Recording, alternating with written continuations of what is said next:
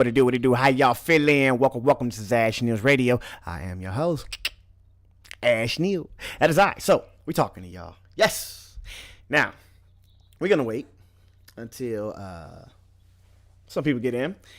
I was streaming last night, 12 hours. And I decided to go live this morning as I am navigating through the stock market. As you guys remember, whoever was in here last night, I'll wait for y'all to get in. We discussed some potential market movers, right? Given the uncertainty of the Hormuz crossing, the port of Hormuz for being closed down according to the Iranians. So yes, we were watching oil to see what oil does. Funny thing about it, oil got slapped. You guys remember ExxonMobil last night went from 114, where it closed at on Friday, all the way turned up all the way. Hold on, let me see. I'm gonna give it a 10-minute. Let's go to the 10-minute chart and show y'all. She went all the way to $125 a share. Right? This is all in the the night market. By the time she opened back up, back to earth, $114. She's actually neutral on the day. She's not even up. So, what can that indicate? Right? We have to deal with Iran, the port potentially being shut down, disturbing global markets, Deals will be made before we know about it. And before we even get the news about it, the market will react. So it's almost like the market is an indicator of what's being talked about in those closed door meetings. You know what I mean? So, hold on. We're going to wait. We're going to wait a second for people to come in. My SPY contracts are moving. ExxonMobil got hit. I did buy some Oxy. I did buy some Occidental Petroleum. I don't know if it was an accident, but we did buy some Oxy. On the dip. We did. On the dip. But yes, as you can see, the S&P, she's up $3. Yeah. And moving. So, we're going to wait a second for everybody to come in to get started with the story of the day, because we're going to have multiple stories again. We might do another multi-hour stream for you guys. I got company. I got my uncle in the building, Greg. Greg is in the building. And we are here. We are here to see if we can make some money, lose some money, or witness World War III. Yes. Hold on one second. What did I want right there? I can move that right there. Hold on. Can you see this? Yes, you can. If I slide this over, don't mind me, I'm doing this live, which I'm gonna wait for some people to get in before we start the actual show. Right there. All right. Don't need it further than that.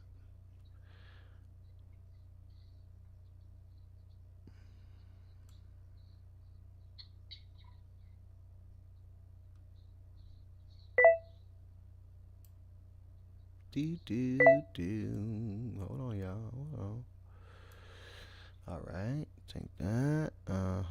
ExxonMobil. Okay, we got the news right here. All right. That looks good. Val is down. Okay, Iranian. So, remember you. We said you. That was one of them. And she is green, even though ExxonMobil isn't. You is. Uh-oh. Sorry. Hold on. I got you.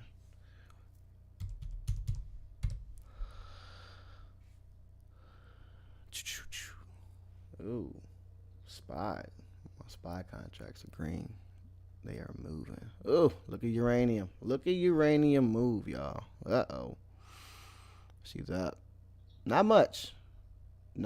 Just 10 cents. But she is moving. And it could be predicated on the news. Trending.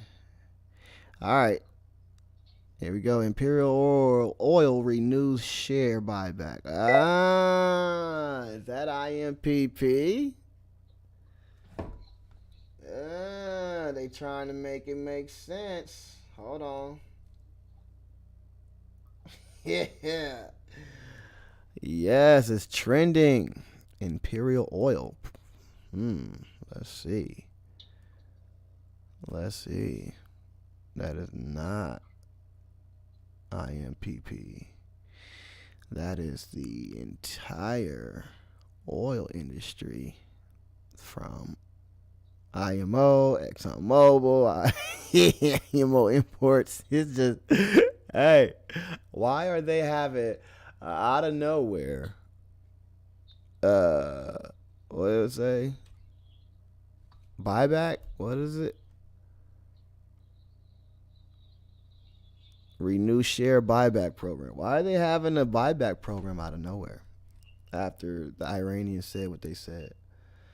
That's kind of crazy. It's kind of crazy, you guys.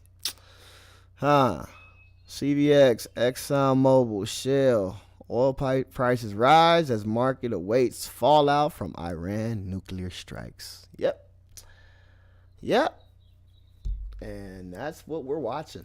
That is what we are watching right now. Uranium is taking off. Is taking off. Occidental Petroleum, she did come down to a nice little buy-in point. Let me check the 5 minute. Occidental look like she's ready. Don't get caught though, because it's all uncertain. It's all uncertainty. We don't even know if this OPEC or this news from Iran is going to even move the market. We don't know. There might be a deal and it may come back down to earth. We don't know. We do not know. But what we do know is that we will be here for it.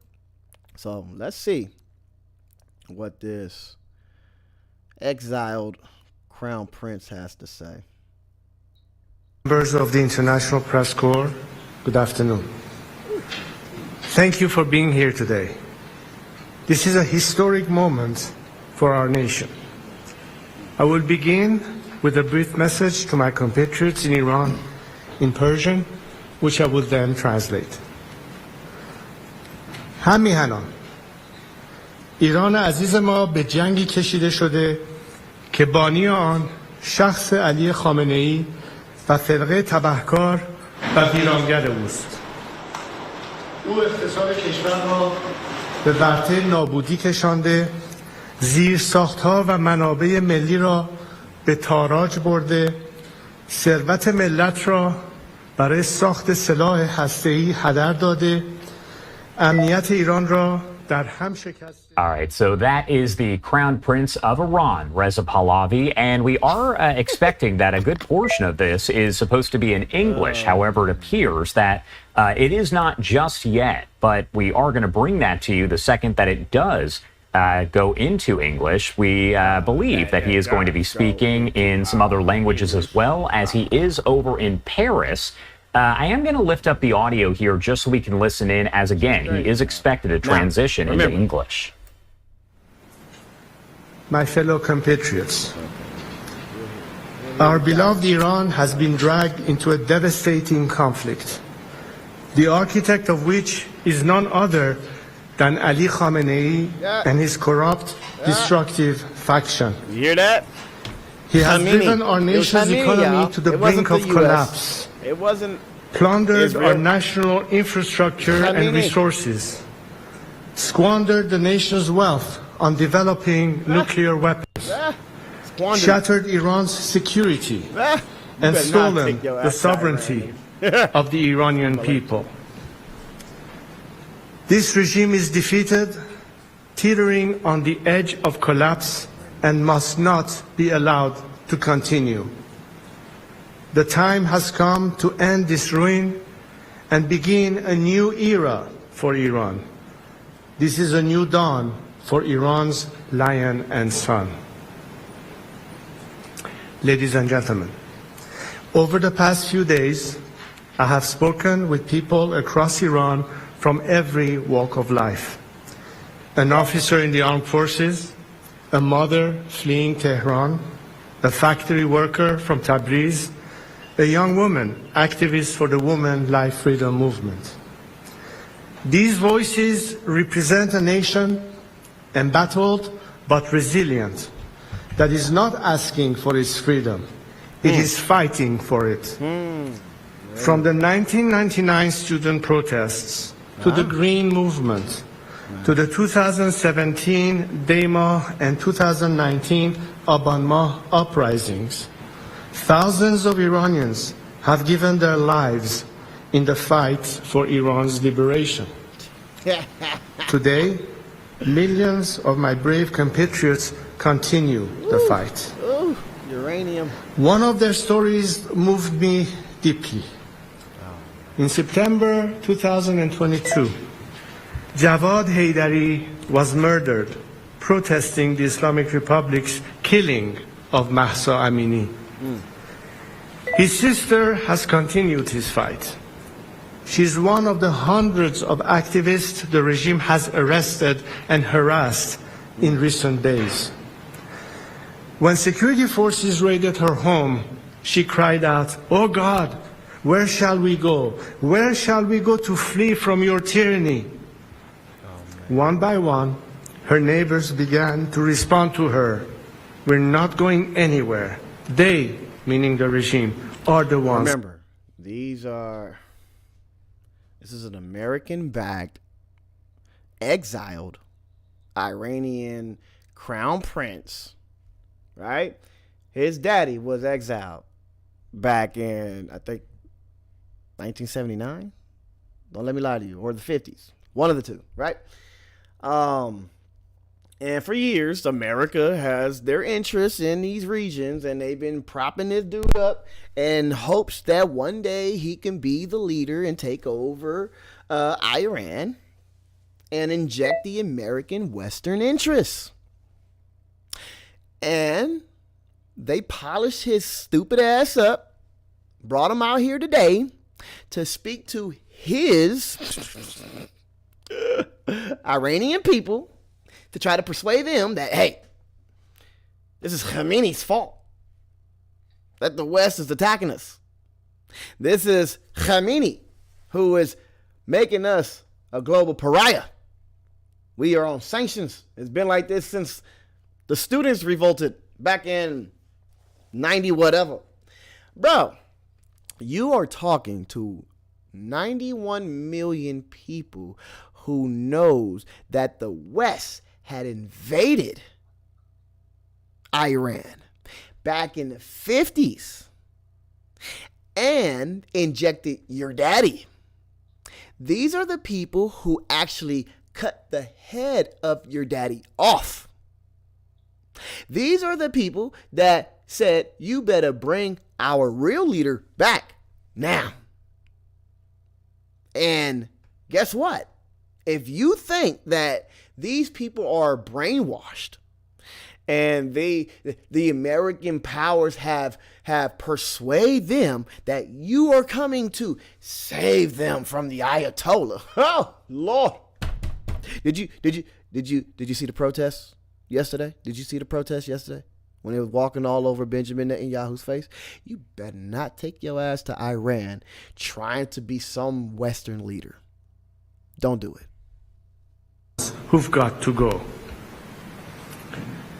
These words echo in my heart and should echo in every corridor of power around the world. Today it is clearer than ever. The Islamic Republic is collapsing.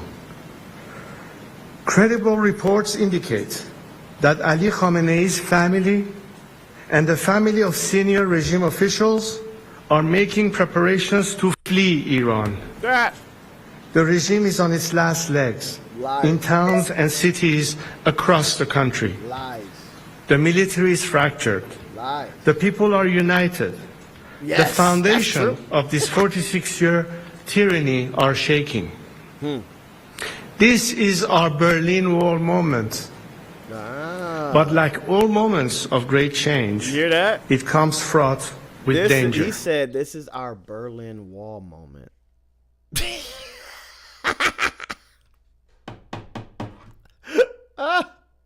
Why is this guy trying to talk to these Iranian people with these American talking points? This is our Berlin Wall moment, you guys. We can stand up against our regime. Shut up. Yo people don't care. They don't. You be careful. I'm gonna watch this shit. You be We careful. stand at a crossroads. One road leads to bloodshed and chaos. The other to a peaceful and democratic transition. The difference in these two roads depends on one factor, and one factor alone: whether the current regime in Iran is allowed to survive. Yeah.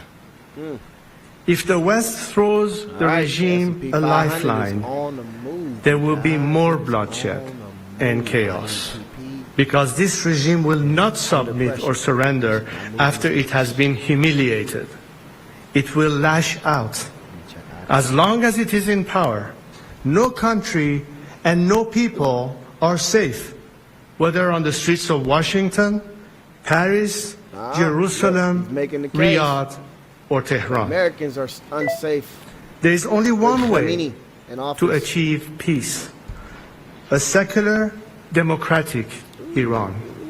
I'm about to be in the money, Greg. I am here today to submit myself to my They compatriots, don't spy. to lead them down this road of peace and democratic transition.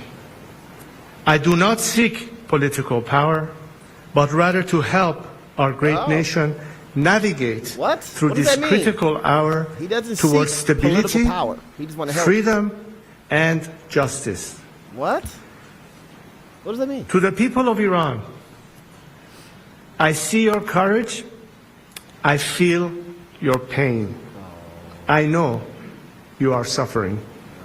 I know many of you are afraid for your loved ones, your children, your future. So I speak to you today with a heavy These are heart. the people, remember, I showed you. I other worked videos. for years. These are the people who they gave the military their children. They wanted the military to pick their children up so they can kiss the fucking trailers that they had to bring in and create a pyramid around his fucking burial site at his funeral. These people loved him so much that they didn't want him to die. He was gone, dead, gone, bye. There's no coming back. They want to cherish his dead body. Ripped off clothing, pieces of his clothing to save for later. Guarantee you they still got it till this day. They cherish that clothing more than your Western talking points. I guarantee you. Mind you, those kids back then, I think it was like 1989 when that funeral happened. Don't let me lie. Somewhere around there. Or 90. Some. Those kids are grown now. Those kids have been taught to cherish. I think it was who was it? Ayatollah don't let me lie to you. But yes, these kids, they don't feel like they are oppressed. These people in Iran don't feel like they need to be saved. They feel like the way their system is set up is perfectly fine with them. You have one supreme leader at the head, and then you have all these little rulers underneath, like a president, prime minister, leader of defense, and all of that. There's nothing wrong with it. So we know that you scared. We know it. I can see it in your face. Look at you. Look at you. You scared. Don't let America set you up. Don't let us set you up to make you go out there to lose your life, because these people don't want you there, bro. They don't want you there. for decades so that the scourge of war would never reach the borders of our land. Seeing the images of the people of Tehran forced to flee our beautiful capital, the explosions in Isfahan, the fires along the Persian Gulf, all fill me with pain. Lies. But more than pain, I am filled with anger because this war is the result of the selfishness, hatred, and terror of one man, Ali Khamenei. While he directs this war from the safety of his hidden bunker, he uses our people as human shields. Oh, shit. It is time he to got end the the Western suffering. talking points for real. Yo. He said he is secured in his bunker. And he's using our people as human shields. Oh my God. Oh, did Benjamin Netanyahu write this shit for him? Who wrote this shit for him? Bro. So today, I have a direct message for Ali Khamenei. Step down. Oh. And if you do, you will receive a fair trial and due process of law, which is more than you have ever given any Iranian. Oh, fuck. Step down and you get To due other process, senior my guy. regime officials, The hell those is due of you process? whose hands This is are Iran. soiled with the blood of Stupid. the Iranian people, you too will have to face justice. Oh, really? But we will not repeat the mistakes in other failed transitions. To those of you who are loyal to the Iranian nation and not the Islamic Republic, there is a future for you in a democratic Iran. If you join the people now, Oh, join the the people now. choice is yours Look. to make. Now, what he's doing is he's trying to revolt, make the people in Iran revolt against their leader. There's going to be pockets of people who do not like Khamenei. Of course, that's everywhere, right? There's pockets over here who don't like Trump. Bro, I think it's more than pockets. We ain't going to go there. So he's trying to activate those anti-Khamenei fucking, we'll say rebels. He's trying to get them and say, hey, this is our moment, y'all. This right here is the moment. We can overthrow the Iranian government. Can you hear me? I'm all the way on the, I don't know where he's at. He's in a whole other country. But he is trying to say that this is the moment for y'all to respond. He's about to try to cause civil unrest in Iran right here with this speech. I know these officers, these soldiers, these brave men exist because they are reaching out to me and telling me they want to be part of this national salvation. But now, greater coordination is needed. So to that end, today I am announcing that I am establishing a formal channel for military, security, and police personnel to reach out directly to me, my team, and our expanding operation. This is a secure platform to efficiently manage the growing volume of inbound communications and requests from those breaking with the regime and seeking to join our movement. For those patriotic members of our armed forces, the time is now to join the nation. If you do, I will make sure your service to Iran is not forgotten and is celebrated.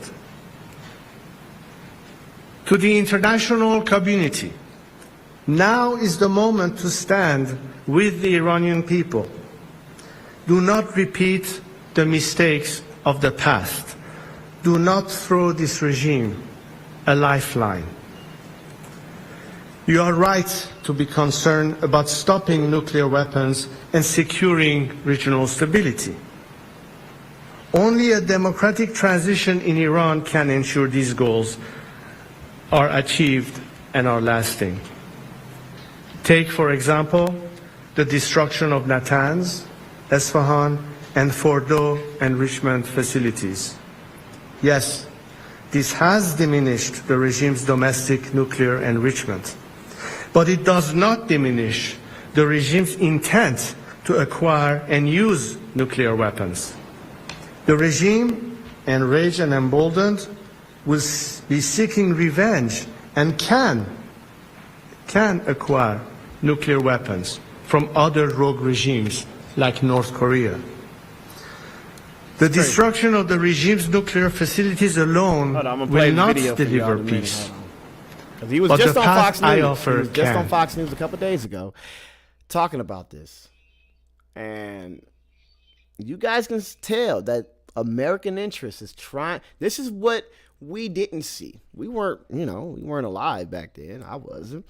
But when America would inject leaders in different countries, like, name it, Haiti, Africa, you name it, wherever, African countries, this is how it goes. They would try to make the case to their community, hey, y'all, aren't y'all like tired of going through what you're going through?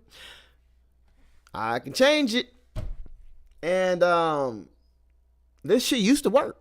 It used to work over the years. For at least 50, 60 years, we've been successfully changing regimes here and there. A lot of them were unsuccessful, like the one in Haiti they don't want to talk about. But this is actually scary to see how our media come together with some rando who they feel should be ruling a whole nother country. It's a whole nother country. Why are we worried about who the leader of a whole nother country is? And remember, I said they are making the case for that to happen to us out here. The people don't want Trump in the office. They are trying to be rescued from their government. There's a lot of civil unrest in the streets, protests.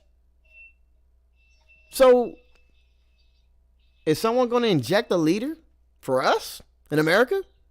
I don't think so. This is Western arrogance right here. Right here. So work with us to ensure a peaceful transition. No. Now is not the time for hesitation. No. Now is the time for principled action from each of us. 46 years ago, when my late father and our family were forced to leave Iran, That is it. I took an oath to God and to my country. I would not turn my back on Iran or the Iranian people. Every day since, You got your ass kicked I out. have dedicated my life to my compatriots. And today, I am here to reiterate it and to put myself at their service. I am stepping forward to lead this national transition, not out of personal interest, but as a servant of the Iranian people. You heard him? It's not out of personal interest. I have a clear plan y'all. for transition and national renewal. Our transition and future democracy will be based on these three core principles. Iran's territorial integrity, individual liberties and equality of all citizens, Okay. separation of religion and state. Ah! The fa-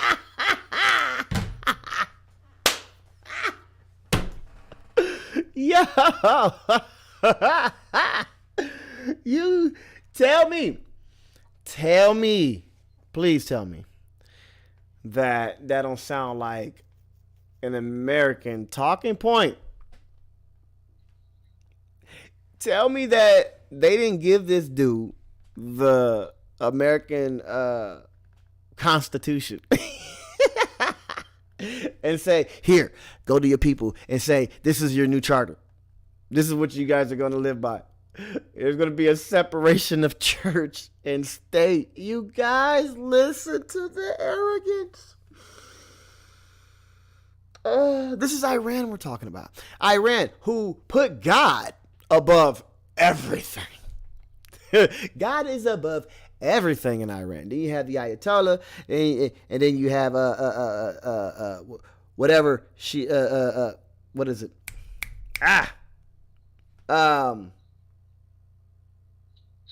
religious text, probably like the Quran or Muslim the faith, Muslim faith.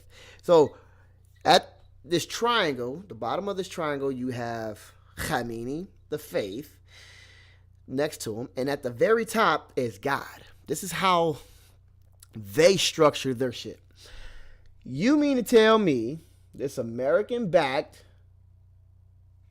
injected fake leader whose daddy was exiled is getting ready to try to rule Iran and bring an American constitution, the doctrine for them to live by from now on? You have to get rid of your religion. Not get rid of it, because you're probably going to allow you to practice your faith, whatever. But there's going to be a separation of church and state. All right, Iranians, y'all tell me if y'all okay with that. Y'all tell me it's 91 million. 91 million. Final form of this future democracy we seek will be for the Iranian people to decide in a national referendum. What I offer is not just a vision for the future of our country, but the plan to execute a peaceful, orderly transition. To achieve that, today I am announcing the following initial steps. First, I will convene a National Unity Summit. This gathering will include activists, dissidents, and groups from across the ideological spectrum who agree to these three principles. It will not be limited just to political groups, but business leaders, professionals, experts, and other groups with influence across Iranian society. This summit's objective will be to agree on a roadmap for democratic transition and reconstruction. Second, in parallel to the democratic process, I am developing an economic plan to rebuild Iran. We have already launched the Iran Prosperity Project, a comprehensive plan for the economic reconstruction and social stabilization of our country in 3 phases. 3 phases. The emergency phase of the first 4 to 6 months, the establishment phase of 18 to 24 months, and the normalization. The establishment phase that may take about 18 to 24 months. It's just 2 years, y'all. We're going to reestablish our new fucking rules. Yeah, that was written up by Western allies. But listen, they're our allies now, if y'all didn't know that. But yeah, we're going to write this up. We're going to do this. This is regime change in full effect. These motherfuckers wrote the regime change up in detail. And this son of a bitch got timelines. All right, this is going to take 6 months. This one might take 2 years. Y'all, this is how these people treat human beings. Like they're fucking game pieces on a board. All right, let's go ahead and pick a country. We're going to take these people. We're going to put who we think they should be ruled by. And they're going to follow our rules. It doesn't work that way. And guess what ends up happening? Mind you, they've been trying this for over 50 years. When they try it, the citizens of said country, they revolt violently. It's their sovereignty that is up for grabs at stake. So yes, a lot of people lose their lives during these moments right here that are instigated by Western allies like America, Great Britain, this right here. So when there's some civil unrest going on in Iran, they're going to point to it and say, hey, see, we need to inject our guy in there. They're not going to say that it's Iranians, the Shia militias who are trying to hold on to their way of living. They're not going to say that. They're going to say, look, no, that's Khamenei hurting his people. So we're going to watch this. We're going to watch this in real time, because back in the 50s, there wasn't no smartphones. Sorry. So you were able to control the narrative. When your daddy got kicked out of Iran, or 70s, whatever that was, Yeah, y'all was able to control the narrative. Oh, that's not fair. Why y'all kick him out? Him and his babies, all they wanted was... No, not working this time. So, let me hear what your plan for the Iranian people is. This is Benjamin Netanyahu's plan for the Iranian people, you guys. Phase, which is long term. Long term. In the coming days, my team of experts will publish the plans for the first 100 days after the collapse of the Islamic Republic based on this work. Wow. After the collapse of the Islamic Republic, my team of experts... Oh, well, who is your experts and where are they from? What country? What religion?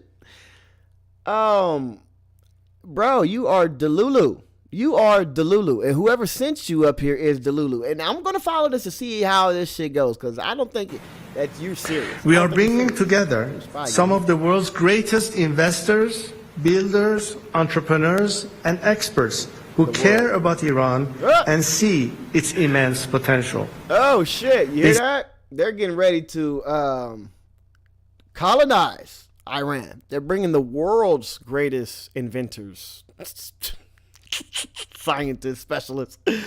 They're not going to be from Iran. They're going to be from around the world. Oh, shit. He's bringing invaders. Didn't we just talk shit last night about Biden bringing in Iranians? Isn't that what the media is trying to use as a spin to basically say Biden's at fault for any sales in America, any terror sales in America, because he brought in 729 Iranians? Bruh. That's what they said. So, you plan on bringing in who? From where? Some Americans? For a long-term change of what? It's not going to work. It's not going to work. You're going to cost these Americans or whoever, Israelis, whoever you bring in, they're going to lose their life. They're going to lose their life, and then you're going to try to use that as a reason to bring in the American military. It's not working, bro. This shit has to stop. Right. Stand ready to put in the expertise, the talent, and the capital to rebuild our nation and turn it into one of the world's most attractive markets. Imagine this new Iran. Imagine. A free and democratic Iran. Imagine. Living at peace with our neighbors. That's working. An engine of growth and opportunity in the region. A beacon of culture, innovation, and pride in the world. It is within our reach. We are proud, ancient, resilient people. The task before us Iranians today is no less than the ones faced by the great leaders, the great unifiers, the great builders of our history, like Cyrus the Great. As we embark on the final steps of this path to national revival, to liberation, to peace, we continue to be inspired by him. Sorry, it ain't gonna work. You, my friend, are gonna lose your life if you try to overthrow Iran with the help of this weak-ass American government. The Iranian people is not going to let it happen. I'm gonna just tell you right now. Right now, it's not gonna happen. Hold on. So he was on with what's his name? Larry Kudlow. Is it Larry? I think it's Larry. A couple days ago. And Larry, I just want to see, because I was listening to it somewhat, not too much. But I kind of want to hear the questions Larry was asking him. Because mind you, Larry is one of those Fox News business guys who feel like Donald Trump can't do no wrong. The Republican Party is the party for the people. And hold on. And for some reason, everything that the right has or the left has done is a detriment to our country. Hold on, let me make sure I get the right video up. And yeah, it was a very, very embarrassing moment. I think this is it. Yes. Hold on, make sure. I just want to make sure this is it. It was kind of embarrassing. It kind of seemed like he was pressuring the Crown Prince to take over. And I want to go back just to see if it did seem like pressure. Let's see if it seemed like pressure. Because a couple days later, which will be today, he's all for it. Oh, oh shit. I wanted to go back to 2009 when there was massive protests, millions of Iranians in the streets. I covered it myself as a reporter and an anchor on a different network. That was a moment I thought it was a pity the United States didn't come to the aid of the Iranian street in those days. Can you compare the situation today with 2009? 2009 looked like there was going to be regime change, a revolution, an Iranian people's revolution. Are we anywhere close to that today? Is there any kind of organization today? Actually, Larry, if I may correct you on one issue, and that is that it does not resemble 2009 in the sense that in 2009, the question was not to change the regime, but to reform it. It was still the narrative of the reformists versus the more radical elements within the system. Whereas today, and several uprising by the people later, including the latest one, which was the Women Life Freedom Movement and the Mahsa Amini murder, has changed the entire discourse and narrative within Iran to the fact that even yesterday's reformists don't believe anymore in reforming this regime. They have come to the conclusion that we have to go beyond this regime. And that creates a national element of rallying around the purpose of putting an end to this regime towards a democratic alternative, which will then guarantee not only to the Iranian citizenry all of their rights, but also will put us on a path to change course completely in the different direction that this regime has taken us to. And that is the element that we need to all pursue collectively, not just Iranians and the part they have to play, but we hope that the free world, particularly Western democracies, will be able to say that this is now the opportunity that will be the light at the end of the tunnel, like we saw at the end of the Soviet Union. Yes, well, that was my next question, sir. I'm assuming you would favor a new Iran, a free Iran, a democratic Iran with free elections for all the various positions, beginning at the top and going through the legislature. I assume that is your position. Free Iran, free elections, a real democracy. A real democracy. Exactly. But the job right now is to do two things. Of course, whatever campaigns we need to orchestrate and organize. How long has Benjamin Netanyahu been prime minister of Israel? Benjamin Netanyahu has served as Israel prime minister for a total of 17 fucking years. 17 years. He has held the position in 3 separate periods: 96 through 99, 2009 through 2001. What? He did a whole from what? Is that 12 years straight? And then from 2002 to now? So, shut up. You don't care about supreme leaders sitting. Oh, yeah, I'm good, bro. I'm good. You don't care about supreme leaders ruling the country forever. Stop. To finally put an end to this regime. But post-collapse, a plan for transition. I have stepped in at the call of my compatriots to lead this transition movement, to offer a scenario of national reconciliation with the maximum inclusion of democratic forces that are dedicated to that democratic alternative, set the path for the management of the interim phase that the country will have, but prepare the grounds for a constitutional process, which is the one that will be offering the people the final choice and whatever they want to ultimately decide for their own future, based on free elections and the ballot box determining what the majority decides. I am committed to this path. This is the basis of cooperation and national unity that we want, but it also incorporates an element that guarantees maximum survival beyond the regime for all those who don't have their hands soiled in the blood of the Iranian people. And unlike what happened in Iraq, What we are trying to do is to offer an exit strategy so that we have maximum amount of defection. Because most of the elements that we are counting on are not only here to join with the people, so not to help the regime, but this time help the people. But that you hear him? It's not like Iraq, y'all, when we tried to do this regime change last time. It's not the same.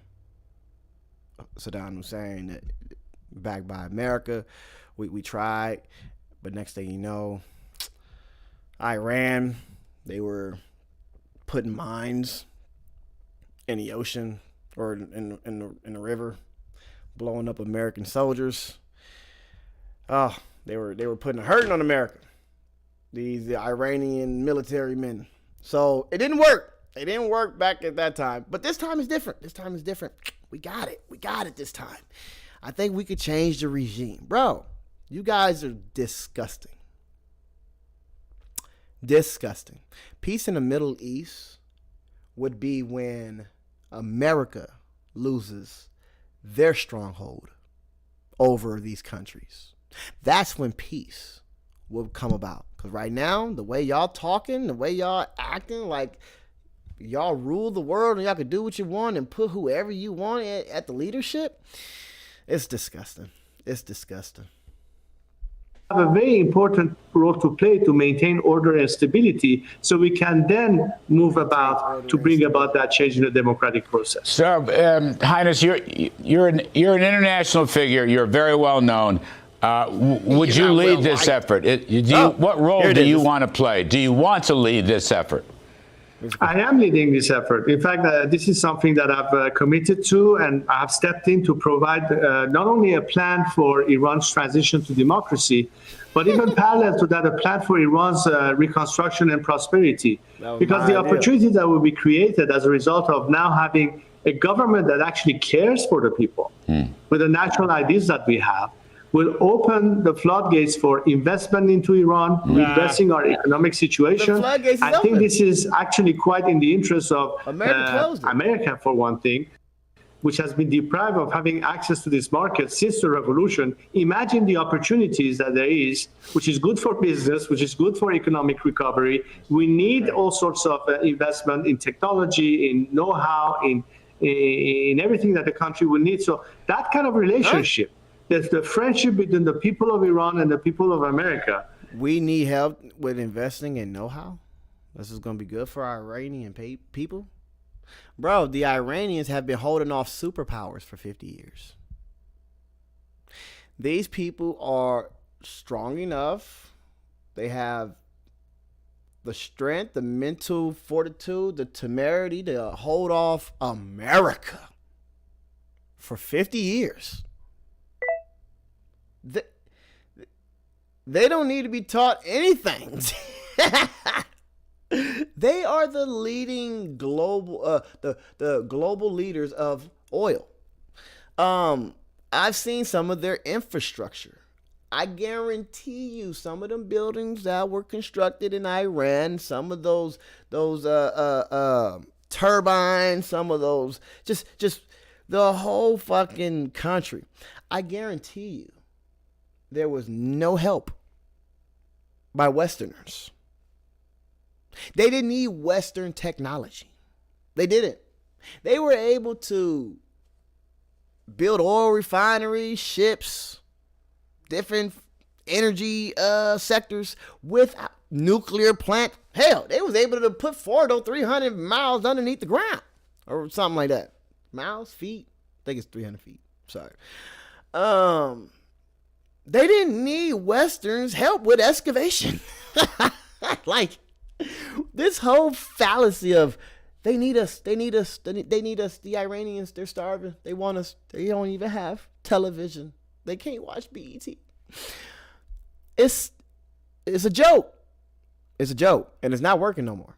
It really isn't. You got these people that were protesting yesterday.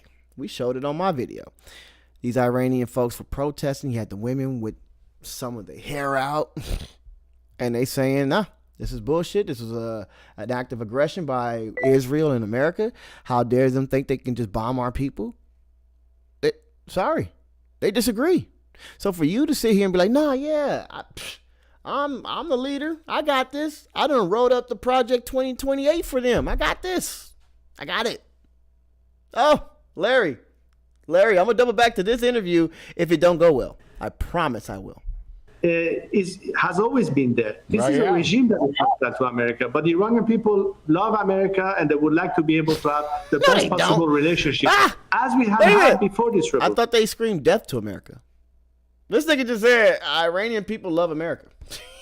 Yeah, I mean, there's a market of 90 million people there, and they're very smart people, and they're pretty well educated, and probably almost 99% of them hate the Khomeini regime. You know, Highness, I've spoken several times about what I... He said 99% of them hate the Khomeini regime. Why do we talk like this? There's got to be a reason why American propaganda is as bold as it is. It needs to be studied. Do we really believe us like this? He said that. I don't think there's nothing on earth that is 99%. Nothing.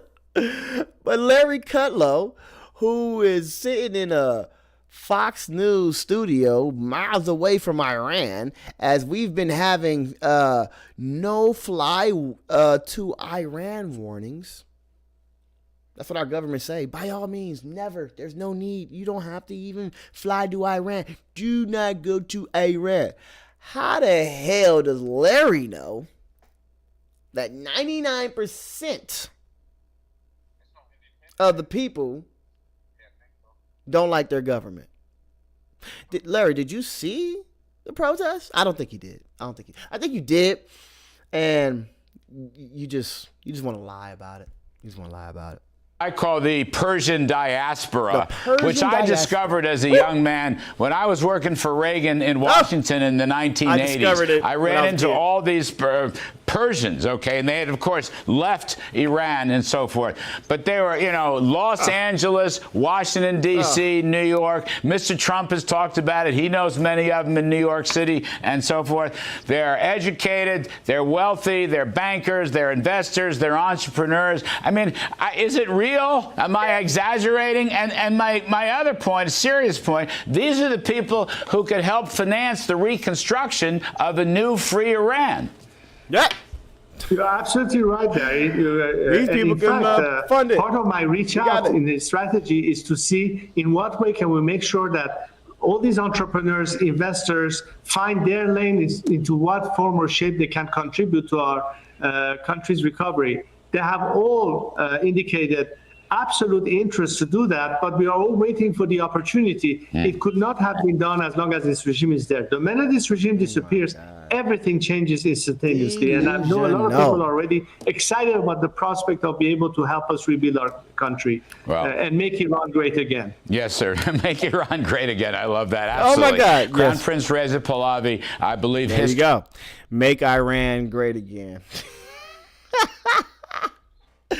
Think about that. If that is not Western injected talking points for a whole nother potential leader, then I don't know what is, y'all. I don't know what is. And it's crazy that some of this shit used to work. It used to work. People was like listening to this shit. Oh my God, we can be like Hollywood. Bro, no, it ain't gonna work. It ain't gonna work. And then with him, with these talking points that sound like Benjamin Netanyahu wrote them up. Benjamin Netanyahu don't even have this under control, you guys. They really sitting back as if Israel and America unleashed an ass whooping on Iran to the point where we can now entertain the idea of not only a regime change, injecting their new leader.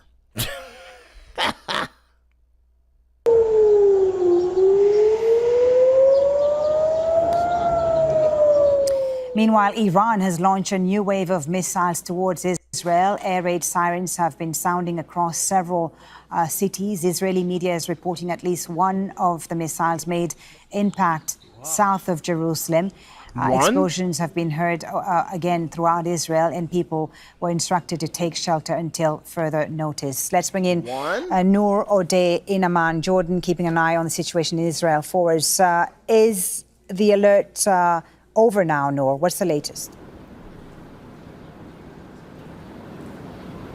The alerts are over. The initial reports talk about between 10 and 15 Iranian missiles launched in successive order, 5 separate impact sites fully. And this is quite remarkable. We're talking about far fewer missiles, but a larger number of them making impact. One of them making impact near the power plant in Ashdod, a central city, an important city in the south, a strategic port One of the in rockets the hit a south. power plant. And in that vicinity, there are several military installations as well. We've already heard from authorities saying that there might be disruptions in electricity supplied to various communities in the south because of the damage sustained to that.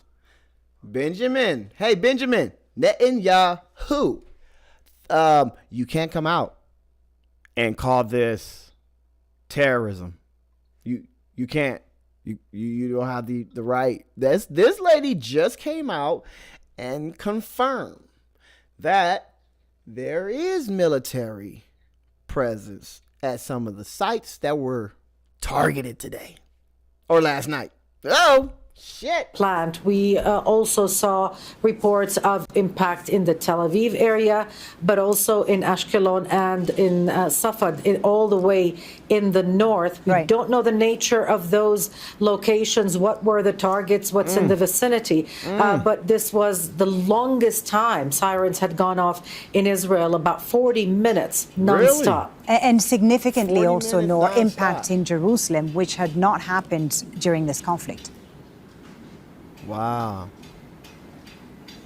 Yes, there was a report of impact south of Jerusalem. This is the first time something like that is reported during this confrontation with Iran. We're not sure what the nature of that location is, but remember, there are military bases and installations across the occupied West Bank and around Jerusalem. So it's really difficult to ascertain unless the military sensor clears the area for a publication. We said this last night in my video. Did they hit the green line? Has the green line been hit? That's that line. That's that border between the West Bank and Israel.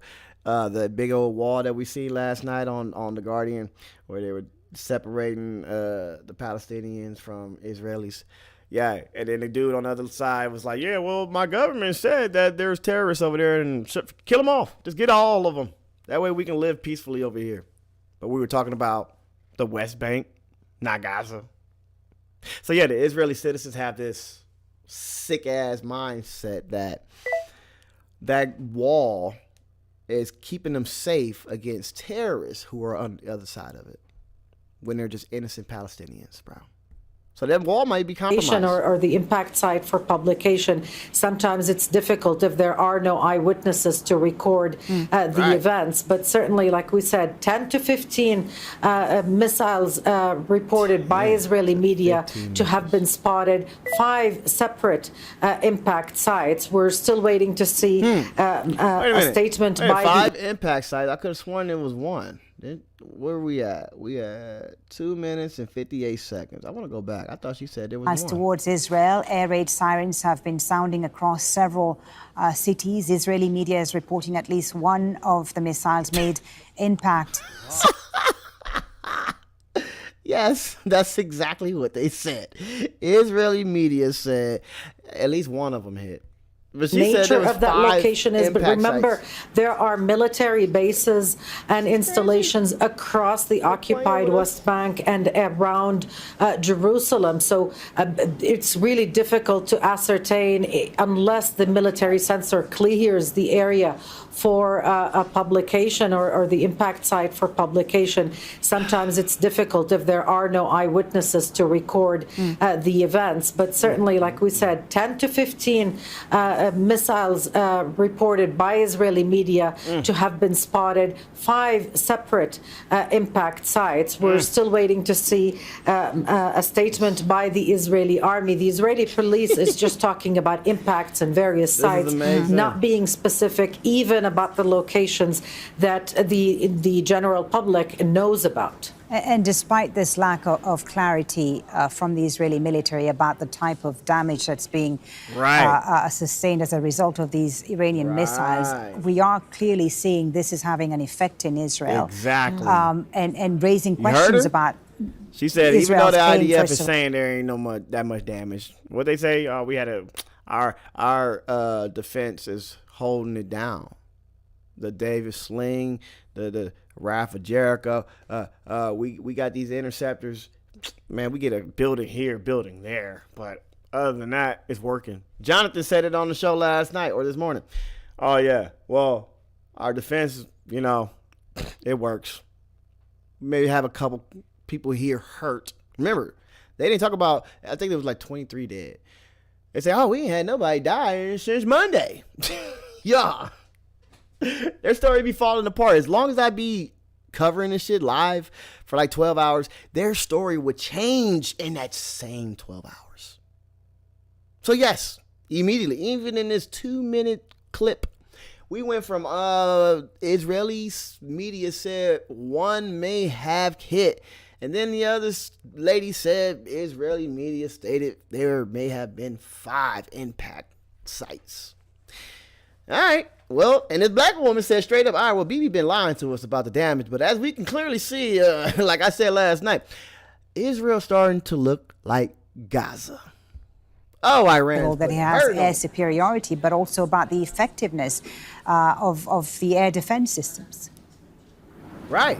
What happened? That is correct. And there are a lot of questions, including, for example, an investigation that was launched into an impact in Haifa yesterday in a sensitive area. Initially, there was speculation that this might have been an interceptor missile that misfired before the sirens went off.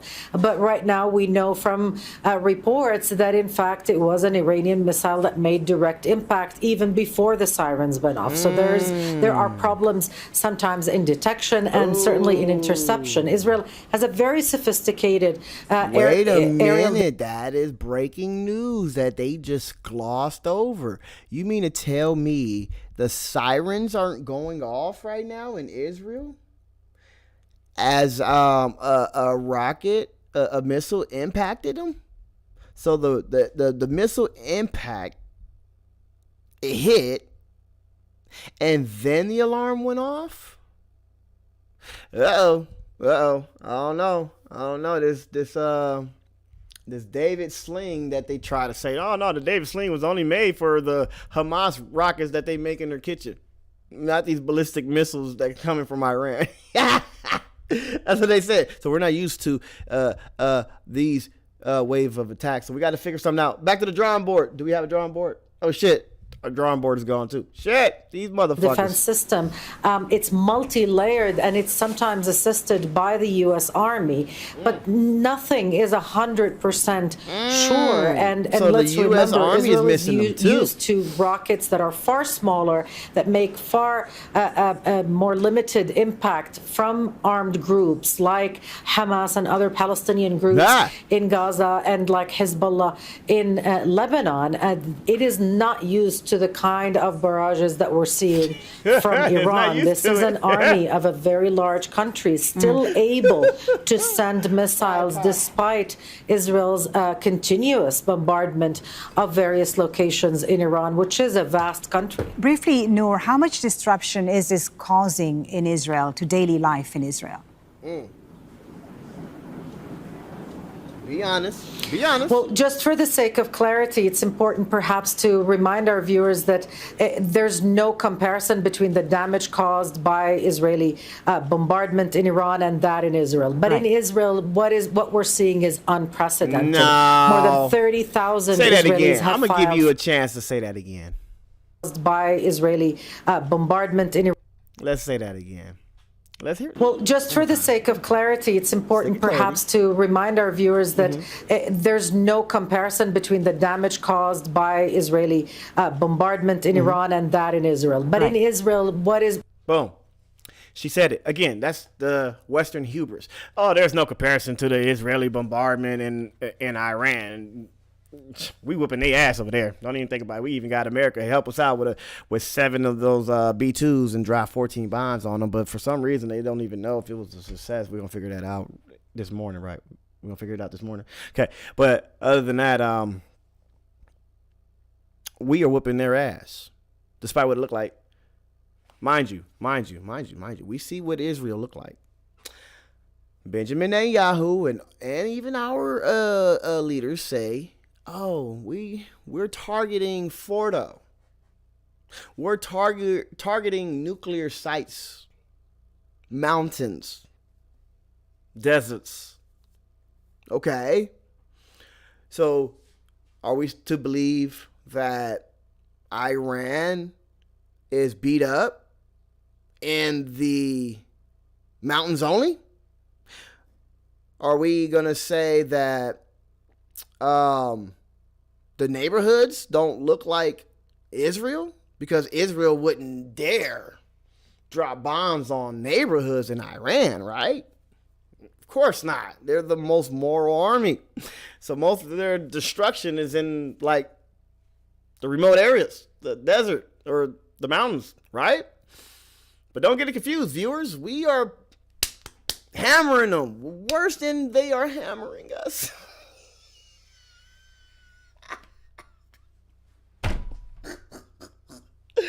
Bro, Israel look like Gaza right now. And she said, don't trick viewers. No. Don't believe your lying eyes. We are hurting them more than they're hurting us.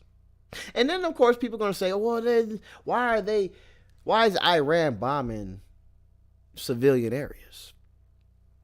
Well, there's military presence in those civilian areas. This woman just said that there were some interceptors that looked like they deployed late or something, but it actually happened to be an Iranian missile that came in. That's like an indication that there was probably some military stuff there too, and probably military stuff behind the hospital. And there was probably a military headquarters underneath the hospital and some of these blown up apartment complexes in Israel.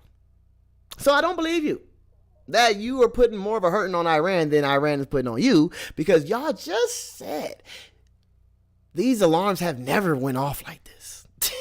This is the first time the alarms have ever went off for these many hours, and then something south of Tel Aviv that never been heard of happened. All of these unprecedented moments happened last night, and y'all finding it out this morning. But you believe you putting more of a hurting on Iran? DOD, that's hilarious. This is crazy. These people what are we're seeing delusional. is unprecedented. More than 30,000 Israelis have filed for compensation. The 30,000? war itself and the damage is costing a lot of money to the Israeli economy. $200 million reportedly for, okay, I hear sirens again in Amman. Sirens again in Amman. That means that warnings have been issued. That was live? Hold on. Was that live? Was that her crew driving when that bomb went off? Sirens again in Amman. That means that warnings have been issued in Israel, and perhaps sirens are imminent. I'm just looking at my phone to see where exactly those sirens might be going off in Israel, and it seems it would be in the north north of Israel. North of Israel. Yeah, in northern Israel so far. And this is less than 15 minutes before the alert used was to this kind of damage. They're sorry, Noor, this new alert coming less than 15 minutes before the all clear was given. What time is it? That's right. I mean, yesterday we saw the alarms and the sirens going off in successive orders. We hadn't seen that before. Today, this is even, closer. This is very different. Sirens going off for 35 to 40 minutes. The all clear given, and now sirens again going off, and the area covered for now, as I see on my phone here, is in northern Israel, in the vicinity of Akka, and north of the Tiberias Lake. So people will be heading back to the shelters. That kind of psychological impact, the economic disruption, the fact that services are only limited to essential services, all of that disruption is unprecedented in Israel, because ultimately, Israelis are used to being the ones in military command. Their army can exact a lot of punishment and a lot of destruction on others, but they're not used to seeing entire neighborhoods damaged and impacted, and buildings leveled to the ground because of...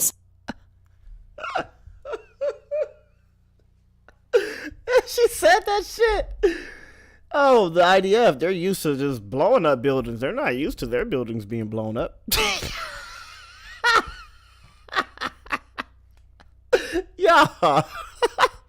This is unprecedented. We don't know. We're trying to figure out. This is new news for us. How do you guys... Hey, Palestinians, what do we do? I know y'all know. What do we do when our buildings are blown up and we got to fucking rescue our moms and dads and babies underneath all this rubble caused by us? What do we do? Y'all have any ideas y'all want to give us? You want to share with us? Because the IDF does not know what to do. Somebody else's bombing in their street. Again, the sirens, the warnings in northern Israel. Okay. Large portions, many localities look at them. In northern that Israel. Arrogance is So like no, we fading will away. come back to you in just a few minutes when we find out more about this new alert that's just been raised in Israel. Noor telling us that sirens have gone off for northern Israel. We'll come back to you in just a second. Hold on. Make sure to subscribe to our channel. Hold on, I gotta see some shit, y'all, cause they not gonna tell us, and it's early in the morning. And we may have a chance to see. Hold on real quick. I got this queued up for us. I think I want to. Yeah, this is not good. This is not going well. So let's see what BB had to say, because BB had spoke this morning as well. Let's see what BB. Oh, spy with a pop. Let's see what BB Netanyahu. Who you say? That guy. BB. Let's see what he has to say this morning.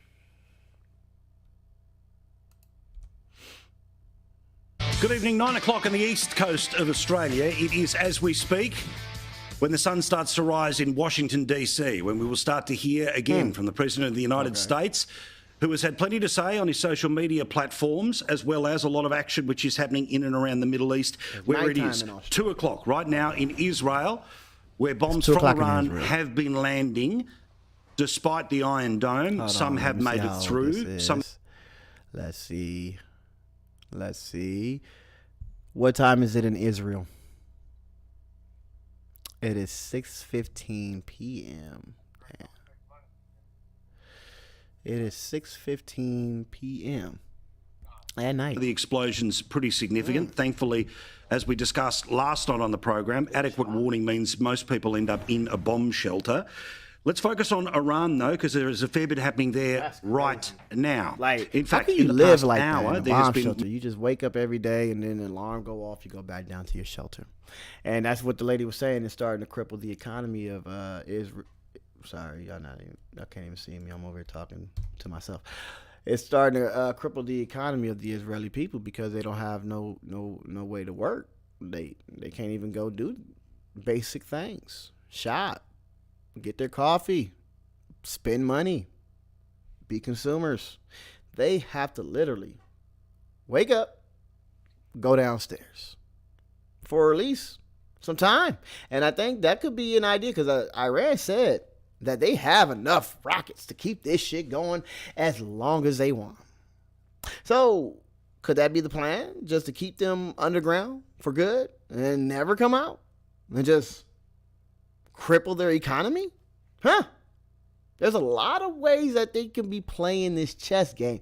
And I'm going to be completely honest with you. I personally think Iran is winning. Personally. Shit. Major operations, and I'll tell you some of the targets that have been hit. The local time there is 1:30 in the afternoon. We've also got an idea of what is happening in Europe with the bosses of the International Atomic Energy Authority. Those people, on the behalf of the United Nations, have actually got some indication about what damage has been done in the past couple of days. We'll get to that in a moment or two's time. And the Iranians are meeting in Moscow, hoping for some help from Vladimir Putin. A former Russian Prime Minister and Russian President has actually had plenty to say on top of what might come out of that conversation. So let me bring you up to date. A lot has happened even in the past couple of hours. Now, put simply, the reason I tell you all of those times is prime time on Sky News, and certainly towards this time of prime time is when you're going to start to hear stuff out of the United States. We seem to be right at the height of when things happen during the daytime in the Middle East. And as I said, you can start to look your way around the globe. Waking up out here, regardless of what you may hear in the morning, which will be a form of an update, if you are interested in following every little move of this thing, make sure you're checking in with Sky News Primetime again at the top of each show. Checking in with me. I'll try to hit tell the you what has happened notification in the bell so past you can couple be of hours, notified when I go not live. just react to what has happened in the past 24 hours. Okay, so let's get on with this. So, as we speak, the United Nations and via their weapons inspectors are now starting to give us a little bit of an insight into how much damage was done by the American hit on Iran. Now, you know, the past 24, 36 hours, there's been great claims made by the President of the United States and military officials that of the 3 different sites that they hit, there has been significant damage done to the Iranian nuclear operation. The Iranians said that because they feared that things were coming, some of these sites may well have been emptied out. So there's a lot of bluster, there's a lot of BS, there's a lot of sizzle, but there's also a lot of stake when it comes to this story. So again, I'll try to explain things and try to keep an eye on lots of moving parts here. So let's have a look here at the announcement which was made by the essentially United Nations and their weapons inspectors. And I'm going to take a little bit of time to play this for you, because the 3 main sites, including, of course, the one that was underground and the 2 other sites, all hit within that extraordinary hour or so in the middle of the night, about between 2 and 3 a.m. local time in Iran.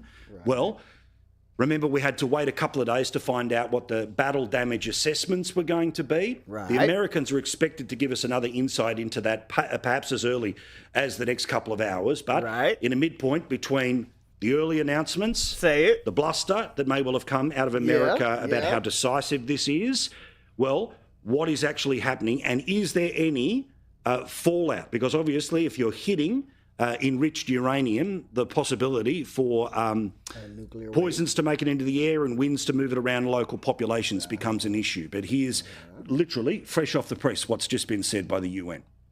All right. At this time, no one, including the IEA, is in a position to have fully assessed the underground damage at Fordo. Given the explosive payload utilized and the extreme vibration sensitive nature of centrifuges, very significant damage is expected to have occurred. At the Isfahan nuclear site, additional buildings were hit, there and with was the US arrogant about confirming it. their use of cruise missiles.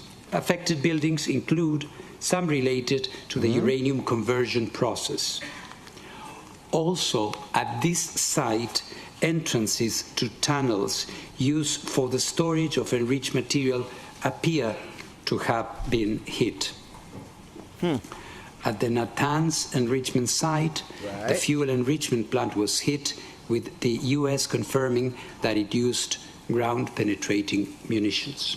They can confirm what they use. We know what the fuck they use. Significant damage. Remember, the president was saying that it was a bullseye hit, total annihilation. Yep. The Iranians have said, yes, thanks for the effort. There is some damage, but we may well have other facilities in other places. Again, where the truth lies, it does take a couple of days to get there. And the reason we didn't show you last night, and I've held off showing you some of those satellite images, was because they simply weren't detailed enough. And again, I know there's a lot of those satellite media. images. Y'all remember, we seen them.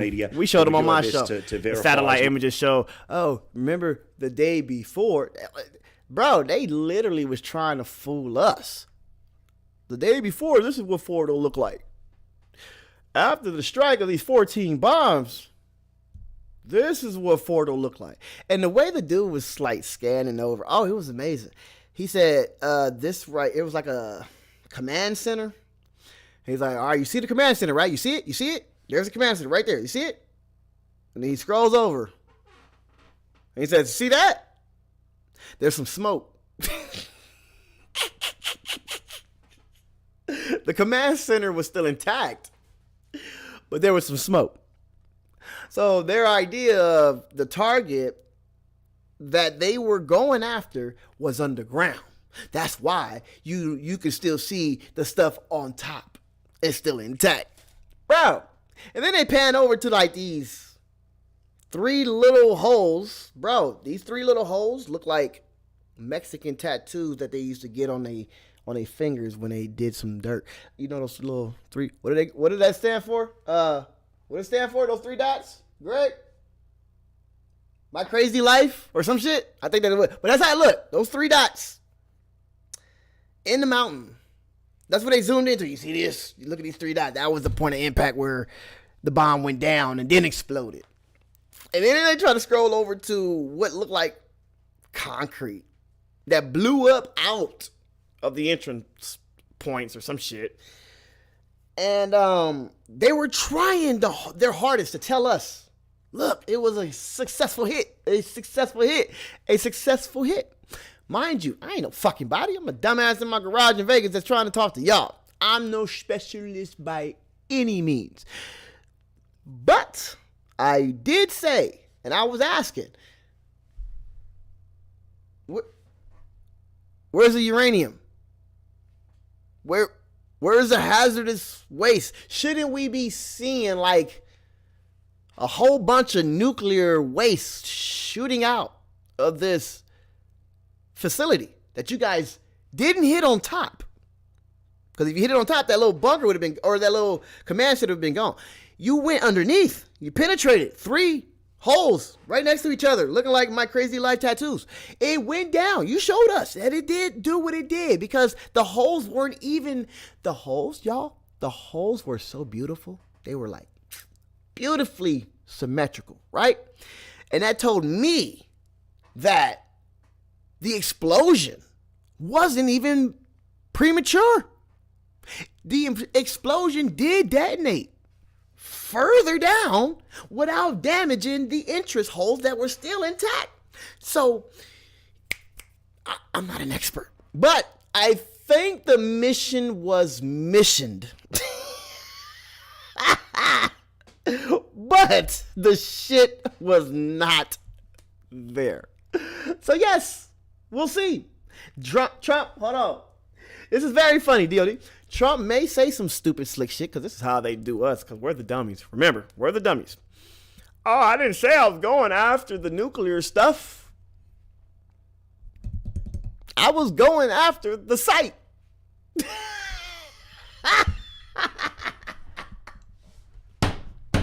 I wasn't going after the uranium. What are you talking about? Why would we want to blow up uranium?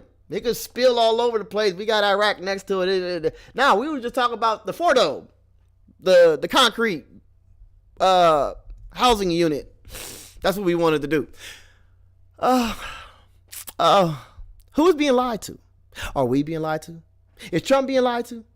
Is the Iranians being lied to? Is the Israelis being lied to? Is Trump being lied to by the Israelis? I don't know. But this shit is crazy, DOD. This is crazy stuff, yo. It's crazy. As much as possible to pull it all together for you at the end of the night, which we'll be doing for the next couple of days. Now, also, be like, in the past hour, the Israeli Defense Forces have announced that they are stepping up the war against Iran, and they are now starting to move from the military targets to the regime targets. The regime targets, put simply, are the government. The capacity for the Iranian government to stay in place. The Israeli Defense Forces in the last... Hold on. Oh, my God. Shit is moving too fast. Whoa. I'm trying to make sense of it all.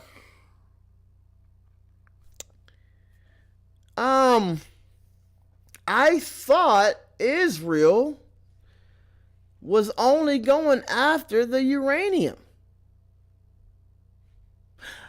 I thought this whole thing was about damaging the Fordo site so they won't be closer to creating a nuclear bomb. Trump's cabinet, some of his closest people, like his vice president, they were asked that question. What's the goal? Are we trying a regime change, or are we just trying to keep them from obtaining a nuclear weapon? Oh, and they had attitudes, y'all. Y'all seen it if y'all was here. Oh, why you asking me that? Stop asking me that. Don't matter. What are you talking about? Nah, we ain't there for no regime change. We just trying to make sure that everybody's safe and there's no nuke. You don't want no nuclearized Iran, do you? You act like you wanted Iran with a nuke. That's all we want. We just don't want Iran to have a nuke. What's wrong with you? You know what this regime change talk.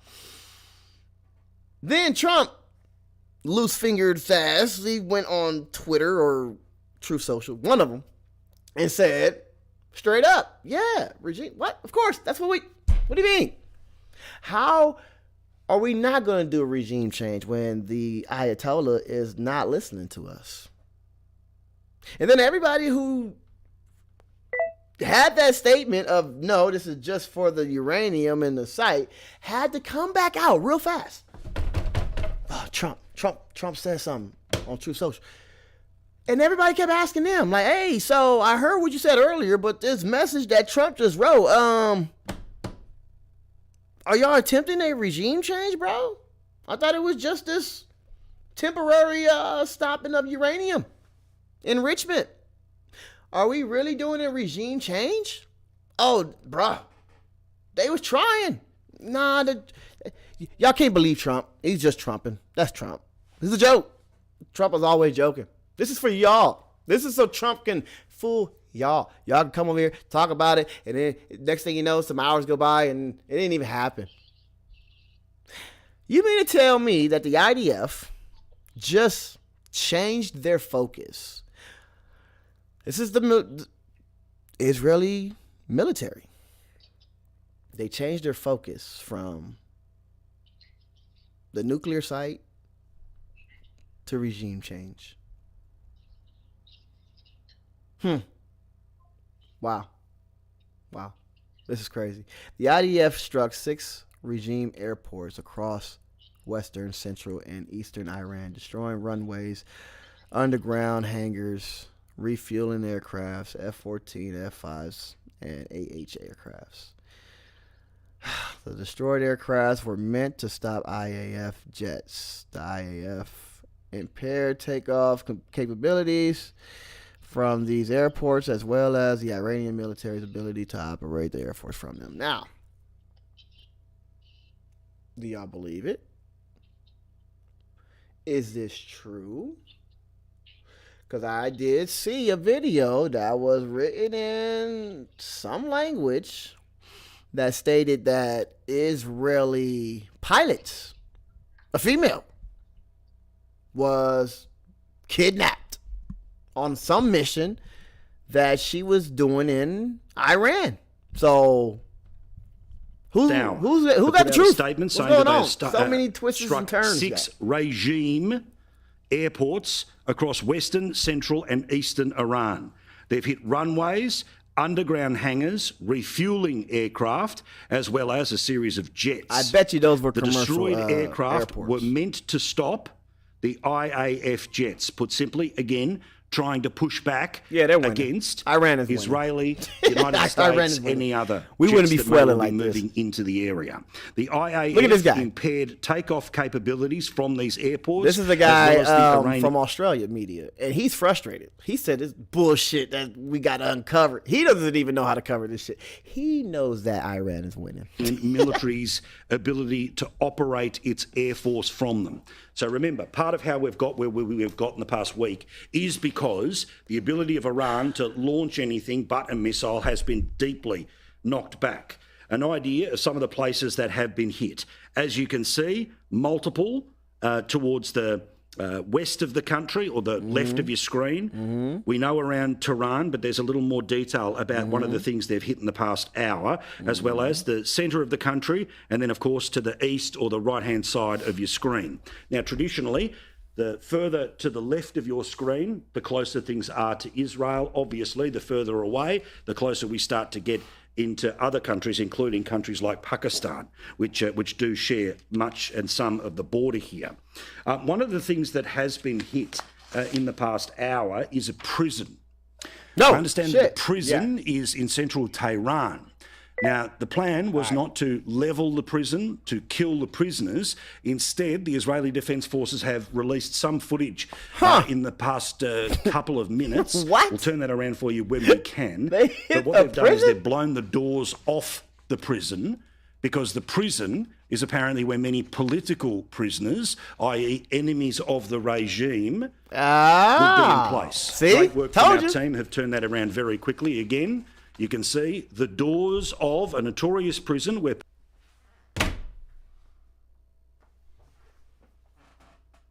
How is this not terrorism? How is this not terrorism? I thought we was going out there just to keep them from enriching uranium. This right here is comic book fucking vigilantism. Is that how you say it? I don't even know how to say it. You mean to tell me that Israel will have the right to go in and free prisoners in Iran? You guys, you are building a dangerous precedent for this to happen to Israel and other places. If you guys are sitting here okaying this kind of behavior, these people were probably arrested. Now, mind you, why are there prisoners in Iran? I thought they didn't have a justice system, due process. I thought that when you oppose the Iranian government, you get pushed off a mountain or your head get chopped off. How are there people locked up, held?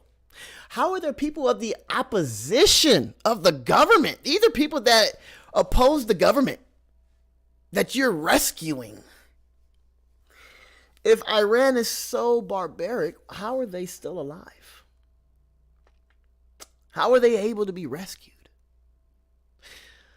Whew. Whew. You guys, we are in for a cold, cold story. Political prisoners are being held has been blown off by the Israelis. Right. The Israelis, who for the past week have been focused on military targets, are now starting to move towards what they refer to as regime targets. Regime targets. Now, they are actively trying to weaken the Iranian government, the Iranian regime. They want a change in who is governing that country because of its obvious threat that has taken place over decades towards Israel. Obvious threats. Don't say that. Don't say that. You had me for a second. I was on your side. Don't say obvious threats, though. Nah, we don't get to say obvious threats because Israel has been the bully for years. America has been the bully. We have been bullying them. So I don't want to hear no obvious threats. No. Bullshit. Let's see what Al Jazeera has to say. Just now tuning in. Welcome, welcome.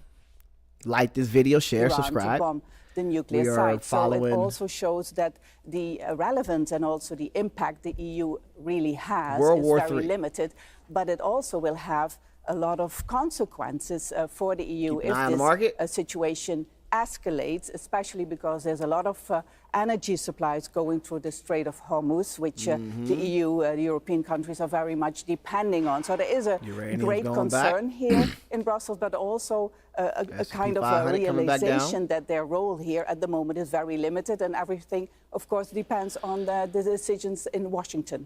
We're also seeing talks about the EU's ties with Israel. What are we hearing about that? What are we hearing? Well, that was supposed to be the main topic, but that was overshadowed by what has been happening in the weekend in Iran.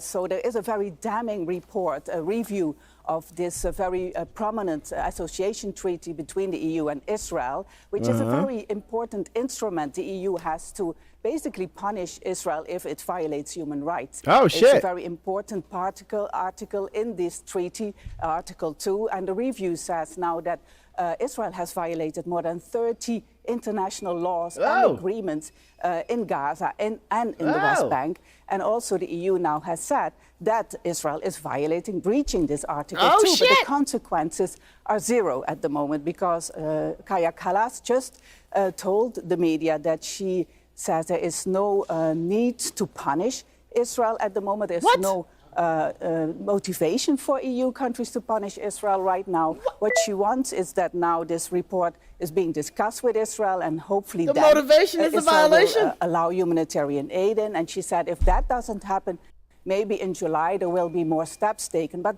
countries like Spain and Ireland and other countries are furious about it because they said this is very clear. The conclusions are very clear, so action has to be taken, and action has to be taken today. Now. But obviously that didn't happen. Oh Okay, my Step God! Basson joining Hey, us you there can call from me whatever Brussels, you and many- want, bro. You tell me Israel don't rule the world, bro. Jews don't rule the world, bro. You mean to tell me that they've been violating a EU agreement and multiple times, and their allies, EU allies, agreed that hey, no, this is a violation. We have to bring the hammer down, find somebody accountable. You mean to tell me y'all still won't do it? Y'all still won't do it? Oh, Thanks indeed. you're allowing Israel to do whatever the fuck. Well, in The Hague, NATO's Secretary General also talked about the conflict ahead of the bloc summit. Mark Rutte says Iran must not be allowed to develop nuclear weapons. My biggest fear would be for Iran to own and be able to use and deploy a nuclear weapon. It would be a stranglehold They're gonna get it now. on Israel, Y'all on the blowing whole up region, fucking prison and other doors. parts of They the getting it world. now. Hold on, let's And go that to is the why tweet. NATO has said Let's go to the Twitter. Iran Or should the not, X. and this is a consistent position of NATO, Iran should not have its hands on a nuclear weapon. Shut up. So, and I would not agree that this is against international law what the US did. Of course. Okay, well, let's go to The Hague and talk to our reporter there, Hashem against international Ahelbara. And Hashem, just tell us a little bit more about what's being said there on Iran. From promised land to bunkered. Well, basically, Laura, as you saw, it was a careful statement by the Secretary General Mark Rutte saying that NATO strongly believes that Iran must not have a nuclear weapon and that the consensus. Y'all think that y'all the only ones in the world that can have a nuke, but nobody else can. Second, Israeli F-35 down in Tabriz. Hold on.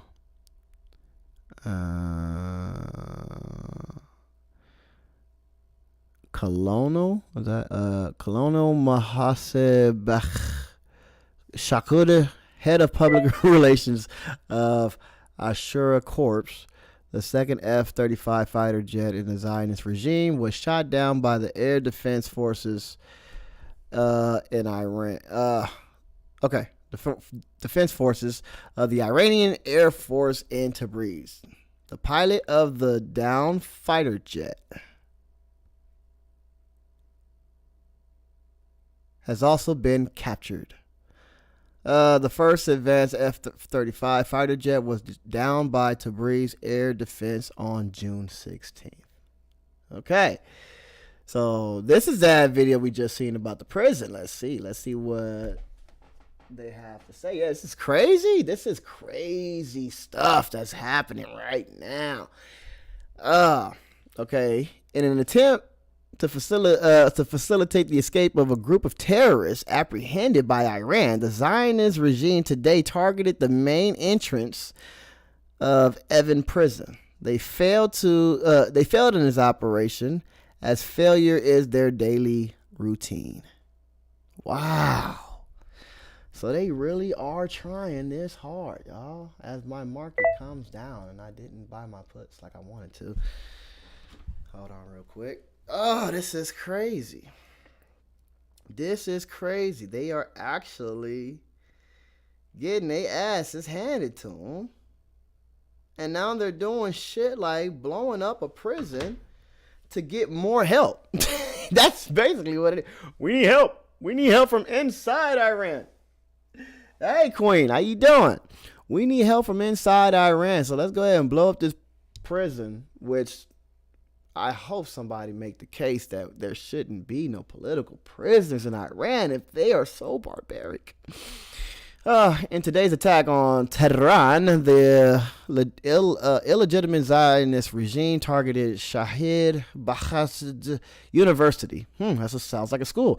One of Iran's top-ranked institutions. After assassinating some of Iranian scientists, they now aim at students and professors to destroy Iran's future, but they are mistaken this time. Oh, this time will be different. Wait a minute, BB. I thought y'all were only targeting military sites. You're going to sit here and tell us, as big as the country Iran is, they put some military stuff underneath these universities? So you had to bomb it? It lost its protection? Is that what you're going to say? Huh? They're targeting schools in Iran, you guys. Think about that.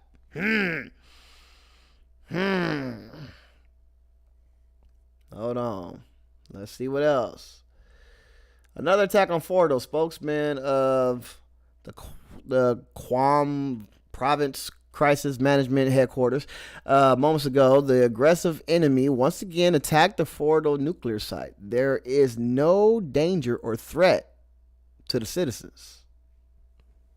They are just attacking Fordo, huh? Breaking. Hold on. Massive explosion occurred as a result of Iranian missile strike on the occupied territories. Oh yeah, this is Gaza or the West Bank. Now, some people was posting up shit like, "Hey, Iran, look, hit this area right here," and that area was the wall. That wall that was separating the West Bank from Israel. This is crazy. The moment of impact. Oh yeah, this is what we seen. We seen this. The moment of impact of an Iranian missile in the occupied Ashad. Yeah, we seen this on the news. It's like, what the hell? What did he say? What's to the right? Is that the wall?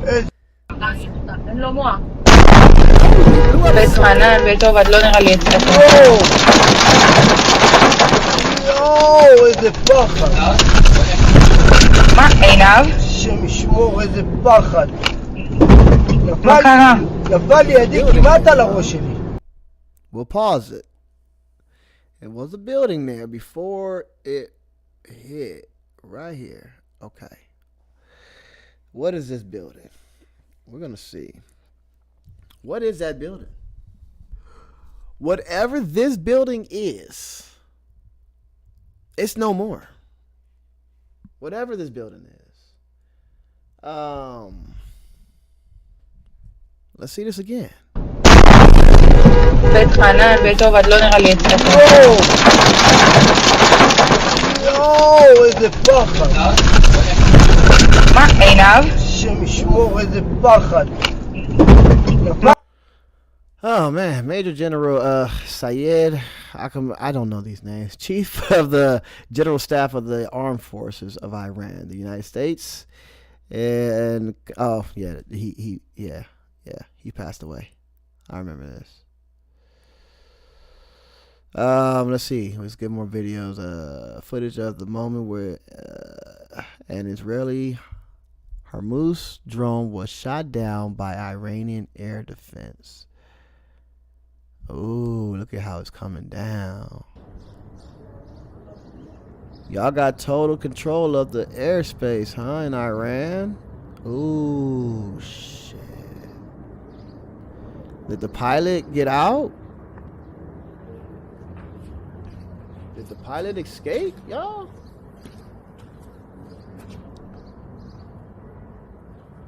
Beautiful. Oh. He said beautiful?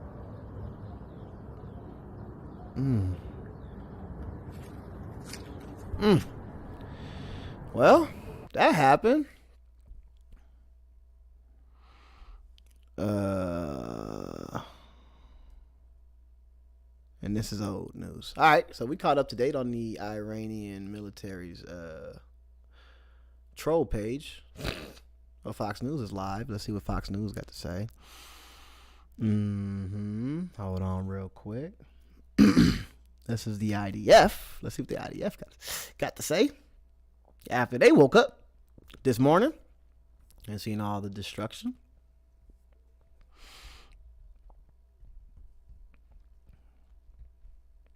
All right. What is this? 3 hours ago, a list of targets struck in Iran this afternoon. Command centers, assets belonging to the IRGC, yada, yada, yada, yada. Now, mind you, IDF is going to say what they did to win this war and how they're on beating Iran. Iran is going to say what they did in the beginning, in the mix of this war and how they're whooping Israel ass, right? We're just going to sit back as spectators with some popcorn and be like, well, why is this? Why is that? Right? So, of course, we're going to come across these motherfucking hoorah moments of text like, hey, look what we did. We successfully did this mission. Mind you, on the Israeli side, we have Donald Trump saying some missions were successful prematurely. Earlier today, the IDF struck routes. We get it. Y'all keeping us updated. The IDF struck 6 regime airports. We get it. Did they say anything? I wonder if the IDF talk about the prison that they fucking blew the walls off, that they blew the doors off of. That'd be a question. No, they didn't. So that's what I mean by dissecting. The IDF, they're talking about everything that they. Let's see. Hold on. I see struck. IDF struck. A list of targets, IDF struck. Okay. So they're only talking about the successful missions. They're not going to talk about the unsuccessful missions. Because we know. We just seen it. And I believe it. I think it's true. I don't think it was AI. They tried to blow up or they blew off the doors of a prison. Was that not targeted? Was that an accident? Because you're not showing us that was part of your targeted events. Okay, so I think we're waiting for Trump. Why is there footage of the White House? I think we're waiting for Trump. Trump is supposed to come out and speak or something. I don't know. We're gonna follow that news as well. I think he got to come out and explain why the fuck we're going into World War III, and why this was a great idea. 35 seconds ago, breaking. Qatar temporarily closed airspace over sovereign safety concerns. Foreign minister announces. Qatar did, huh?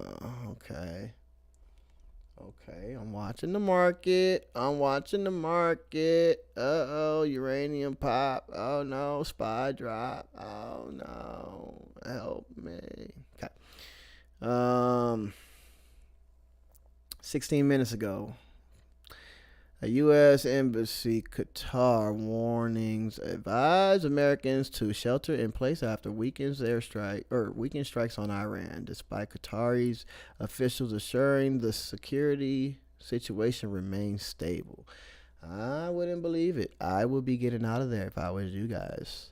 18 minutes ago. Love it or leave it. Caroline Levitt says, if Iran regime won't choose peace, maybe it's time for the people to rip power from the tyrants who've ruled. Violent regime that has been suppressing them for decades. Yeah. If the Iranian Let's hear it. regime refuses to come to a peaceful diplomatic solution, which the president is still interested in engaging in, by the way, No why way shouldn't in the Iranian hell. people take still away the interested. power of this incredibly violent regime that has been suppressing them for decades? Sorry, that's not working. Caroline, that's not working. People want to be saved from our president. Let's see. There's a lot of news going on, y'all. Nobody cares about Jesse Waters.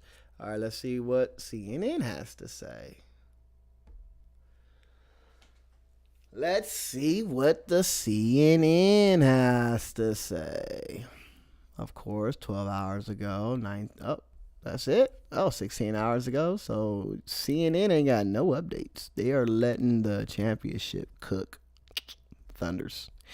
They're letting that cook for a little bit as the world is on fire. So we don't really care about sports right now. Me personally, y'all could, if y'all wanted to know, Oklahoma City Thunders won the championship, but I don't really care that much.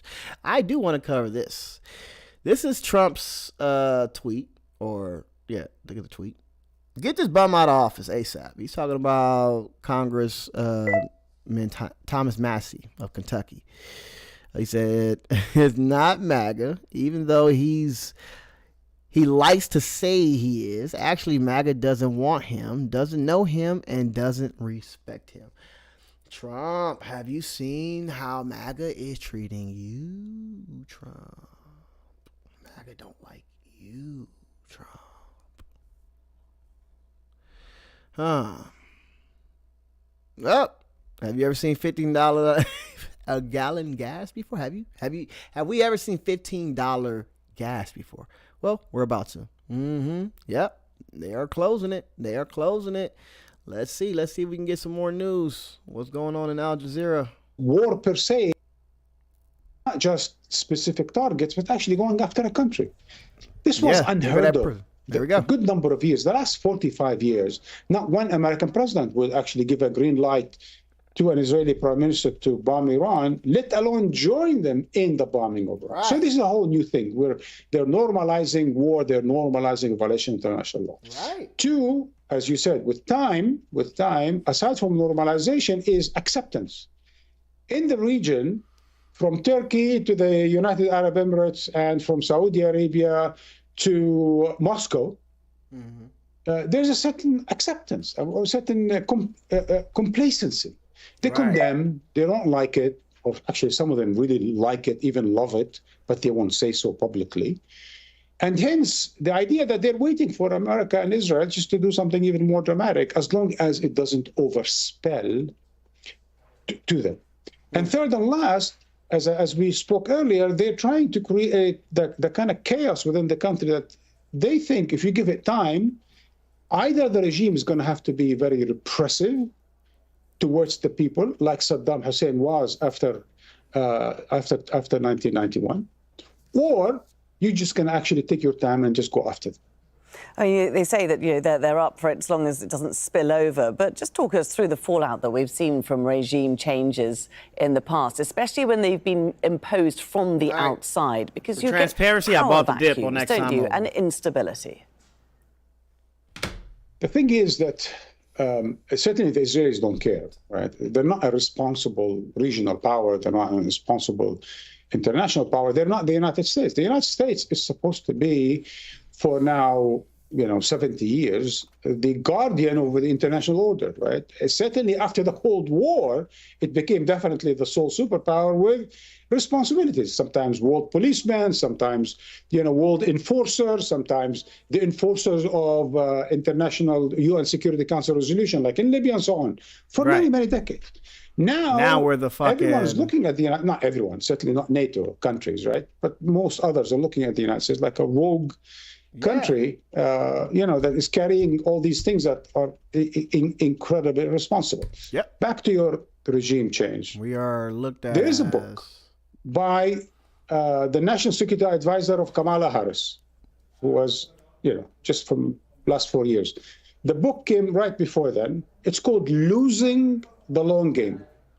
Losing the Long Game is about America's experiences with 6 interventions in 6 countries attempting regime change.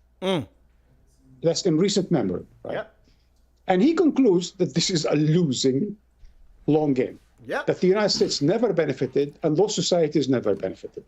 There was each and every time they had certain assumptions, made certain presumptions, and each and every time it just didn't work out for them. And things either blew up in their face or things deteriorated into failed states and what have you. Okay, there we'll leave it for the moment. Marwan Bishara, many thanks for joining us from Paris. That's Al Jazeera's senior political analyst. Now, just before we go, it's coming up to 16 GMT. Let's just bring you a quick recap of the main developments this hour. Iran and Israel have been exchanging missiles throughout Monday. The Israeli military says it has targeted roads near Iran's Fordow nuclear site in order to block access to the area. Now, this comes a day after the US military hit Iran's 3 main nuclear facilities, including Fordow. And we've been seeing explosions in multiple Israeli cities, including Ashkelon and Ashdod. One of those missiles landed in Lachish, that's just south of Jerusalem in Israel. Wow. Well, that's it from me, Laura Kyle, for this news hour. I will be back, however, in just a moment with more of our ongoing coverage on the Israel-Iran conflict here on Al Jazeera. There's also always the website for you to keep up to date on all the latest developments. Many thanks for watching. Hold on real quick. We are going to follow this. Yes, we are. Yes, we are. 17 minutes ago, Israel-Iran war, significance of the Strait of Hormuz. Y'all, they're talking about it. I think they're getting ready to close it right now.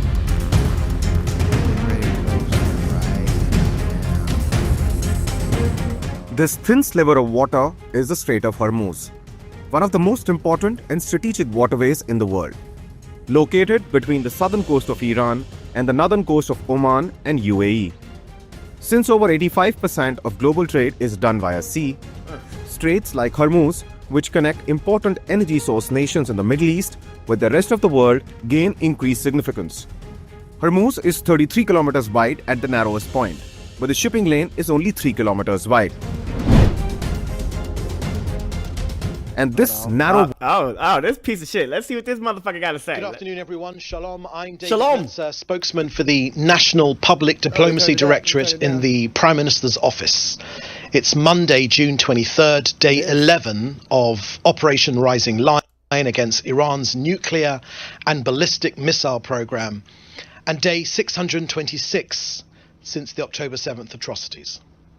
I've got a couple of brief points to share with you, and then I will take your questions, which unusually for today you have pre-submitted. Let me start today with an update on Operation Rising Lion. Okay. Israel's campaign against Iran's war machine continues with full force. The IDF is operating freely in Iranian airspace. We're striking with precision and with power. In the latest Israeli Air Force sorties, 6 Iranian air bases were hit. Yeah, I got F'd up. 15 fighter jets and helicopters were destroyed. The ability to launch from those airfields has been crippled. Really? Just this morning, more than 15 Israeli jets struck missile launch and storage sites in the Kermanshah region, destroying surface-to-surface missiles which were aimed at Israeli civilians. I must reiterate to you that these were not, and these are not, a theoretical threat. These were missiles which were locked on Israeli cities, and they've now been eliminated. Israel is systematically eliminating the leadership of Iran's terror empire In the past 72 hours, we've eliminated the commander of the Palestine Corps in the IRGC Quds Force. Really? That's the Islamic Revolutionary Guard Corps Quds Force. Where's the proof? The main liaison to Hamas, the terrorist organization, and who was one of the architects of the October 7th massacre. Ah! Remember, y'all. ChatGPT, what's a... They did that already.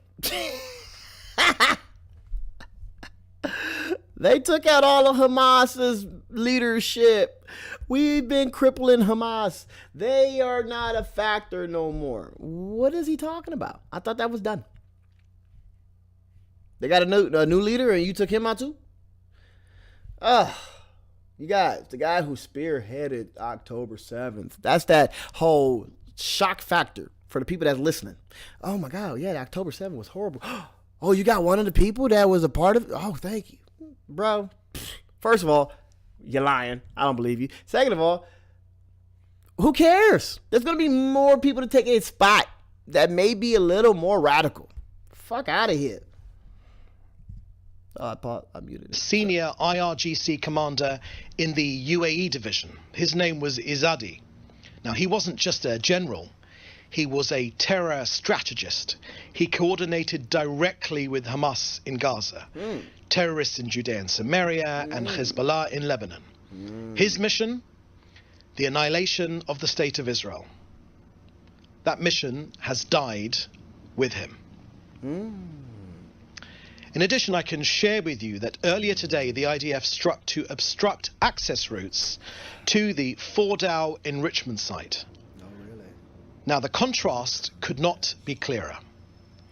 Iran fires at civilian centers. Israel, in contrast, strikes with purpose.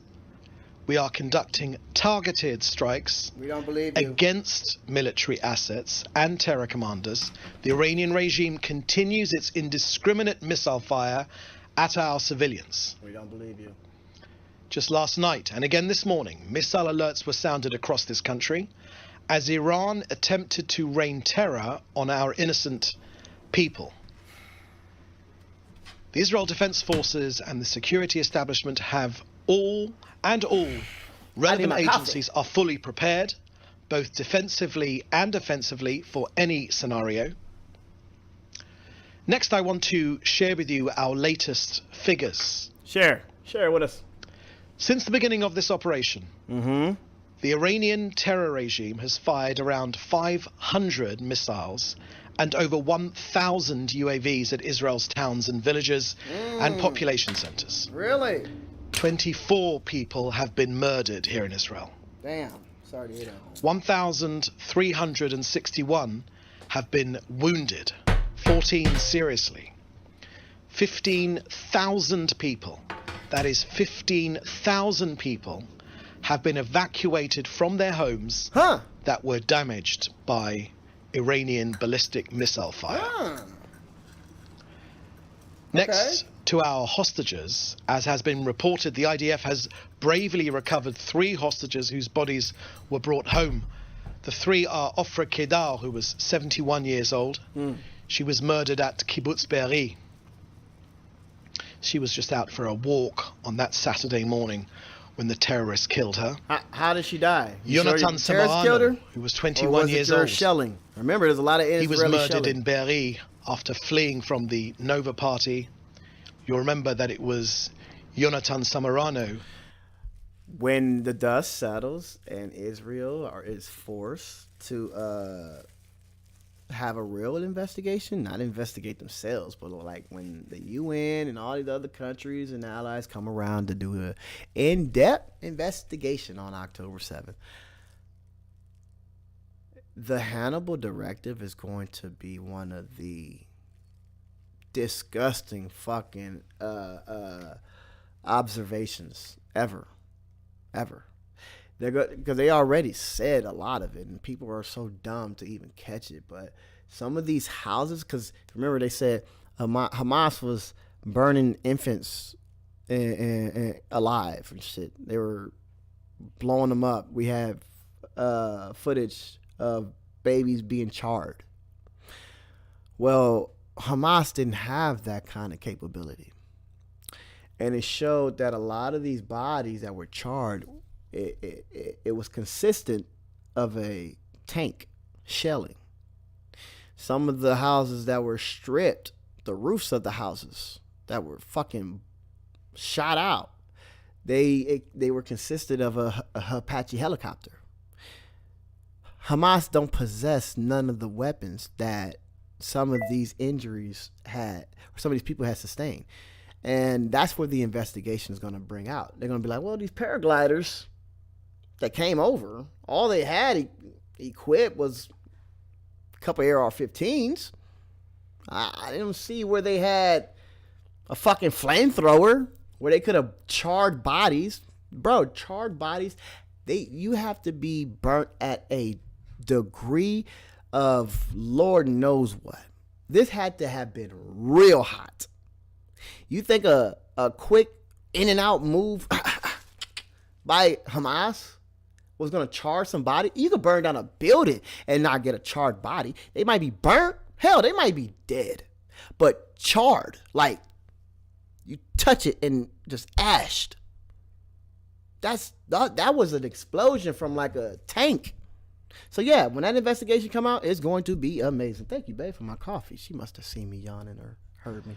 Whose body was abducted by an UNRWA official, a United Nations employee, an UNRWA official who took his body as a hostage.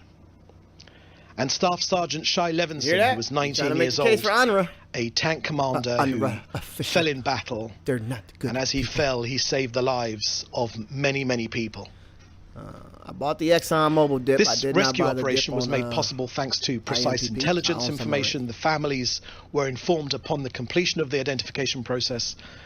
Since the October 7th terrorist attack, 205 people have been returned or were retrieved from the Gaza Strip. 148 alive, thankfully, thank God. 57 deceased. But still, 50 hostages, living and the deceased, who were brutally abducted by the Hamas terrorist organization, are still being held captive for 626 days now. They do not leave our minds for a single moment. Lies. The Prime Minister's made clear that the efforts to return them are ongoing, and the battlefield and via negotiations in coordinations with the United States and other mediating countries are ongoing. Next, as it's a while since we had one of these briefings, let me reiterate, as shared just yesterday by the Prime Minister, our goals in this war. They are, of course, to end Iran's nuclear threat. We launched this operation to eliminate the regime's nuclear capability, not to delay it, but to dismantle it. Indonesia Energy's flying. Now, that also includes the complete destruction of Iran's enrichment, weaponization, and delivery infrastructure. To take out Iran's missile arsenal, we're targeting not only the bomb, their capacity to create a nuclear bomb, which they were extremely close to achieving, but the 20,000 missiles they plan to rain down upon us. To eliminate Iran's ballistic missile production and deployment capabilities, to neutralize the axis of evil, we have shattered Iran's terror axis from Lebanon to Syria to Gaza. We have collapsed Iran's regional terror network. Iran is often called the head of the snake or the head of the octopus. That means that Hezbollah greatly diminished. Assad in Syria, because of our actions against Hezbollah, he fled. Hamas have been greatly diminished. On Hamas in particular, in Gaza. Israel's mission, again, is not containment. Taliban. Hamas cannot rule Gaza. We will not defeat Hamas in Gaza, only for them to once again reform, rearm, and attack us again, as they have been doing over almost every 18 months or 2 years. We are destroying Hamas's military, political, and terror infrastructure inside Gaza, and all the while we will bring home every single hostage. We will not stop until we bring home every single one, the living and those who have already been killed by Hamas. Get summer ready with worry. Do you guys believe him? Do you guys think that he has this under control? Do you guys think that Hamas is destroyed? Sorry. I don't think so.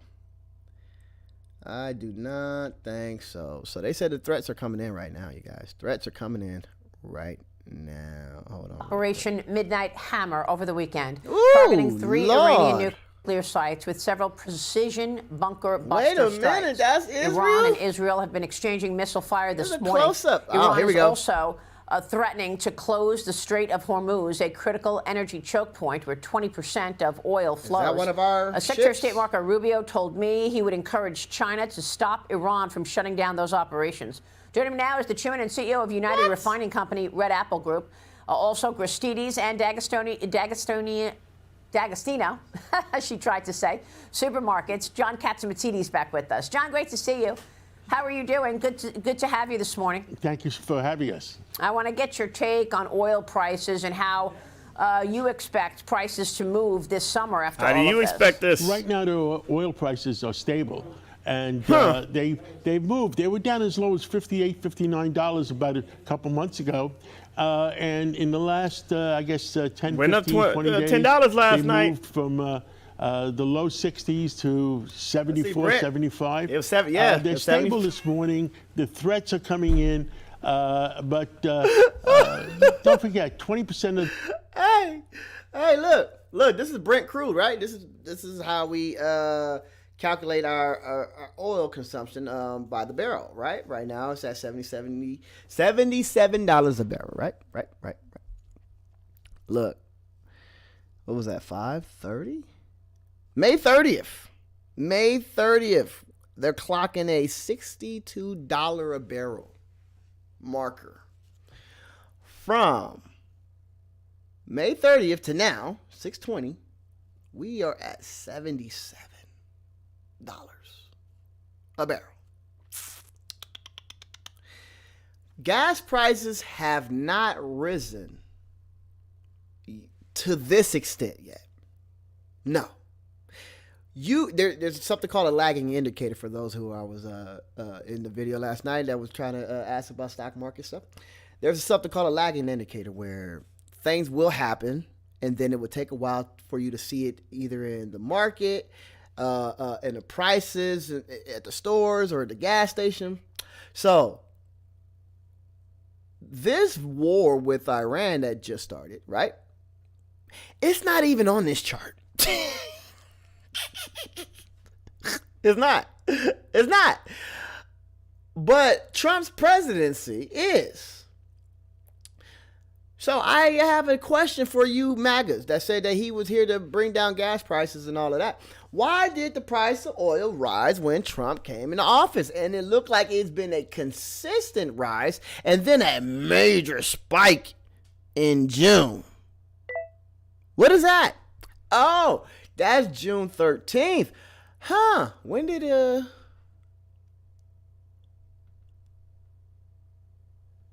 did Israel bomb Iran? When was that? What day was that? Thursday, right? What day was that? Anybody remember? It was a Thursday. Hold on. Let me check exactly the day Israel. Thursday. The 13th.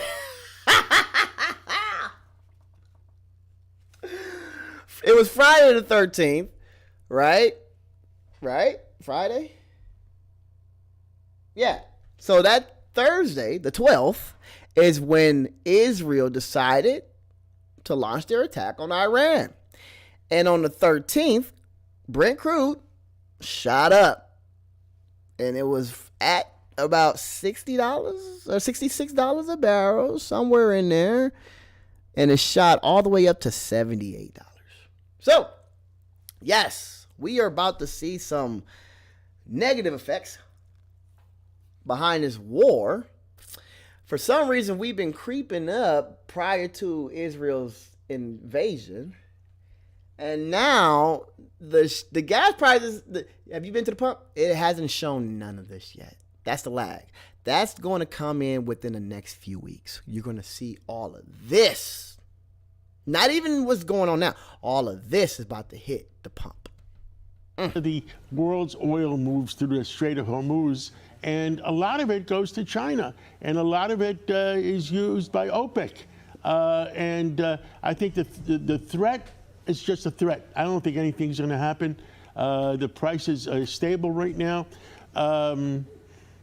I believe that once we have peace, you're going to blink your eyes and you're going to see $65 oil on the blink of the eye. Yeah. I mean, it doesn't look like Iran has many cards to play anymore after the strike over the weekend. But you do have summer heating gas up. You've got gas prices climbing. So you're going into the busy driving season, of course. What's your expectation for road trips and airline fares? And do you expect oil prices to keep bubbling higher? I don't think the oil prices will go higher. I think they may come down once Iran has nothing to win. China, they need Iran's oil. They're not going to cut off Iran. Don't forget, China has made a lot of money. China gets the Iranian oil for 30 to 40% discount. They're buying it for nothing. Wow. Every y'all time can't make oil that kind of goes deal? up, Russia celebrates, the OPEC nations celebrate. It's going to be stable at 75, but I believe once there's more stability in the world, it'll go back to between 60 and 65. I mean, you also have to consider the fact that the Saudis are closer to President Trump than the Iranians. And so the Saudis may have put a statement out, which was sort of a statement that, we don't want to see, upset in the region, whatever they said, something like that. But it was a meek statement, and it was clear that the president has a real relationship with the leadership in Saudi. So if there was a need to put more oil on the market, there's that as well. I just want to point that out because it's something that has not been talked about in this whole conversation. But John, I want to get your take on tomorrow. New Yorkers are headed to the polls for the New York City mayoral primary election. Business leaders raising the red flag about the direction that New York could take if a progressive Democrat socialist is elected. And he's awfully close to Cuomo. Right now. For a while, Andrew Cuomo was winning, and now it looks like his opponent is coming up real close to him, and he's a socialist. You've warned anti-business policies could force you to shut down Gristedes supermarket. Well, there's no point in running it if the Z-Man is going to be giving it away in his supermarkets. That was the joke that we've been saying. But the fact is, Bill Clinton endorsed Andrew Cuomo yesterday, and that's a big endorsement. Bloomberg endorsed him.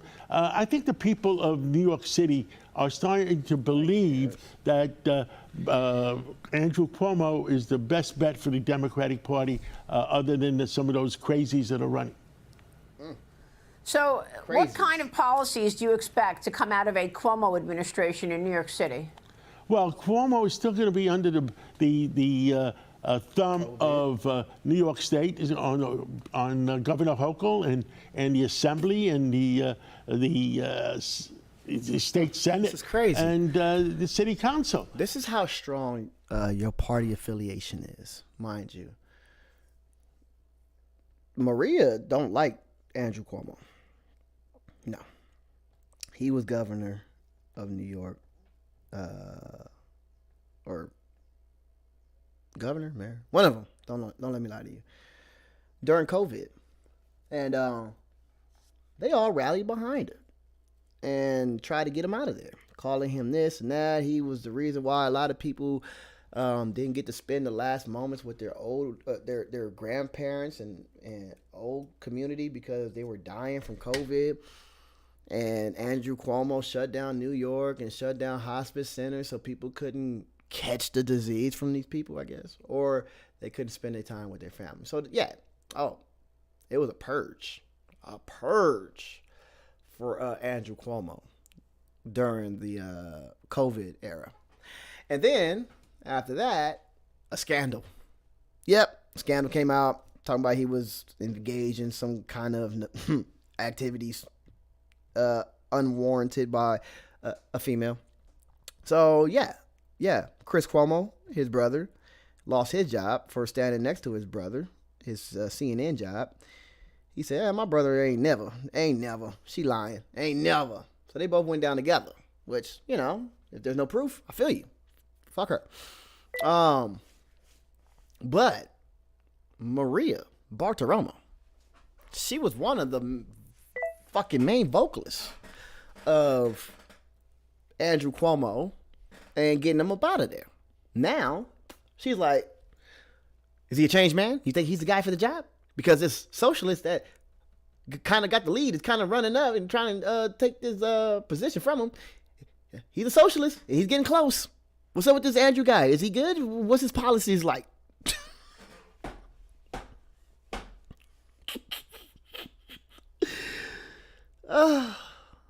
Man, we're in a twilight zone, you guys. We are in a twilight zone as Maria Bartiromo is now campaigning for Andrew Cuomo. So the mayor of New York has a lot of problems to overcome. That's why Eric Adams, I think, is still viable, because Eric Adams, and what I said to Eric Adams is, if Albany doesn't help you, Washington will. And the intent is that President Trump wants New York to be cleaned up. President Trump wants no crime in New York. He's sent over Tom Homan, and they're cleaning up the streets in New York from the criminals, and the criminals are running scared. So I see good things happening in New York City. God, President Trump, God saved America, saved the free world, and God is going to save New York. Well, I mean, it's a good point. It does feel better. It feels better to me as well, but I would attribute that to the border being closed, John. That helps. That helps a great deal. Yeah, but the one more thing I want to say, Maria, Canada is our secret weapon. I had the Minister of Energy on my show from Ontario the other day, and Stephen Lecce. And Canada, between Canada and the United States, we are the biggest oil reserves in the world. We make the rest of the world look tiny.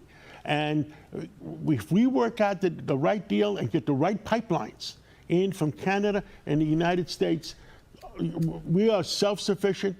We don't need anybody.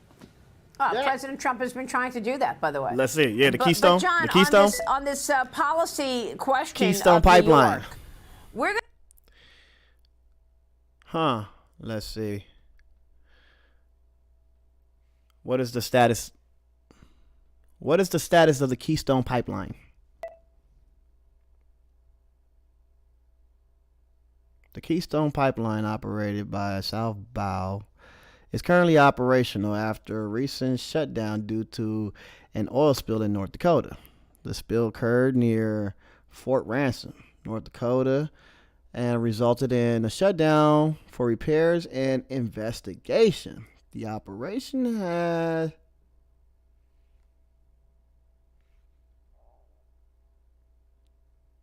Wait a minute.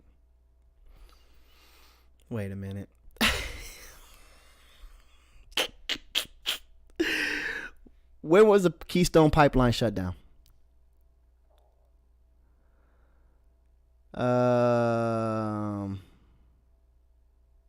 President Biden revoked a key permit for the Keystone Pipeline on the first day of office. When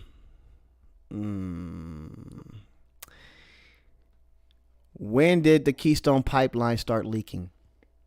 Oh my goodness. December 2022. Okay. The Keystone Pipeline first began leaking on December 7th, 2022. Hold on.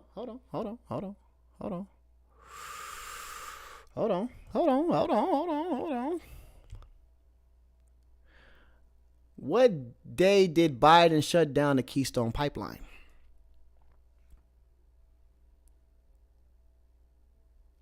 On January 20th, 2021, the first day in office. Okay. This action was part of executive order. So he shut it down a year before it started leaking. That makes no sense.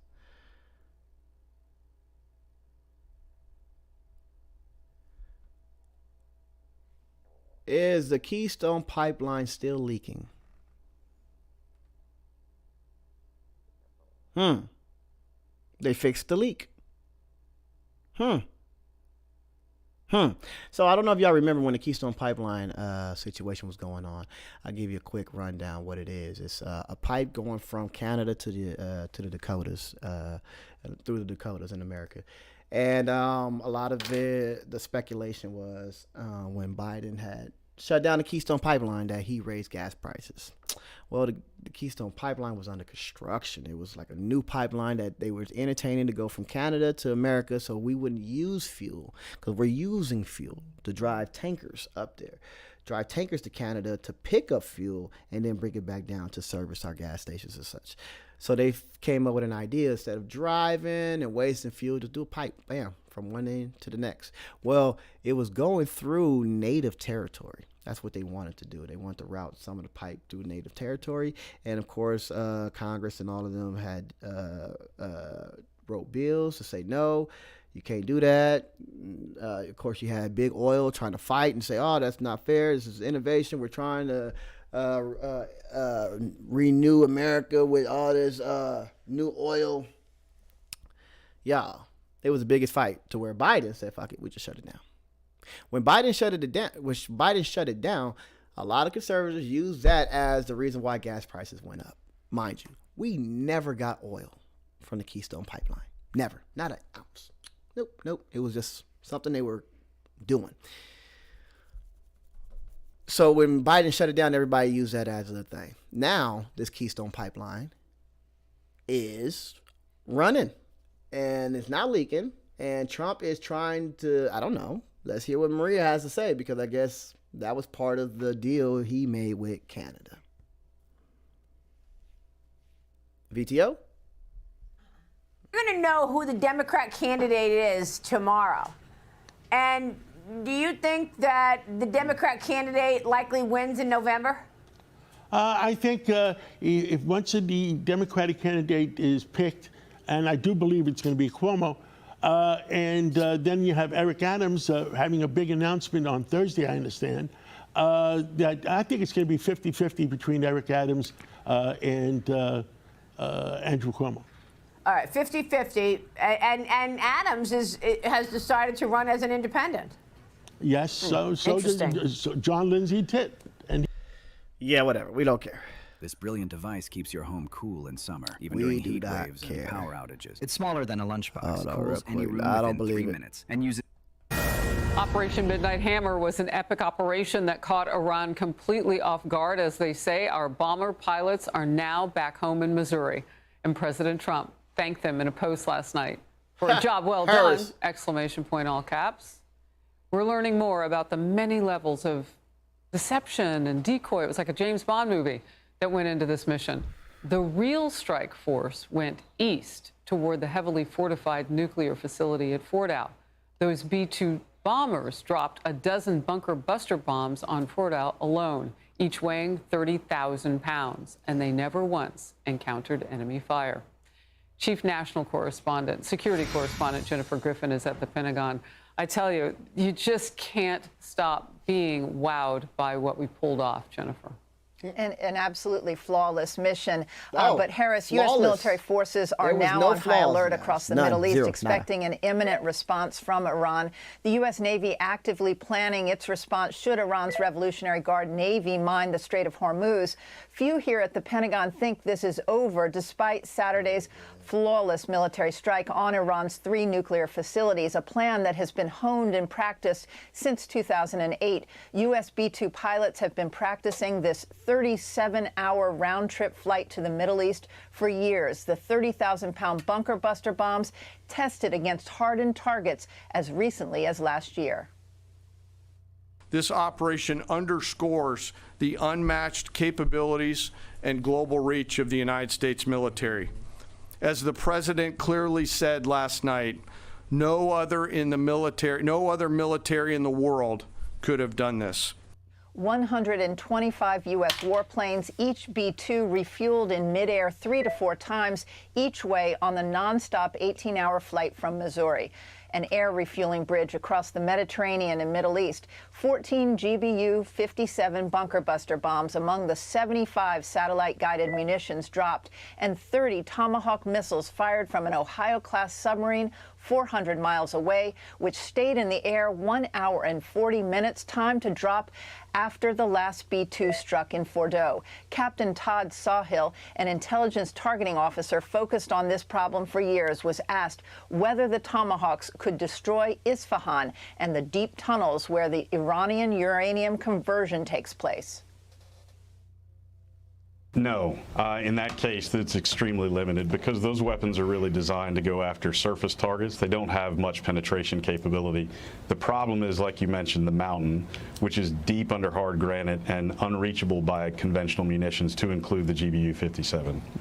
Isfahan is arguably a tougher target, Harris, than Fordo. The U.S. will be using signals intelligence and other means to sniff for nuclear particles at the sites, along with Israeli human intelligence on the ground to give the final bomb damage assessment, Harris. Crazy. Yeah, and the world awaits to see what that will hold. Jennifer, we have breaking news right now, and it's partially on what you were talking about. Breaking news. Qatar's foreign minister now has just announced it is shutting down its airspace to all commercial flights indefinitely. And we know just a few minutes ago that the U.S. issued a shelter-in-place order for Americans in Qatar. What does all of this tell you?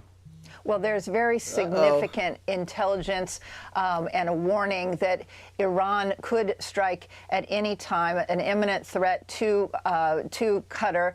Of course, Qatar is where Al Udeid is. That's the largest U.S. military base in the Middle East. Normally, there would be 10,000 U.S. troops stationed there. Last week, we reported that most of the aircraft had been moved from Al Udeid. However, those missiles, cruise and ballistic, short and medium range from Iran would take just a few minutes to reach Qatar, and there's also the possibility of swarming drones. So right now, high alert inside Qatar. We've seen the warnings at the U.S. Embassy as well as at other embassies across Qatar. I'm so glad you're on with us at this moment, because following a U.S. security alert for U.S. nationals in Qatar out of an abundance of caution, we've recommended that British nationals in Qatar also shelter in place until further notice. So this is ramping up, and what we do know is our military is at the ready. They've been pulling into place for a couple of weeks now, even. Jennifer, thank you very much. Always appreciate your reporting. More on the breaking news out of that region. Are you looking for the most affordable way to add electric cooling?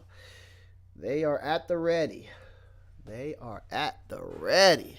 They know that Iran has the right to respond. They are fearful that this response is going to hurt their dollar. While they're over there hurting human beings, we're worried about our dollars. Has done so many times before, over 200 times under President Biden. It is time we respond. What do you foresee just out of these warnings from Qatar? Well, Iran's going to retaliate. The question is, how are they going to retaliate, and how successful will they be? I mean, the most they could do is to try to take out U.S. forces or attack U.S. forces in the region. But as you pointed out, we're ready for that. We brought more assets into the region to defend our bases, our people. We've taken civilian dependence out of the region, so to make a smaller target, if you will. And we've also, particularly Israel, has degraded the capability of Iran to have those kind of attacks. So we're ready, but we're expecting to take the blow, but we're ready. I mean, Iran could also go after Israeli facilities in the region or bomb Israel again. But again, their ability to do so has been greatly reduced. We know they're going to do something. The question is what, and would it trigger the response that President Trump has talked about? You know, they've got to all be nervous. I mean, they've shown that Donald Trump has shown that he's not a patsy. He's not going to believe that, oh, well, we feel, you know, we want to negotiate. He's going to do what he has to do to protect Americans. And what I hear you getting at is they have to be really careful when they make this next move. I mean, it's like walking on toothpicks on top of a lily pad. Headed to you can't be too heavy. $586. And you don't know how deep it is. $586. Trump is willing to do what is necessary. That is a hell of a job. I mean, it's just that tricky. I have parents from the South, so I have a lot of those little sayings.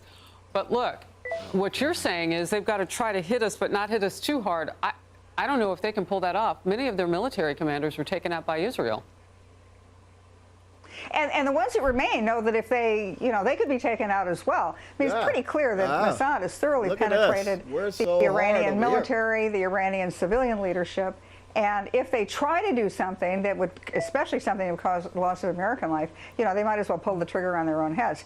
What President Trump was interested in when he talked about regime change. Now, regime change in the George W. Bush, Barack Obama sense is American Marines go in, we get rid of the guy, we put our own government in, we try to figure out how they should become a modern American democracy. And it's never worked. It didn't work in Afghanistan, didn't work in Iraq, didn't work in Libya.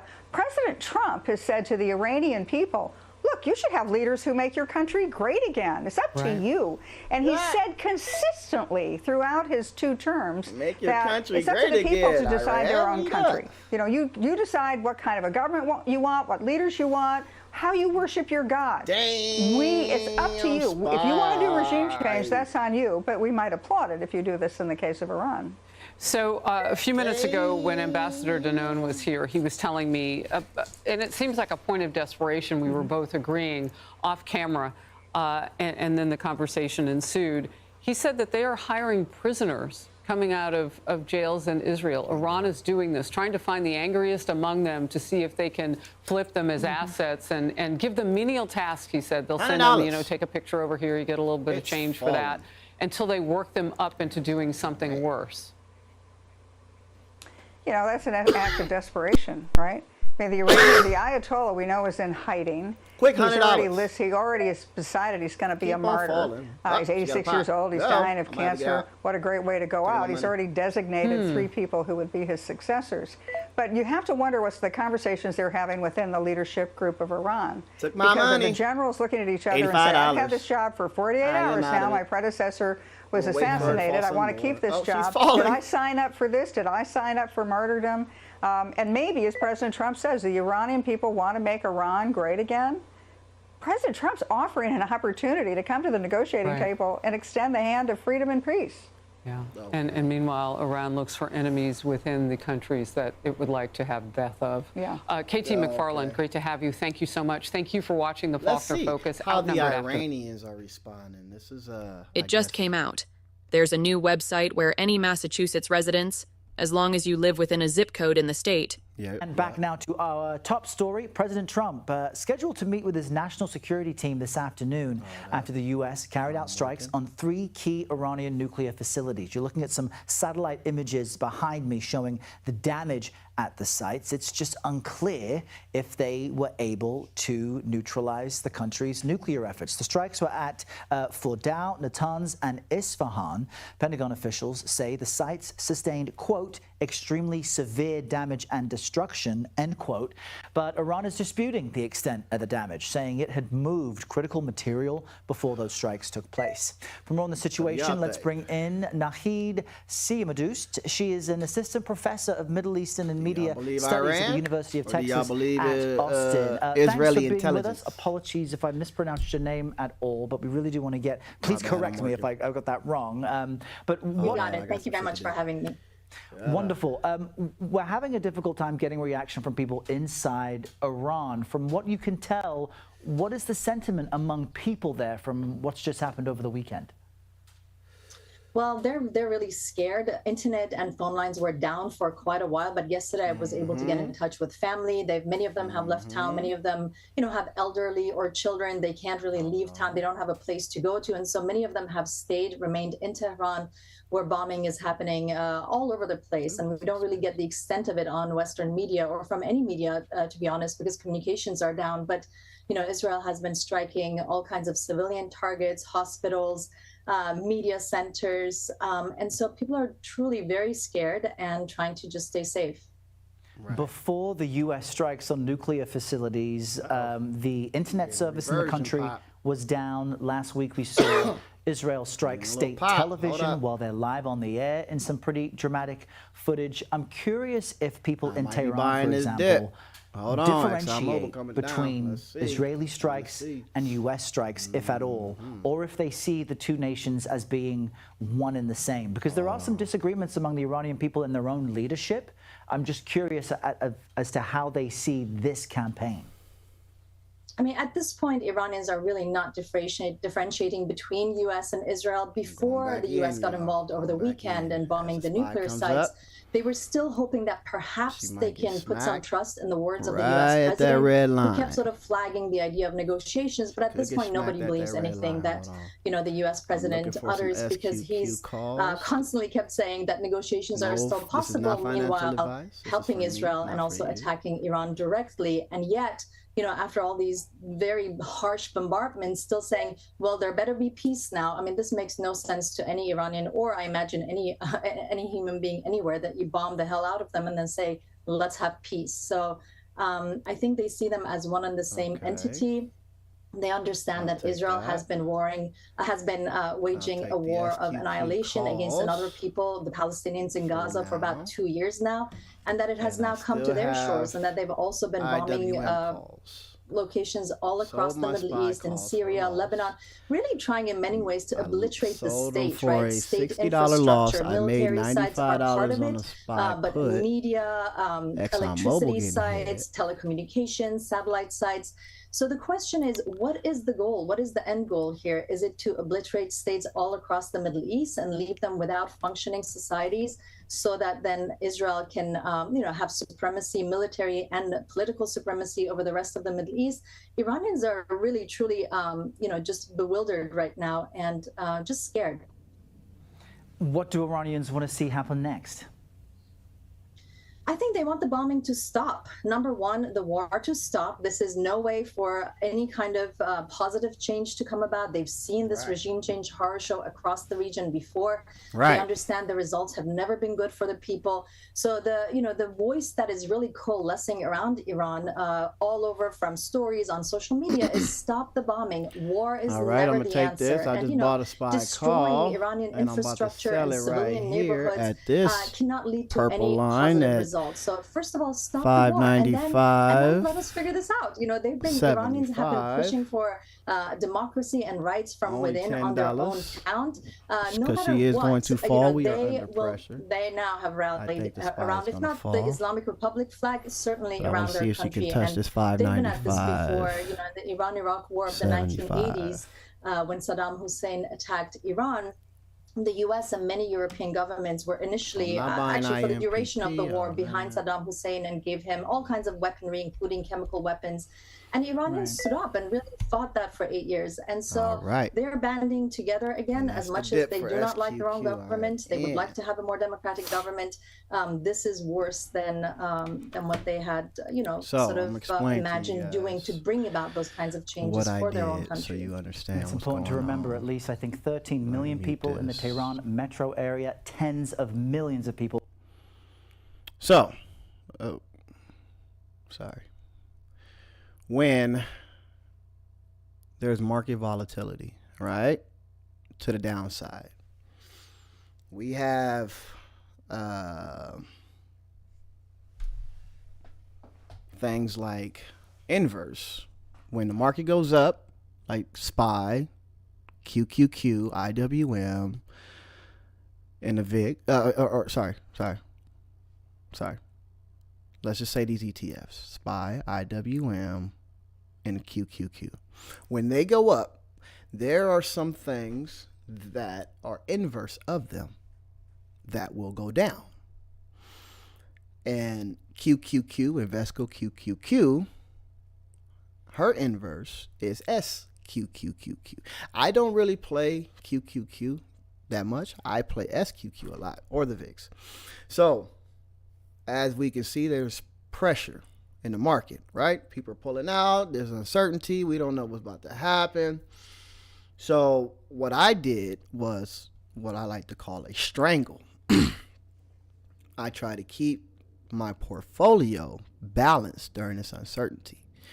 So I bought calls on both of these, meaning I think one of them at some point is going to go up.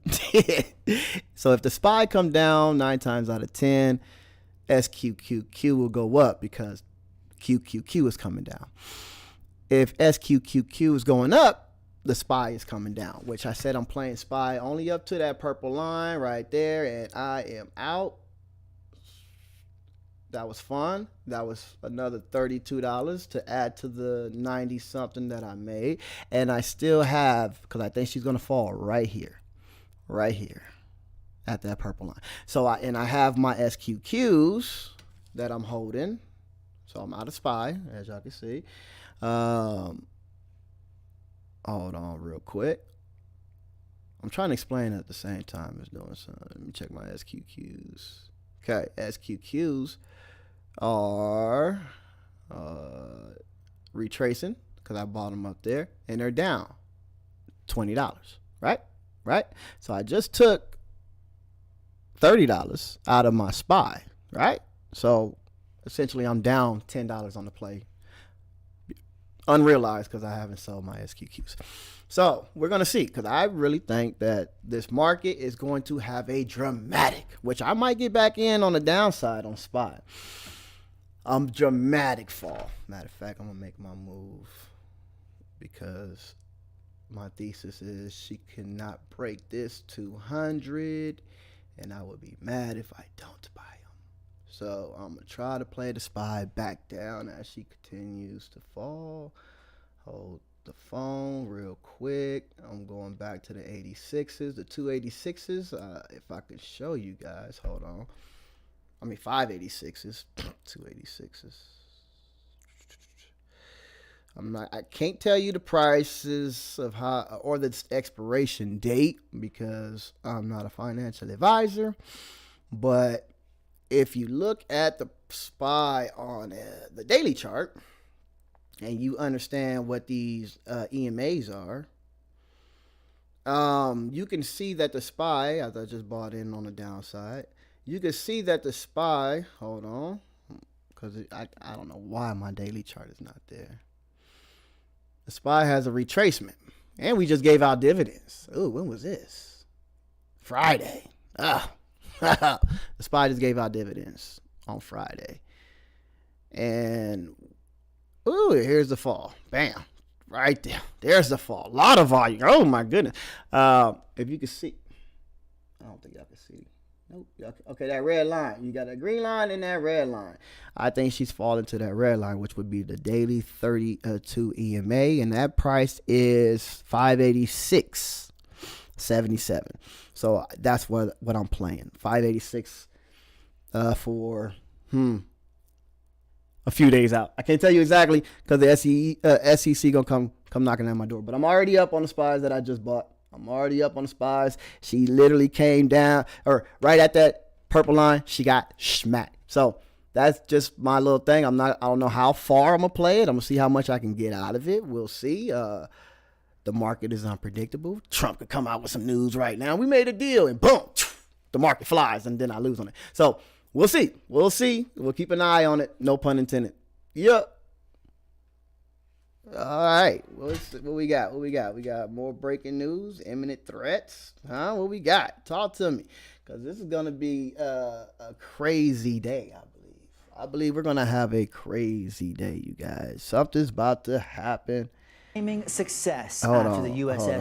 strikes on 3 key Iranian nuclear sites over the weekend.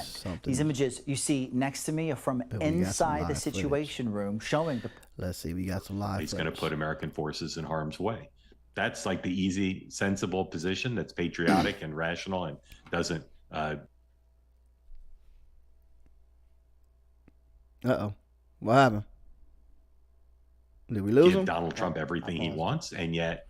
Like I said, I've heard almost no Democrat talk about it. I'll be super curious to see if the president's poll numbers go up, because normally that would happen. Oh, I think they will. Just really quick, looks like there's more ballistic missiles right now launched at Bahrain.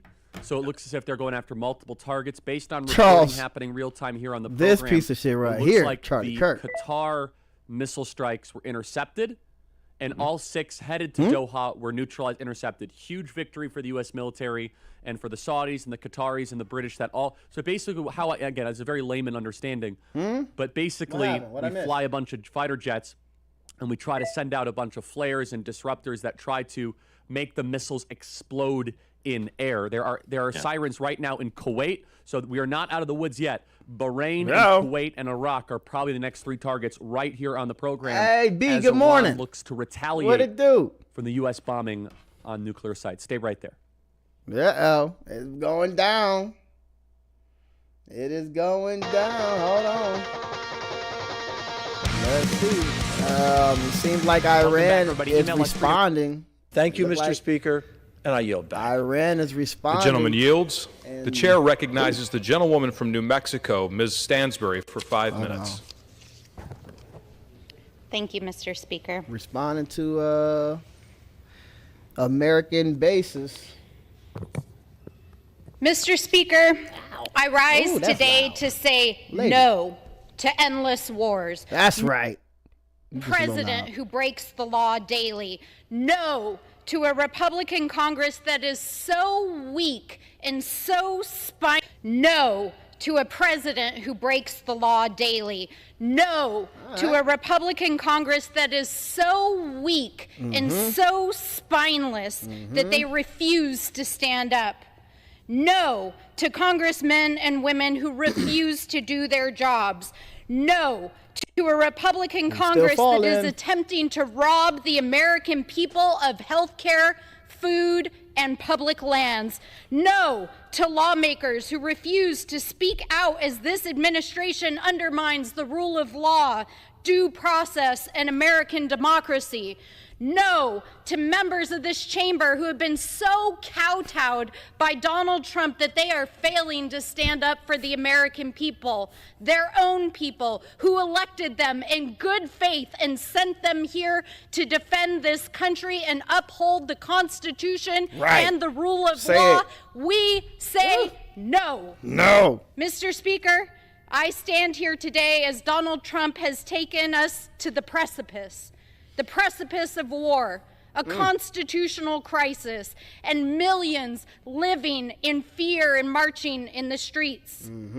3 days ago, the president ordered a unilateral military strike against Iran and notified the majority of Congress and the American people essentially by tweet, using a social media post on Truth Social. And days later, the world is in chaos because we have a didn't you say that yesterday, Queen? That's how he gets his news and give out news?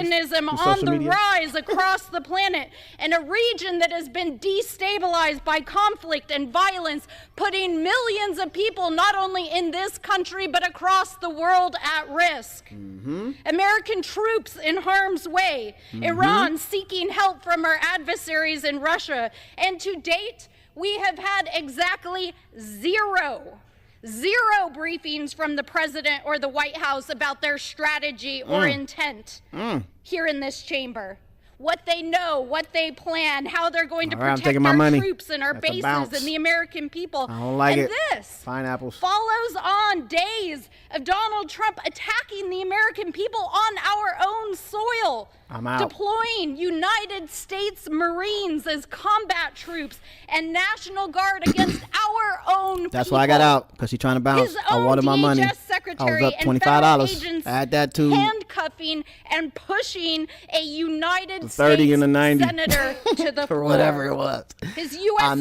attorney indicting a United States Congresswoman from this chamber for doing her job, I think and arresting ultimately a we're New going to York come down. City official in a federal Keep playing with this courthouse. little ha ha ha ha ha. I ask you, ultimately my we'll come down. colleagues, I think we'll come back to that purple line and get hit again, so I might get swore back your in. oath to, that you raised your right hand to defend, an America where the president is making hundreds of millions of dollars in a crypto bribery scheme, an America where the president is soliciting foreign governments for private gifts, including a $400 million jet in exchange for favors, who is systematically dismantling programs that feed and house our people, trying to gut our healthcare systems.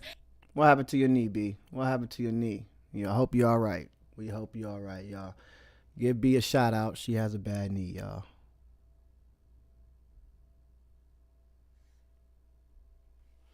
In other news.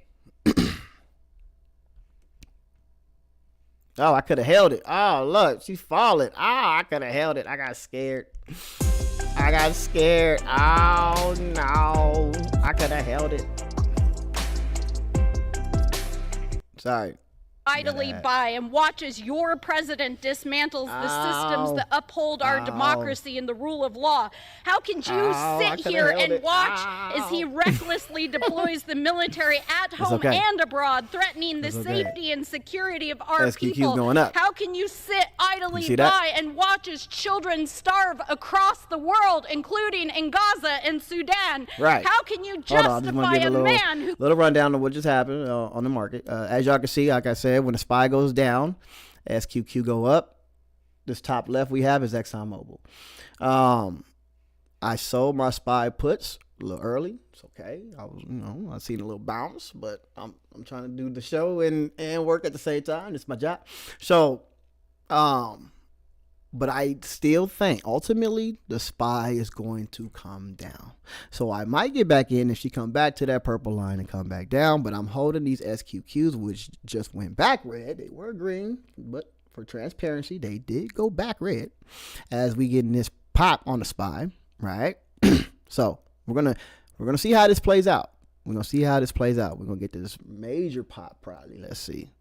It's gonna be a nice little pop. Hopefully we can get in right now. Come back up to this 595.58 and then continue your doomsday. Let's see.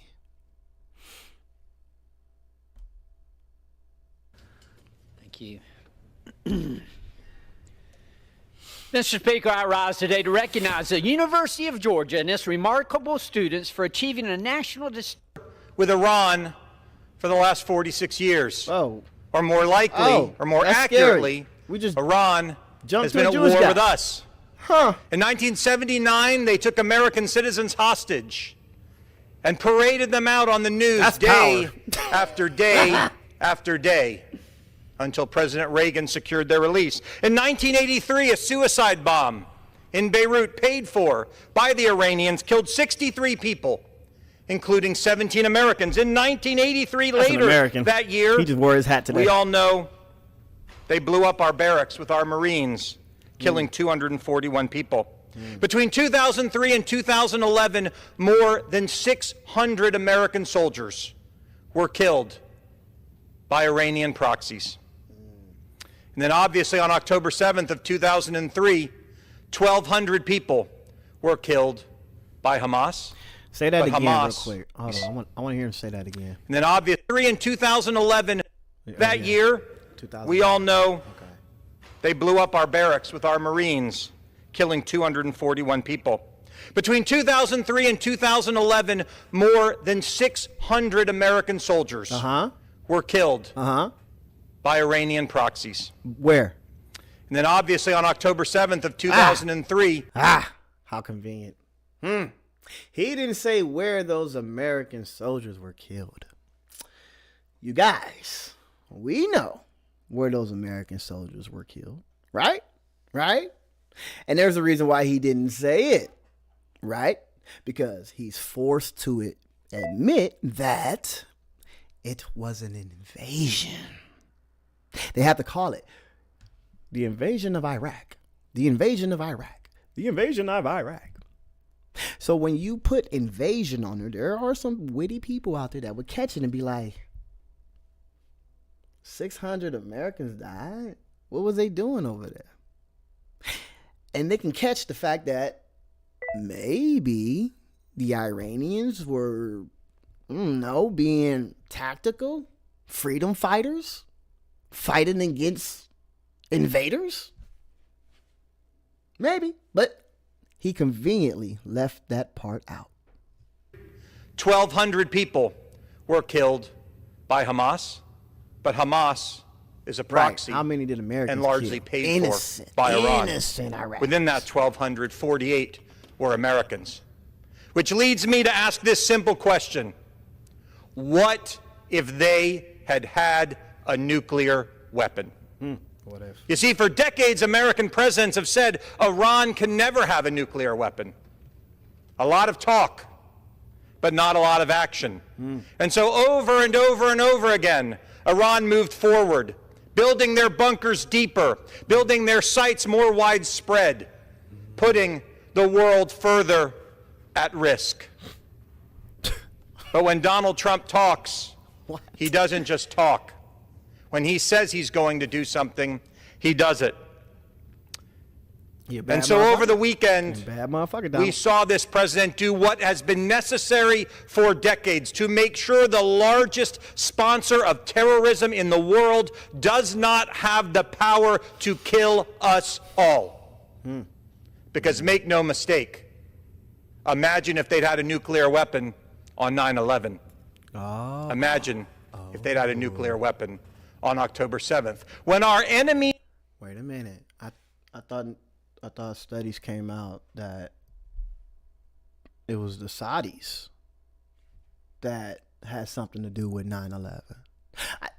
Not me. That wasn't me saying it, but the people whose descendants of the fallen folks, I wouldn't say descendants, but related to, they filed a lawsuit.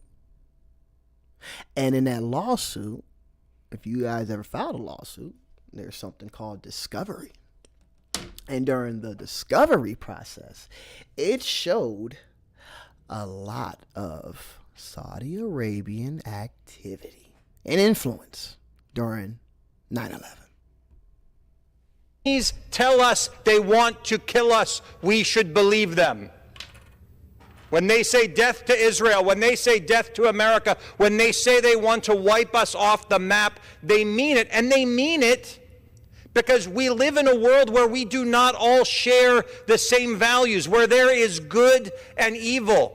In our civilization, the Judeo-Christian civilization of the United States and the West, we believe in life. We believe in prosperity. We do not believe in martyrdom. We do not celebrate death. Martyrdom. That is not what we believe. But there are those that do, and we put our... Martyrdom, if you ask me, now mind you, I ain't killing myself for nobody, right? But we don't know what the brain goes through in certain situations, right? We seen that movie. What was that movie? I don't know the name of that movie, but that hiker, was he a hiker? Somebody that got his arm stuck in that rock. He couldn't get out, and he knew he was about to die. Like his life was on the line, so he broke his arm off. I don't know if he chewed through that mug or something. I don't know. But he got free because his life was on the line. Sometimes when you know there's an enemy that is actively trying to take you out, they're going after your family. They're going to go after anything they can to get you. Who knows what that mindset is? They just witness millions of their people being killed by this regime called America. They don't know what the ins and outs are. They don't know about these agreements, these treaties, whatever y'all planned before they were born. All they know is that their country is under attack by invaders. So, what was that? Was it the Japanese? I think it was the Japanese. The Tomahawks? Was it Tomahawks? I think it was. They had suicide planes. Like, guys would just crash the plane into a Chinese plane. Like, I don't give a fuck. Boom. Like, it's either vice versa, whatever. I don't know. But that suicide thing is a tactic that people use in order to inflict pain on a group of people who are untouchable, because suicide bombers are somewhat undetected, right? And they know they're going to die anyway. So sometimes they will go, and do it themselves, say a prayer and hope to come back in the next lifetime, right? And feel like by the time they get back, their country is going to be liberated from what they did years ago. I swear to God, the way they think, they don't care. So if you ask me, what's more barbaric? Going to somebody else's country, invading them and killing them? Or somebody who has nothing to live for, watch their whole family die, they have nobody else. They probably lost their children by you. They probably lost their mom, their wife, their auntie, whoever. They wake up every day wanting to die. Why wouldn't they take a few enemies with them? Why? And they will be a martyr. Do you see how they celebrate their dead? They're not listening to you. Ourselves in great peril when we fail to recognize that. Donald Trump recognized it. And our brave American soldiers who flew 40 hours round trip to deliver a message that under this president and under the Congress that is here and under this leadership, we will never allow Iran to have those nuclear weapons. See that? Now, the days ahead will be scary because these countries have said, Iran has said that they will respond. An American with but they should make no on. mistake. They mess with America at their own peril. Check on my money. The last thing I would say is this, and I say this to those on my side. It's one thing when I call out the anti-Semitism of those who do not stand in my party, who do not agree with me, who do not call themselves conservatives. But I'm an equal opportunist. It is easy to call it out on the other side. You must do it on your own. Don't believe you. And to those on my side who hate Jews and hate Israel so much that they are willing to jeopardize the security of the United States, know this. You're in the minority. You will lose. And I and President Trump are going to fight you every step of the way. Okay. Thank you, Mr. Speaker. I yield back. Okay. The gentleman yields. The chair now recognizes the gentleman from California, Mr. LaMalfa, for 5 minutes. They got their chest out, huh? Hold on, let's find something. These guys got their chest out, don't they? Let's see if we got any updates.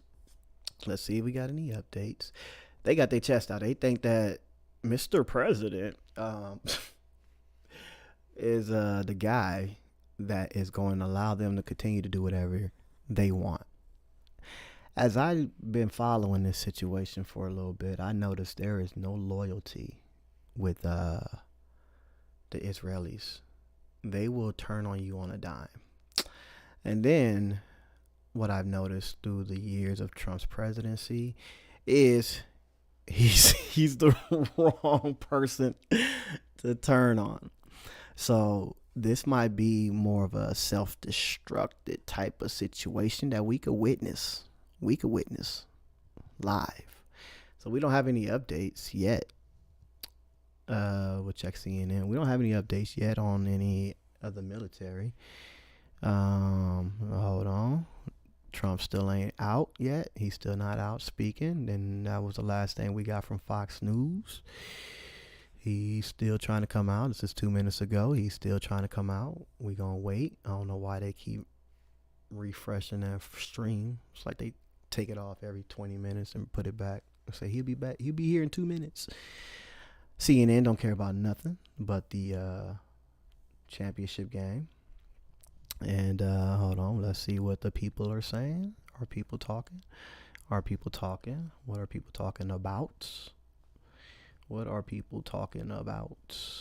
5 hours ago, don't care. 48 minutes ago, this is that Iranian fake page. Are you ready to watch television? I mean, now remember, I seen some shit yesterday, that I was like, man, you don't knock it off. That shit fake. I did. Maybe this is going to be on the news later that they use these motherfuckers. Who knows, y'all? They could. I don't know, but 20 hours ago, let's see some latest shit. An hour ago, here goes Laura with her daily tweets, y'all. Daily tweets. I try to warn everyone. Why didn't the GOP lift a finger to stop or expose at who? Who's that? Zarkar Mahit, whatever. A jihadi communist who is now in the lead to the Democratic. Oh, no. Wait a minute. Is that the dude that's about to beat Andrew Cuomo? Oh, they calling him a jihad now, y'all? He's a jihad now, y'all. Wow. Wow. Look at these people. Wow. That's him. Wow. She called him a jihadi. Oh, man. You know, I don't even feel like responding to her. Let her have her little moment. Her moment is coming, and when that moment comes, I am going to be there to witness it. Hold on one second. Look like we moving the other way, and I do want to play it up real quick if we break some levels. Hold on one second, y'all. So, as you can see, SP500, she broke that purple line, right? And SQQ is coming down, so my contract over here is under pressure. Yes, it is. Yes, it is. But I bought time. I bought weeks. SPY, I bought days. So now this is what my strategy will be. Since we broke the purple line, if she's going to come down right now, hold on. She's going to come down and test the green line that is getting ready to cross this purple line. So in theory, if we weren't under this uncertainty, I would be, I don't know, ready to play this up, I guess. This would be a nice, what I call retest breakout dip. You know what I mean? You know, just like a, to see how much I can get out of it. I would check, hold on real quick. I'm going to check and see what the high is for the day. If we look at the high for the day right here, which you guys can't see my cursor, and I'm going to curse this out one day. I think it says 96, right? 596.03. Yeah, 596.03. And the low was 591.89. All right, so I could play this up $1 to 596, just to the high of the day. Let me make sure that's the high, because I don't trust my computer. These charts ain't charting. Hold on real quick. Yeah, they lied to me. So the high is 598. The high is 598.28. So if we weren't under so much uncertainty, I would play this right here. See how she's going to bounce off of this green line and take off. And she could take off to 598. And that's where I'm going to try to play her up to. Hold on. I can't tell you exactly what I'm getting because I will get it. I don't think I'll get in trouble because I just tell you motherfuckers to do a goddamn thing. But, yeah, I just bought something just to see if we can steal a little bit of this rebound. Mind you, we still have some for the downside if this trade don't go the right way. Now, we're just going to see. We're just going to see if we can get a little reversion up to 597. The high is 598. We'll see if we can get to 597. All right, I bought in. I am down $4 just for transparency because she's under pressure at these EMAs, but she might just use this 200 EMA, that purple line, as support and bounce and try to get a nice little reversion. Oh, we're green. Hey, we're up $1. We were down 4. We up 1. All right, let's just see. We just gonna see real quick. All right, we are at 597 or 595.76. She's under pressure. What time is it? Oh, lunch is over with. Lunch been over for 15 minutes. 82, 595, 82. We are up $2, $3, $4. Okay. We down $1. Oh, we back up $3. All right. So it's fluctuating. We gonna see.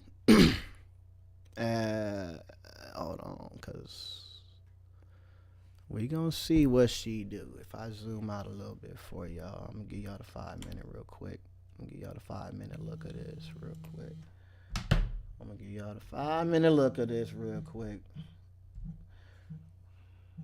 Hey, oh, what it do? Yeah.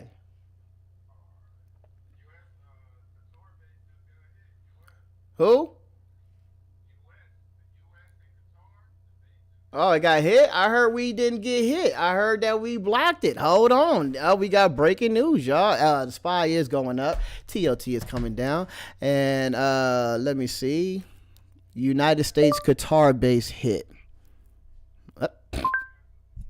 They think I said guitar base. Hold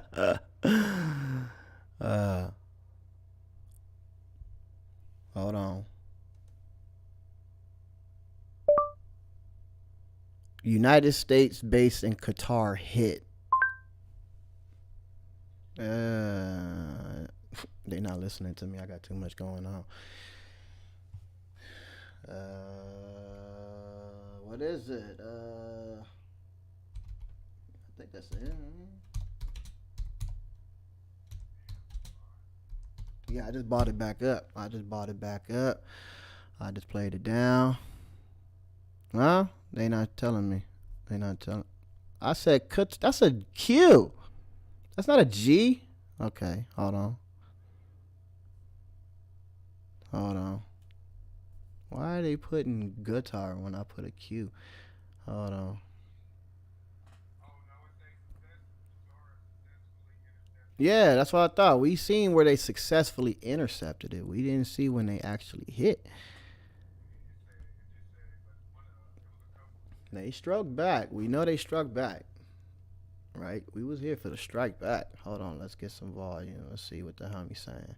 Is your child struggling with... Hold on, you guys. We did buy the SPY back up, and it is moving. Hold on. Oh, that's dude. Shout out to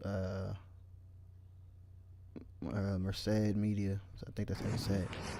So he's basically showing what I'm showing, but I want to see if there's some updates on this Qatar situation. Now, SPY look like she's coming under pressure. Hold on real quick. We are up $17. Let's see. That's the 5-minute. So we'll let it cook just for a little bit longer since we're after lunch. TLT is coming down. I do have puts on TLT, but we ain't gonna keep going with that. ExxonMobil is getting slapped in the face. So let's see what happens, y'all. Hold on real quick. Let's try to find this news. I want to find this news.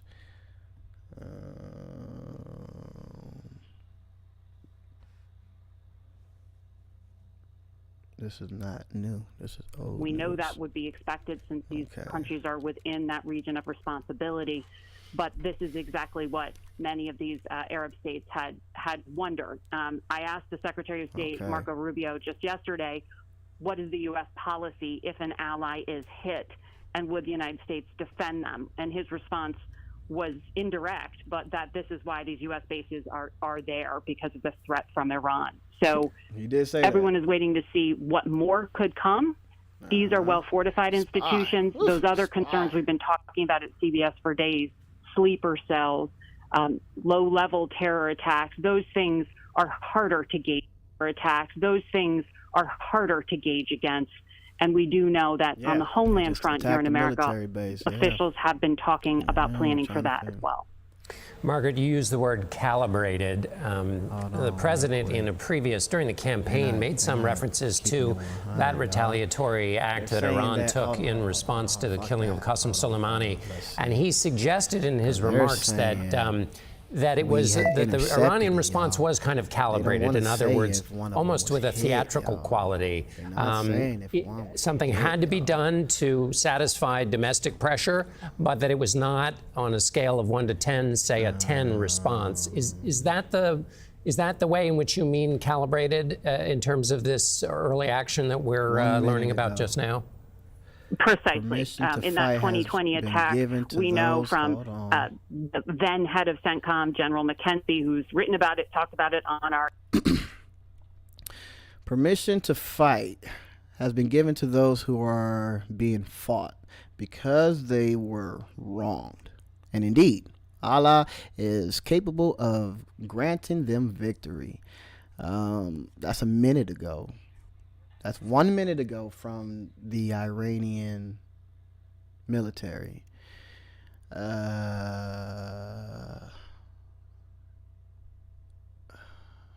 Is Trump gonna come out and say something? Who gonna say something, y'all?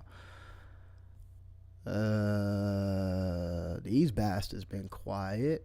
Hold on. Let's see if Trump came out, because he's supposed to be speaking. He's supposed to be speaking. Yeah, that's what I'm saying, B. I'm trying to find it. All right, 14 minutes ago, Donald Trump huddles with top brass as admin closes monitor reports of explosion at Qatar capital. So, that's why he's not out. Trump is huddling with the top brass. Wow. We're hit. This is an indication that we're hit. He's supposed to come out. He's supposed to say something. This was revised, as we can see. We've been saying that Fox News keep bringing up new shit. Okay, yeah, breaking news. Attack on U.S. base in Qatar underway. Iran State TV. Okay. Oh, that's what we should look at.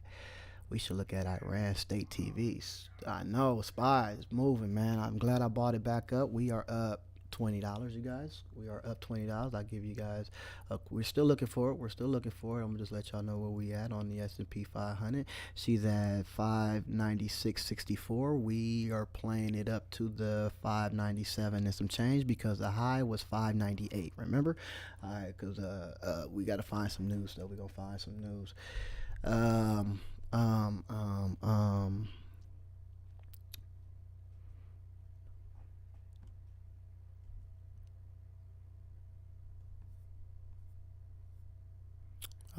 I gotta subscribe. I'm not doing it. Hold on, you guys. Oof.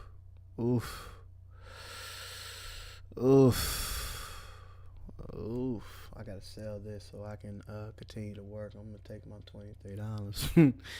Hold on.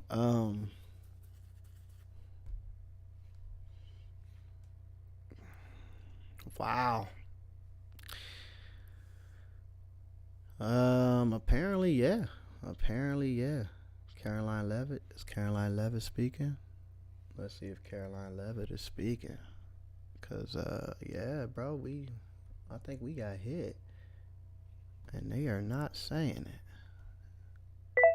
Yeah, she talking. That news, I have a message directly from the president, and I quote, okay. Based on the fact that there's a substantial chance of negotiation may not take place with Iran in the near future, I will make my decision to go within the next 2 weeks. Oh, this is old. Man, what the hell y'all doing with this live shit? Today. How is this live and is that old, man? Don't do us like that, bro. We have Eli Lake from the Free Press. About to listen to that.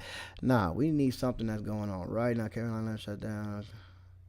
Claims Democrat blatant, yada, yada, yada. Hold on. I know she's ripping. Iran reportedly launches missiles towards U.S. Nah, stop with the fucking reported launching, man. We want to know, man.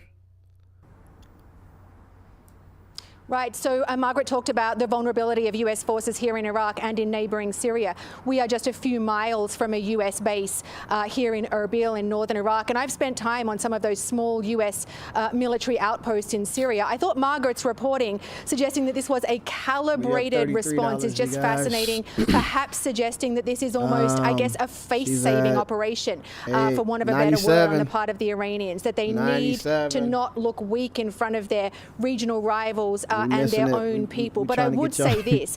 Back in 2020, Iran targeted the Al-Assad base here in Iraq with ballistic missiles. That followed the US killing a top Iranian military commander. We were on that base, on Al-Assad base, just a few days later, and we saw the extensive damage that had been done. Now, no American service members were killed, but some people would argue that that was good luck. Holly, I want to just hold on to that. You know, we're talking about calibrated response. There is a theatricality a little bit here, but just to underscore your point, which is that it may have been calibrated, but calibrated missiles explode just like ones that are sent with other intent. Cool.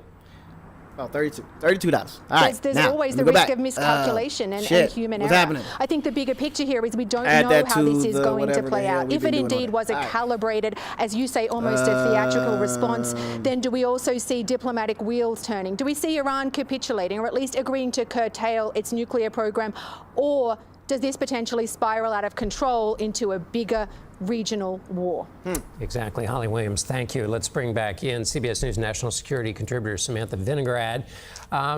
Sam, tell us what steps have been taken here at home, and would this change anything in terms of readiness and preparations here? I'm trying to find if Iran is somebody somehow wanted to try to respond upfront with us in the United and tell us States. that we were hit.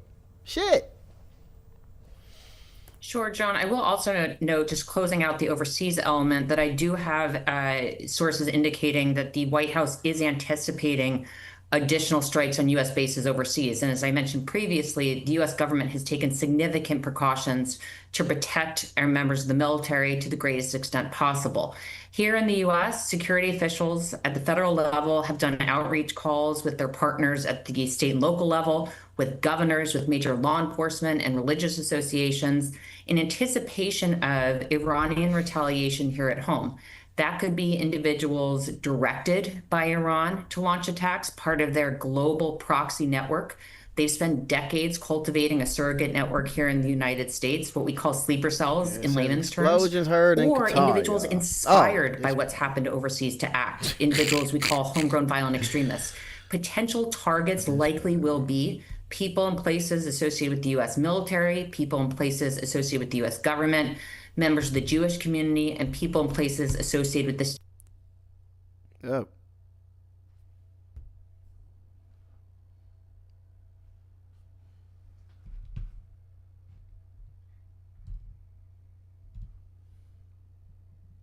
Before you hire a lawyer for your injury case, Oh, she left me. Oh, look at that. 97, 34. It's okay. We said we was gonna play it up. We gotta be disciplined. We gotta be disciplined. I still got some shit further out, so it's okay. What was I doing? Let's see. I know. Hold on. I think I got many decades ago, there was a prime minister or perhaps a chief minister of Kashmir, Jammu and Kashmir. He was asked, how many people are with you? What kind of a support do you have? He said the entire population of Kashmir. So he said, what about your opposition? He said, entire population of Kashmir is with him as well. So that is the mentality out here, that the UAE and the Saudi Arabia of the world do not want to enter the conflict. So once the Israelis attack, they will condemn, they will use very harsh words. But when the Iranians attack, their air defense and ballistic, air defense will go on air to support Israel in many ways. So one needs to understand that there is a tacit understanding right now between UAE, Saudi, even Egypt, Jordan, and many other countries and Israel. I would in fact go to the extent of saying that while UAE and Israel have had a normalization, day isn't far when the Saudi and Israel normalization will also happen. The only hindrance came when the 7th October massacre and the terror attack happened. So as of now, advance warning does come up. when the India-Pakistan confrontation happened and the ceasefire was achieved, many even speculated that did Pakistan inform India, did Pakistan inform perhaps US or some. I tried my hardest to, how would I say, beat the narrative. Is that how I say it? People like me, we're not supposed to exist. You know what I mean? That's how America, that's how Fox News, that's how everybody want to frame it. That there's brown folks out there, black, Hispanic, Iranian alike, that know nothing about anything but violence. So, I pride myself into being the best that I can, and I appreciate that you noticed that. Thank you so much. Thank you so much. States to the country that actually, was continuously telling the world that this is how democracy will function. So the reality of the matter is that there is imminent US response that is expected in the next 24 hours. I would in fact go to the extent of saying that within the even before we in India. Israeli media at this point in time, my apologies for interjecting. Israeli media says the US fighter jets have taken off from Saudi Arabia Air Base and head towards Iran. So you have this information that's already coming in. Absolutely. So there you have it. There could be possibly an immediate response. I'm sure many of my panelists are much more senior with much more experience. Ambassador Vora can perhaps butt in and reflect more on what kind of a US response could we expect in the next few hours. Absolutely. Ambassador Vora, throw some light on US retaliation that's coming their way. We are constantly saying that this is an embarrassing situation for Donald Trump and the Republican administration in West Asia. Is that the reason for these hasty steps? Aditya said 24 hours and then said maybe the next couple of hours, and aircrafts already scrambled from the Saudi Arabia Air Base. Earlier it was, I'll decide in 2 weeks. He took action in 2 days. We call this strategic deception. I'm sure he has a copy of Chanakya on his bedside table and he reads that. You say one thing and you do something which is quite the opposite. But your colleague who's just been speaking is absolutely brilliant. I think all of you are. You put it across so beautifully. Reality sometimes is at variance with what we expect, what we want. What does Iran want? Just as smart as the Iranians, right? Iranians, fuck are they, right? They're nobody, right? Maybe we moved our shit before this happened. No? Yeah? No, maybe, right? I don't know. They're not trying to tell us. Want to build the bomb? Yes. Will the world then hug and kiss the Iranians and say, we love you guys? Yes. Because none of the Arabs in the Middle East wants Iran to have a nuclear bomb. But they know that Iran is committed to throwing out their monarchical regimes, so they don't want these guys to go nuclear. That is the assessment we have after I've spent 20 years over there and continue to deal with those fellows. They'll be very happy if Iran is cut to size. Ambassador, I have a question for you, sir. Do you think that the grandson of the Pahlavi dynasty, has been speaking Your voice is on Twitter? Does he have a chance, sir? Hassan Khomeini. You're talking about Hassan Khomeini, Kartik. Hassan Khomeini, the grandson of Ruhollah Khomeini. Hassan Khomeini is grandson of Ayatollah. They over there arguing. Okay, let's see. Let's see what the Twitter sphere. All right, breaking. Qatar has intercepted all missiles launched by Iran at the U.S. air base. Okay. There are no casualties. I don't know. Don't yell at us. We just getting the news. Breaking. Shut up with this Qatar base hit. All right, let's see. We gonna see. 6 Iranian missiles were fired at U.S. bases in Qatar. All 6 were intercepted. All right. They said they have it under control, you guys. They said they have it under control. Let me hear this. Let's see. That look like more than 6. Maybe some of those are interceptors. I could be wrong. Yeah, they could be interceptors. Okay.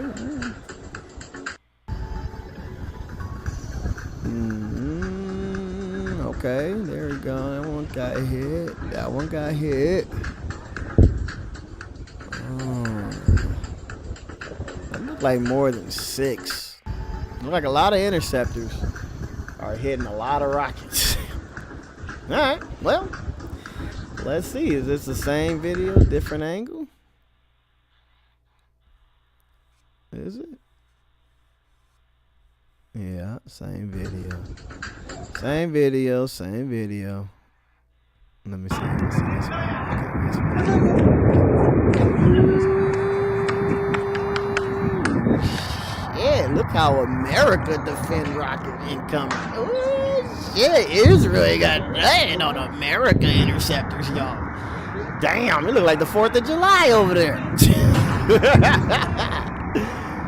Yo. Oh, no. I don't know, Iran. I'm going to keep it 100. I'm American, so I don't want us to get hurt. But keep your beef with Israel. Keep it with Israel. Them interceptors are no joke. No joke. Okay, what to say? Hey, Benny Dumbass Johnson, praise God. Reports say that there were no casualties from the Iranian missiles. All right, y'all. So I guess that's the news. That's the news on the Iranian missile attack. Right? We've been listening to it for how long? Maybe about 10 minutes, right? 15 minutes, right? We already have 2 stories, right? One is all 6 of them have been intercepted, and we're good. No casualties. And the other one said, we got alarms and smoke at our base. So, I don't know. We gonna figure this out. We're gonna figure this out together. Where's she at? Oh, she about to hit it. Oh, man, I had the 600s. Now, I can tell y'all what I had since I sold it. I had 600s for, like, next week. And she's about to hit 600 right now. She's at, where's she at? Is that 99? Is she at 99? Oh, no, sorry. She's about to hit 599. She's at 598.81. I still don't think this is real. I think there's going to be some significant pressure. And this is what we call weekends at Bernie's. I call this weekends at Bernie's, right? Some economists say a good day in hospice, right? You know, Grandpa stood up today. But ultimately, the market is going to die. Yep, the market is going to die. Let's see. Bahrain, at Iraq, at Qatar, at UAE. Ironically, I found it funny that Al Jazeera, which is funded by the Qatari government, only reported on what was happening in their own backyard from American websites. So you see the whole thing is coordinated. Right. But anybody looking at, if there were Iranians who believed in the regime and thought they were actually strong, when you look at this really pathetic response, you must come across and understand there's nothing behind it. You look how easily all of the Qatari and all of these Arab countries were able to shoot down the Iranian missiles. No casualties, no nothing, no damage at all. I think you could see how impotent they are. And that is a message that weakness is spreading from outside of Iranian borders through its potential allies in the Middle East. The end of the regime is very near. Oh. You know, the escalation in the rhetoric seems real sure of himself. Is it only a matter of when and not if? He seems real sure, don't he? Don't he seem like we got this old pathetic ass response by Iran? A tragedy as well. And Hardeep Singh Puri, you know, he gave us those numbers. He said about 4.5 million barrels is the actual consumption. Almost 2 million barrels come from the Strait of Hormuz, but we have alternative supplies in place. And we also have a lot of stock up options that are in place available to us. So how does the Indian reality get actually hurt? Because now as the escalation and the rhetoric continues to grow, well, it seems like it's a matter of when and not if, when the Strait of Hormuz gets closed down. Oh my God, I sold my contracts, y'all. Is that meant for me? Can you hear us? I blame y'all. Okay, yes. Sorry. Thank you for coming to me. I thought this question was for Ambassador Vola. There are two things here. Just let me bring a couple of things to notice for our viewers. 99, Strait of 599. Hormuz She is about to hit 33 600. kilometer at the My widest, contracts. 3 kilometer at the narrowest, I don't 90 even meter wanna is the know average how much depth they're of the worth. Strait of Hormuz. 20% of the oil passes from there. I Hardeep don't Singh even Puri know. said in Ireland that we have diversified our supply chains and we don't need to worry. We have strategic petroleum reserves, and one of our companies also have deposits in terms of usage of 25 days. So Mr. Puri was saying that, well, India doesn't need to worry in context of the supply of petrol. But there are larger issues here. The larger issue is one, whether, as Ambassador was saying, nobody's admitting respond that. to this. The other question is, are we coordinating with the Israelis on this issue, given that this is a shared threat? And of course, so the I am forced to believe took place on that Saturday our military was in took them all coordination out. with Israeli fighter jets. I have to So, believe that.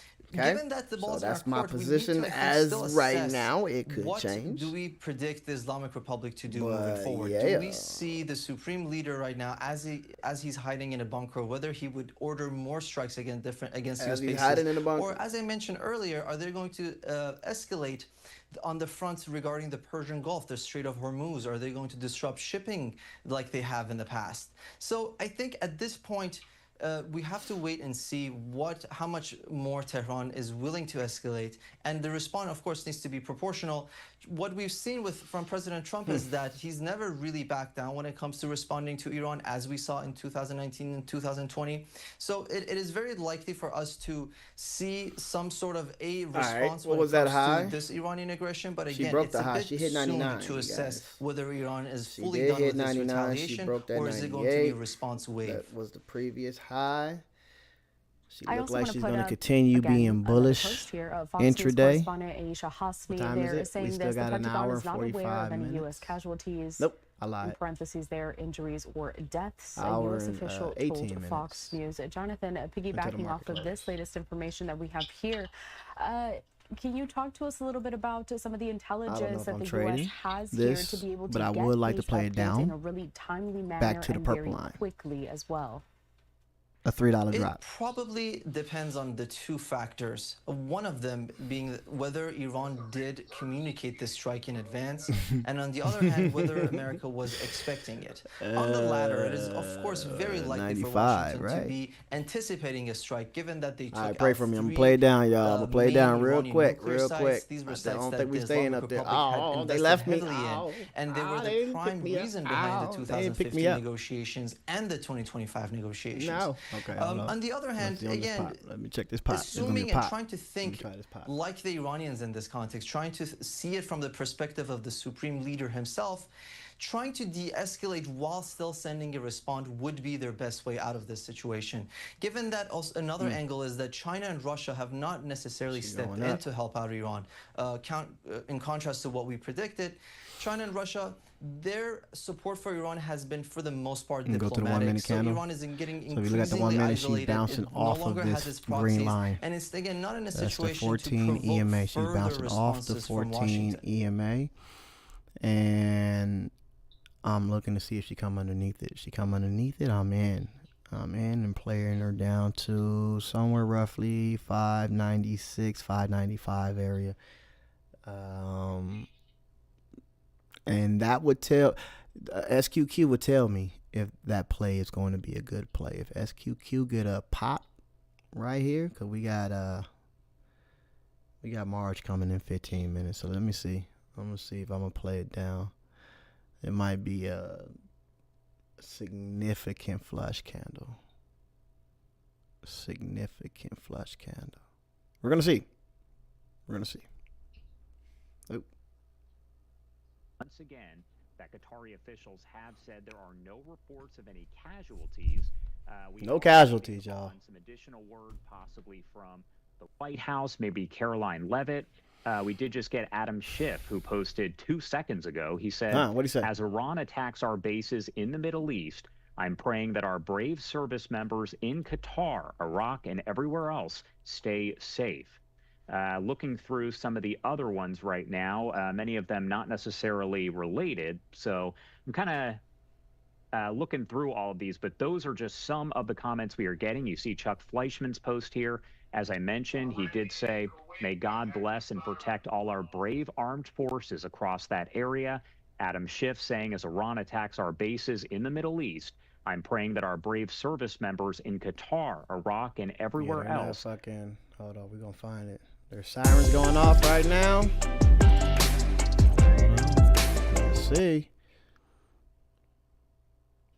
Let's see. Hold on. Oh, that's explosions heard over Doha, Qatar. Source tells Fox News. Now, very limited information at this time because this is a developing story. We have continued to follow along with our sources, both at Fox News, all of our partners there, but also with the Associated Press. And again, really limited information at this time. But the Associated Press did say that apparently explosions boomed in Qatar on Monday night, according to witnesses who said they saw what appeared to be missiles in the sky over the country. Now, there was no immediate acknowledgement from Qatari authorities on the possible attack. It came as Qatar closed its airspace amid Iranian threats to retaliate. Let's see if my boy got to these two independent reports we've had over the last 10 minutes. Now, I see this report right here. I want to show this to you folks. U.S. President Trump is monitoring potential Iranian retaliation against multiple U.S. bases in the region, in addition to Qatar, including Bahrain and Iraq. We know that. And possibly more locations, according to two White House officials who spoke with CNN. Trump is monitoring potential Iranian retaliation at multiple U.S. bases in the region. In addition to Qatar, they are monitoring everything. Trump right now, folks, is in the Situation Room, keeping tabs on everything that is Situation going on. Room, we are about to come down. Meeting with his National Security Council. I am buying these puts. I don't know when. Folks, I have breaking news as of 1 minute ago. The Israeli Air Force is now carrying out strikes in Tehran, according to Israeli Defense Force military radio. So right now, people are snooping in on the IDF military radio. Seems like Israel is carrying out strikes on Tehran. Tehran is the big capital city here in Iran here. Okay, that's good info. That's good info. So my boy be having the info. Hold on. Pixelated. Let me see some. I'm going to try to find... Reload, I apologize. Seems a little... Everybody... So Israel is allegedly bombing Tehran at the moment. I'm gonna buy folks, we have another little bit of a report here, kind of. I want to show you something here. Israel is now stepping into the fray. Breaking news. About to go green on you guys. 62% of bettors. This is on a betting website. You can actually bet on anything in the entire world. If you know that, there's a betting website called Polymarket.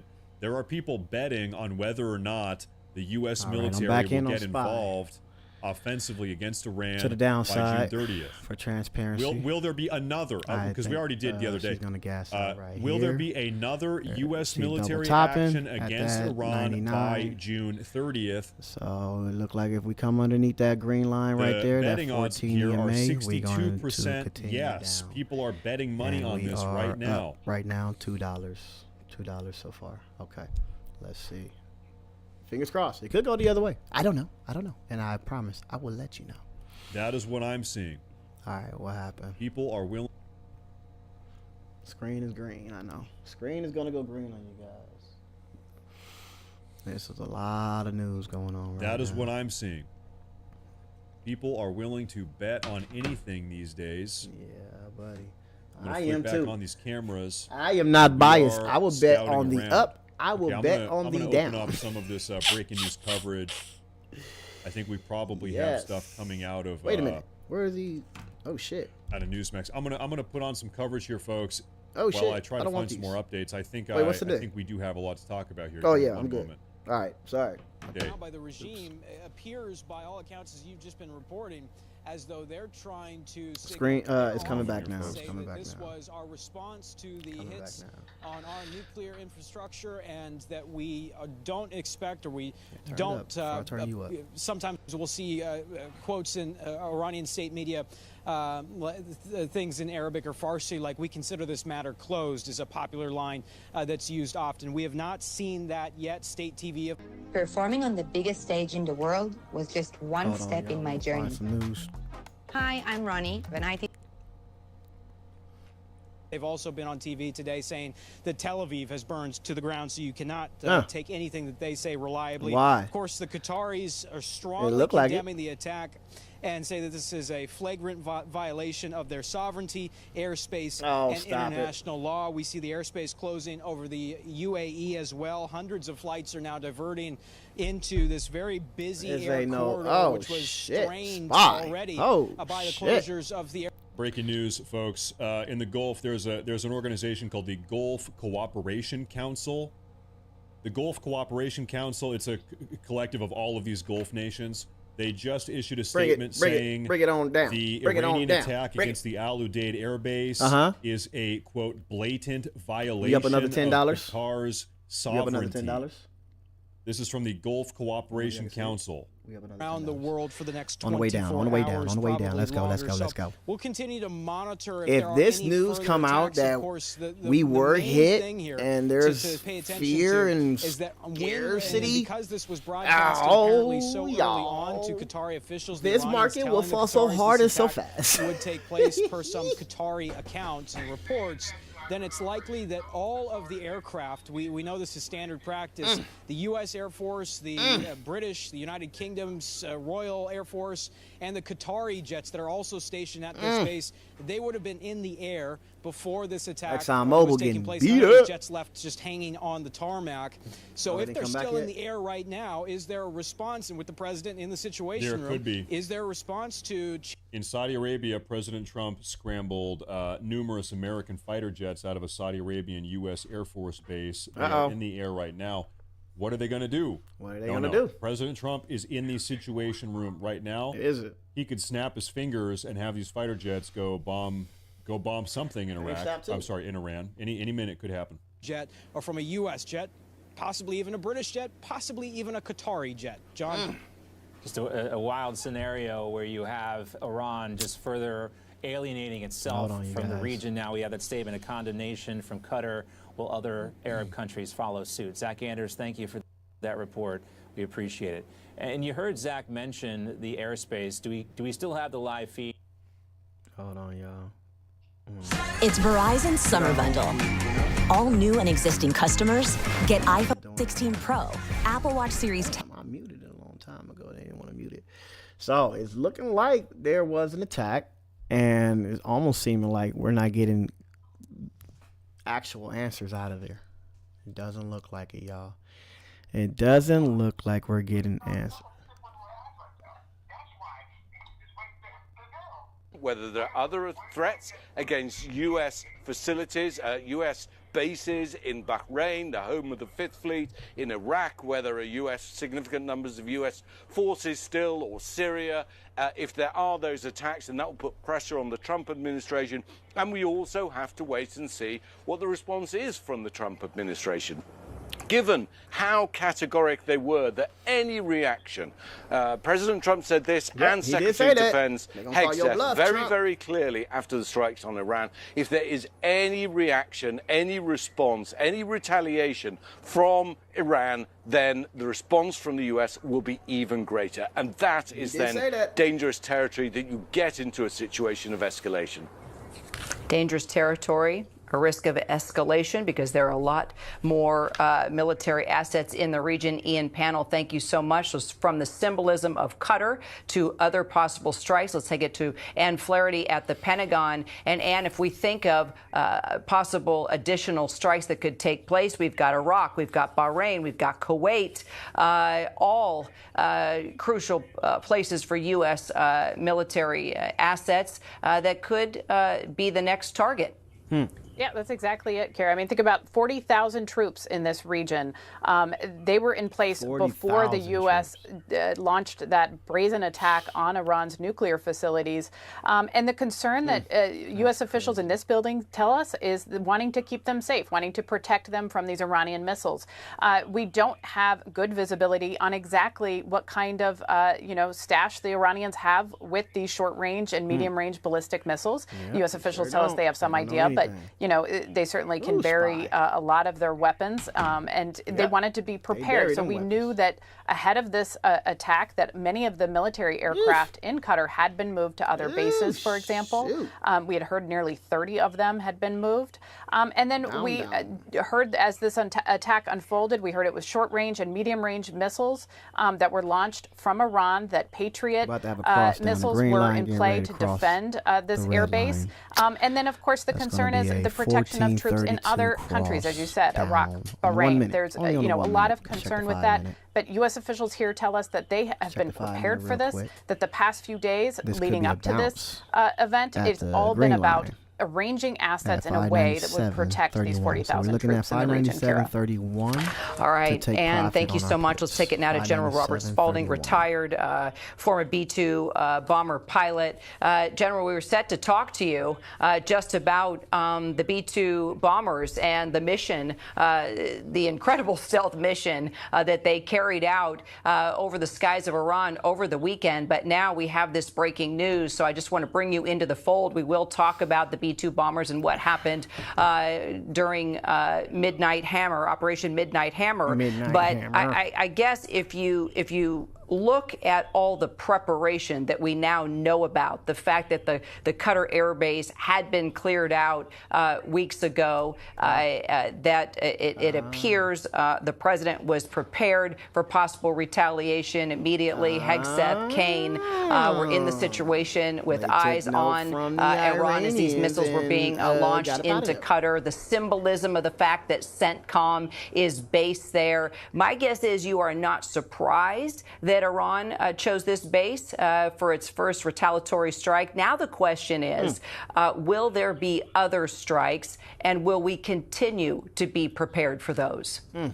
Well, that's a tactical move. I'm sure there will. First of all, my thoughts and prayers are with is to get y'all out of there. The troops that are in the region, and especially at Al Udeid. Really is a heartbeat of the Middle East in terms of our presence there and the use of air forces, and certainly have been supporting the Iran attack.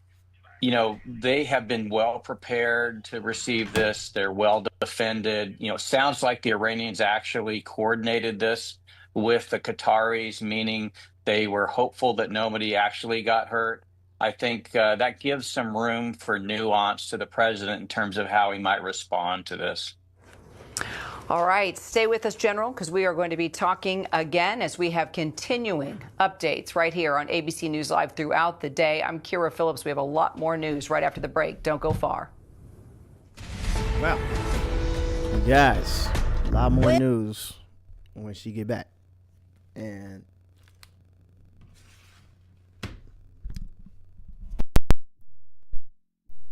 sorry, why y'all didn't tell me? What the hell's that noise? What's that noise? Is there a chopper coming? I think there's a chopper coming.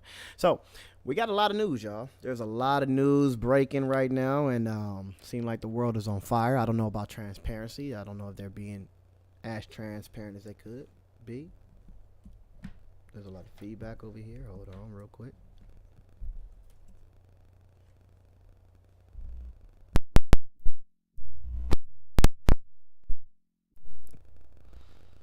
Trying to figure out where all this feedback is coming from.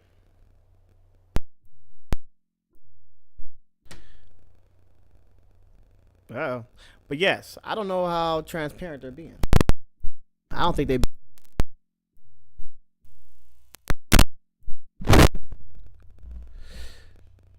I don't think they being transparent at all. So there's some people say that there's smoke, fire, all type of shit at this base. Oh yeah, we got Kuwait too. Kuwait had sirens going off as well. Our media is saying that all 6 missiles were taken down. We're good. Trump had moved all the troops out. That's good. And there's no threat, but they are harping on the fact that Trump said any response to our military would follow a response from us. So that's what everybody is looking for right now. 32 minutes ago, Trump backdoor deal of support led Israel to attack Iran. Iran retaliate with 6 missiles on U.S. base in Doha. Was the deal signed by Russia? Putin? Who? Right. If the U.S. retaliates, Russia may jump to support Iran. It could be a semi-high World War III situation. See, everybody think the same thing. Everybody's thinking the same thing, and I'm trying to figure out. I found it. I found the crackling. Okay, there you go. Sound good now. Everybody's trying to figure out the same thing, and I'm worried. I'm worried about our troops. I'm worried about our president. I'm worried about our country. Okay, wait. In Qatar, people quickly learned that playing stupid games wins stupid prizes. What was all good and fine when it was happening in Tel Aviv and Tehran has now come home to roost. Let's see them running. Not like that, because nobody should be hurt. Nobody should be caught up in these regional wars because of government. ExxonMobil getting served.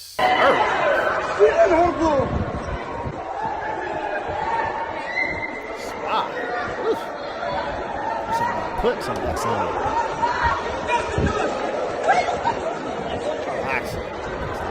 Put some Exxon. Both coming down. Exxon down to 111. Guys. Oh no. A lot of volatility in the oil market.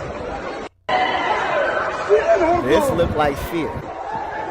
This right here, with ExxonMobil going down, when we know that there's a possibility of supply chain issues, demand is going to be high. So, in a sense, Exxon should be going up, right? But there can be execs and other people that know the severity of the situation, and they are pulling out, not knowing that this could be a 20-year situation. And they're taking profits out of Exxon because they don't even know if they are going to be able to sustain the $77 barrel industry that they probably are up on right now. So it only makes sense for them to take profit if they are up on these said positions. But like I said yesterday, there's going to be some volatility in the oil market. We've seen her shoot from 114 to 125 all the way back down to 111. Oof. Volatility. And the SPY going back up. Hold on, let me check something. SPY going back up. I might have to get out of these puts. Let me see. Oh, no, hold it. We're going to hold it for a little bit. I like that smack. We got a little top candle. All right, so let's see. Let's see what's going on. Are we back? Let's see what they talking. Like Iran is claiming, we're hearing both from Qatar and the U.S., that there were no casualties, no damage. Can you confirm? Yeah, we are hearing from officials at this time that they are not tracking any casualties in that attack. And the concern is that they want to, of course, keep it limited. They do not want to see this happen to other bases, so they are obviously on high alert. We are told that they aren't tracking any other attacks at this time. We do know that short-range and medium-range missiles, as you mentioned, were used in this attack on the Air Force Base in Qatar. Again, this is the base that is essentially the nerve center for the U.S. Central Command to launch look at any kind of air traffic. It would have been really playing a critical role in that attack that the U.S. launched against the Iranian nuclear facilities. So really a critical nerve center there for U.S. Central Command. And then, of course, there's concern about the other 40,000 troops in the region, troops in Kuwait, as you mentioned, troops in Bahrain and Iraq. So, a lot of U.S. troops are positioned closer to Iran than any place that Israel is close in that region. So really a lot of concern there about U.S. troops, whether or not they could be vulnerable in this attack. But officials are saying right now that they have the defenses in place to protect those troops. They're using things like PAC missiles, Patriot missiles, and other assets missiles. To try to look at that name, Patriot missiles. To keep those troops safe. Well, Marcus, let's talk more about that with you. The same senior U.S. defense official telling me they do believe that Iran's attacks will be regional, that they are preparing for that. What other targets do you think could be at risk? What are you hearing at this hour? Well, certainly, Kira, the bases that we were just discussing are no doubt targets, as Iran has already acknowledged that they launched a strike on the airbase in Doha. But as Ann was just alluding to, there's 40,000 troops in the region, all of them potentially targets of Iran. And we have seen the response to that threat tonight, as we know that the airspace has been closed in Kuwait. It's the same story in Bahrain, where the airspace has been temporarily closed. All of it surrounding this threat of further attacks, because the belief that this might not be over just yet. And Kira, just to give you some sense of what it has been like on the ground in Doha. I've been in touch with people there, and they told me that they heard that the airspace had been closed, but then the next warning they had were the explosions. They looked up and saw the air defense system at work there, and then those interceptions taking place, and then certainly they described it as very scary, and as they watched this unfold. So it seems like there was very little warning that this was going to happen, and so that gives you some sense of what it was like for people who were just living their lives in Doha on a calm night that has turned into a bit of chaos. And certainly we know that this is not over.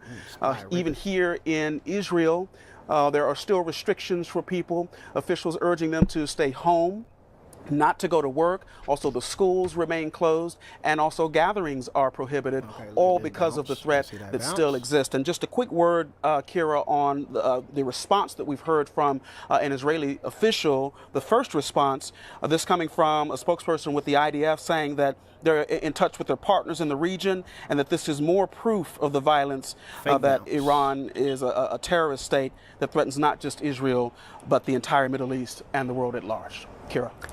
All right. Ann, Karen, Marcus, thank you three so much. And, we have to sort of back up and talk about what led to this, as, of course, we keep our eyes on the region now and see if indeed Iran continues its strikes on U.S. assets throughout the Middle East.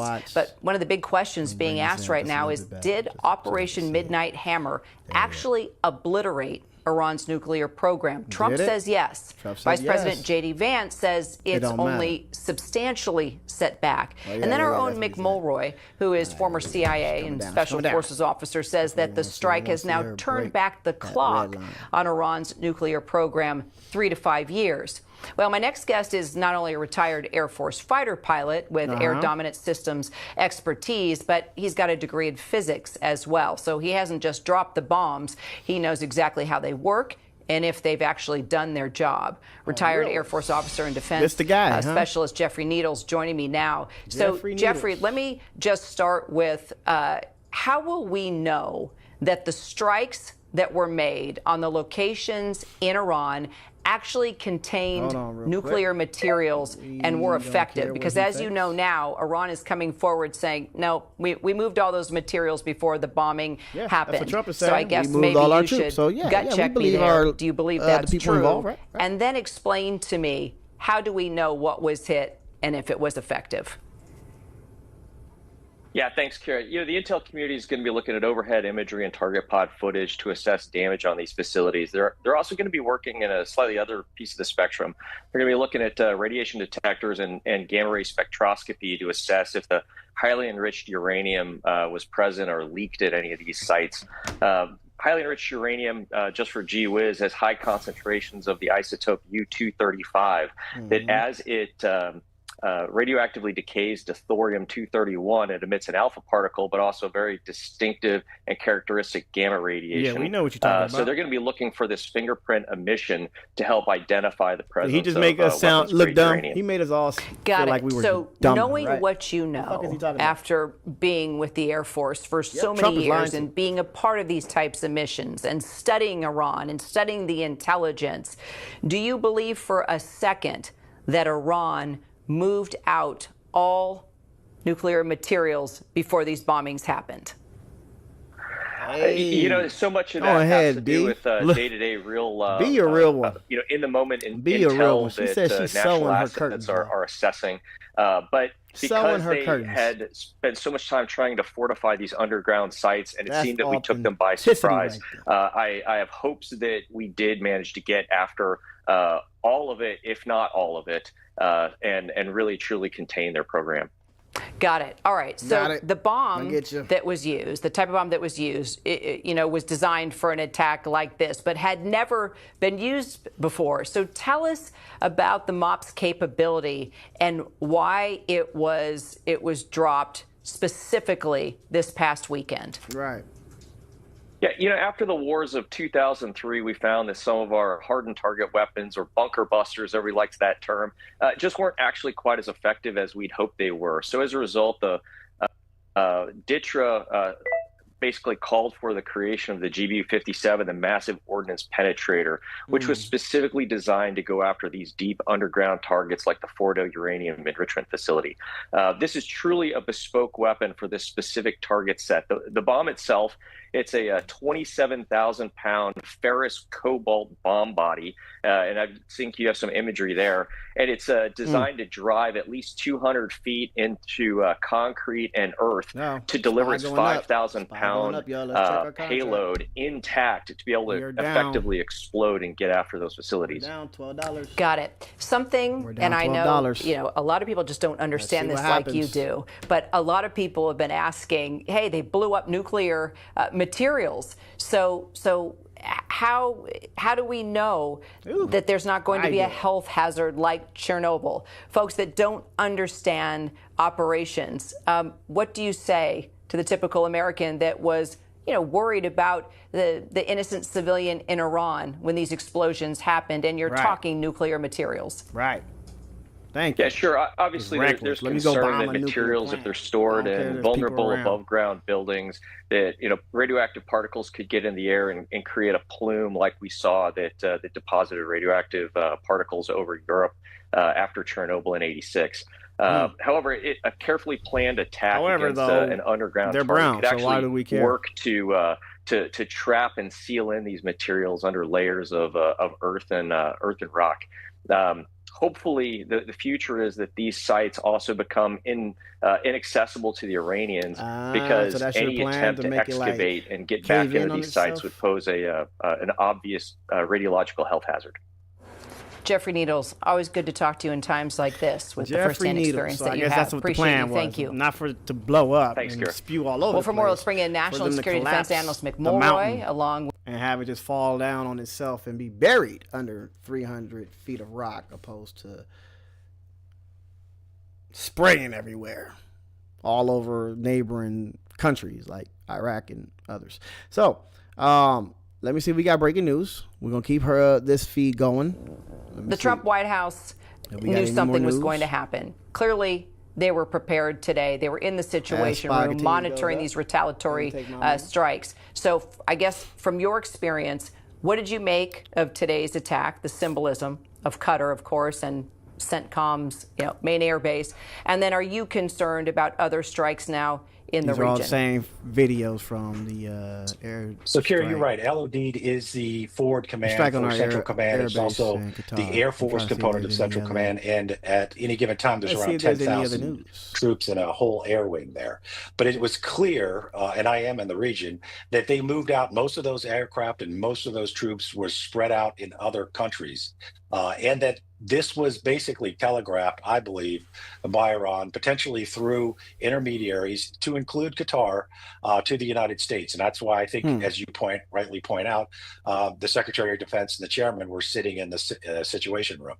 Hopefully, this was just meant to show that Iran can strike back. They made a point to say that it was the same amount of missiles, that bombs that were dropped by the United States. It doesn't appear that there was any damage or casualties. So this could be the end of the tick for tack if Iran stops here.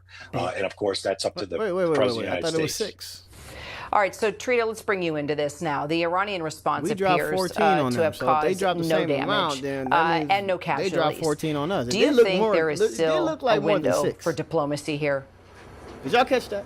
There certainly is. And as Nick also pointed out, if it stops here, there is a chance to get back to the table. But there's a wild card in this, which is the Israelis. It's not clear to me that the Israelis want to stop at this point. I think they want to continue to push, and they wanted to continue to push the United States to go back in and bomb more. I mean, the Israelis have been pushing the United States to go to war with Iran for more than 20 years.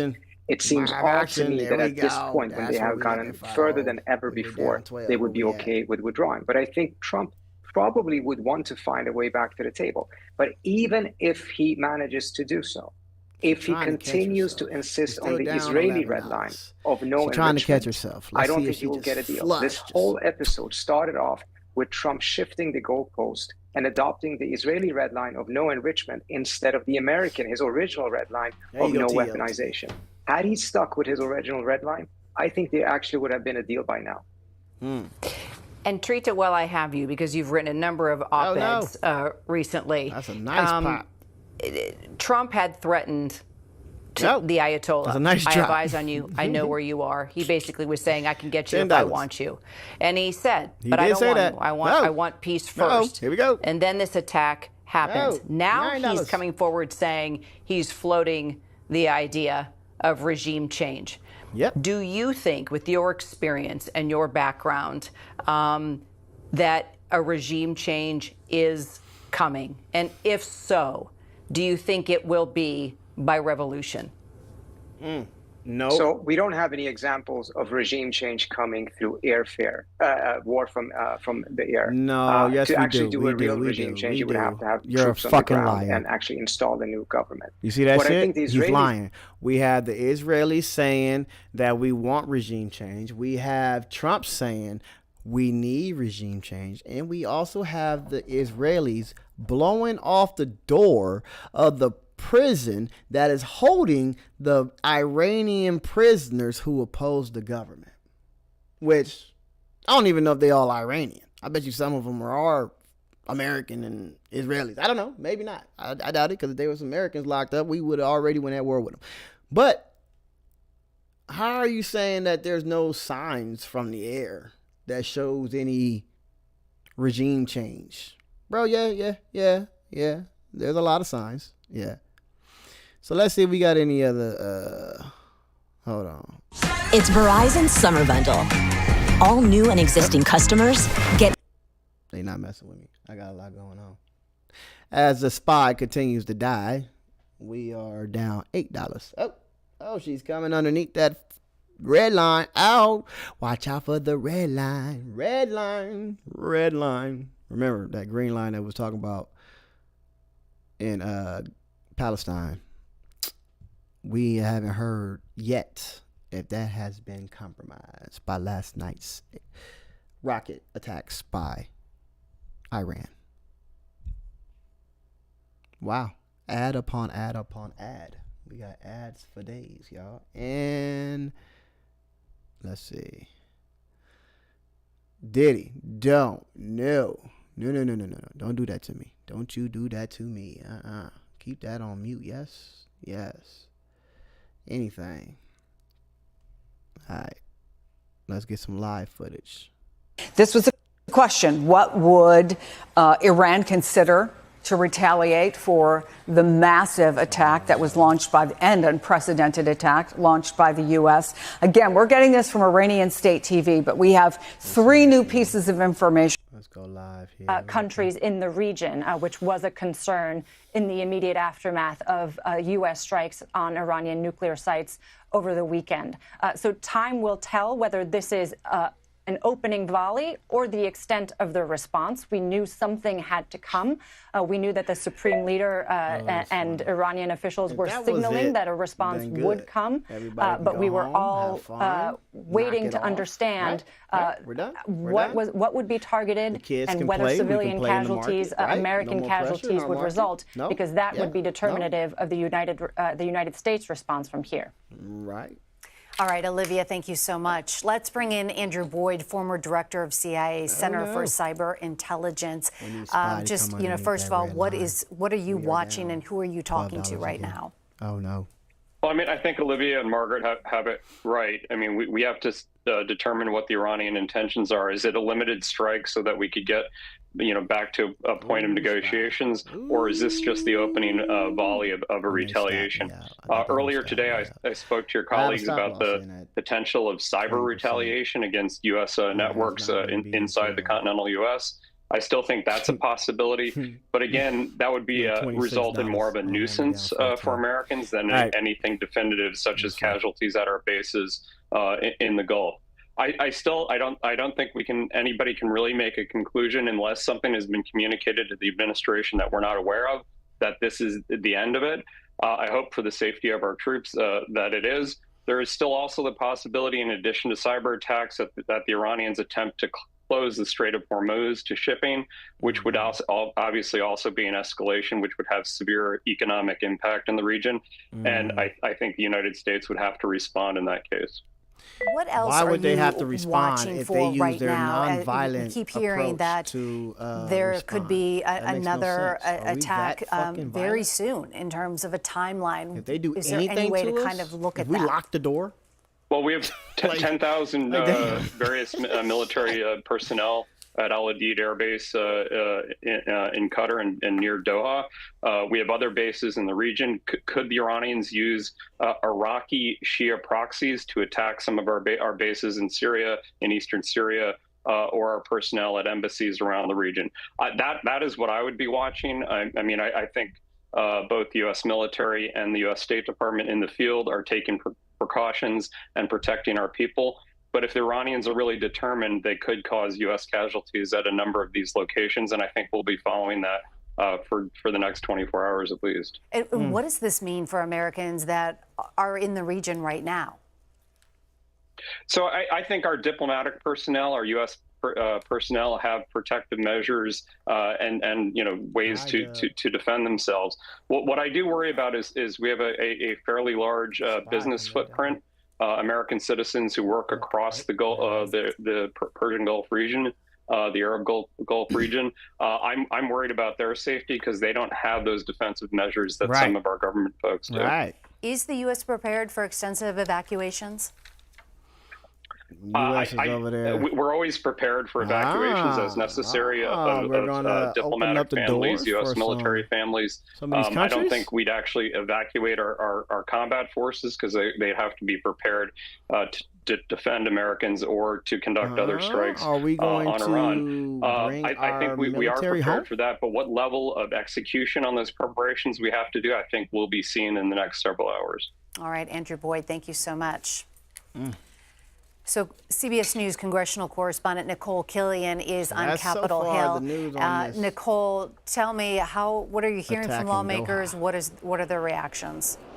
Yeah, well, keep in mind that lawmakers are just returning here to Capitol Hill following the Juneteenth holiday and a brief recess. But we did hear moments ago from Speaker Mike Johnson, who spoke with reporters. He said that he did receive a classified briefing earlier this morning about the potential for retaliatory attacks. He also said, that so far, these are some that this is the retaliation that was expected. So far, so good. No casualties so far as we know it. He also goes on to say, I know that the national security team is in the Situation Room as we speak.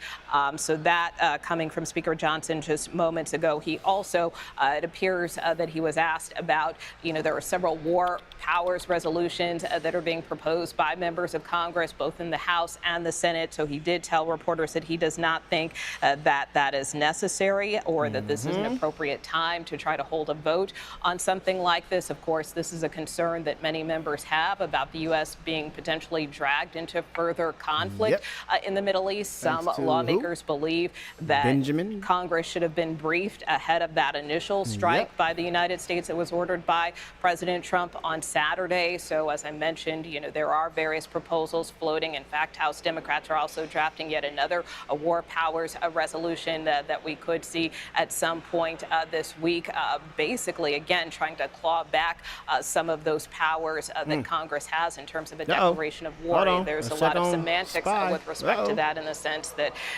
some lawmakers see this as a targeted strike, which is why they are standing by the president. But there are others, many Democrats in particular, who believe that, the president has gone too far with his action. So we will continue to keep you posted on reaction as we get it. We should be hearing from the Democratic leader in the House, Hakeem Jeffries, the minority leader, shortly, where we could hear more from him as well. But he has already expressed his concern about the president's actions, saying that the president bears responsibility for anything really that comes from this initial strike on Saturday.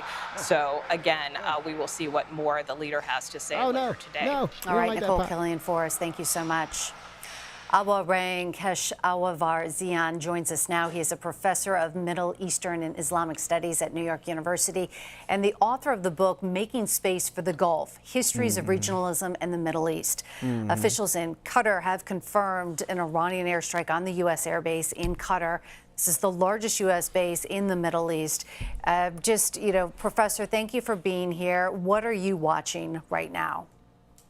Right. What are you watching? Thank you for having me. Yes, this is truly a very concerning moment for the entire region.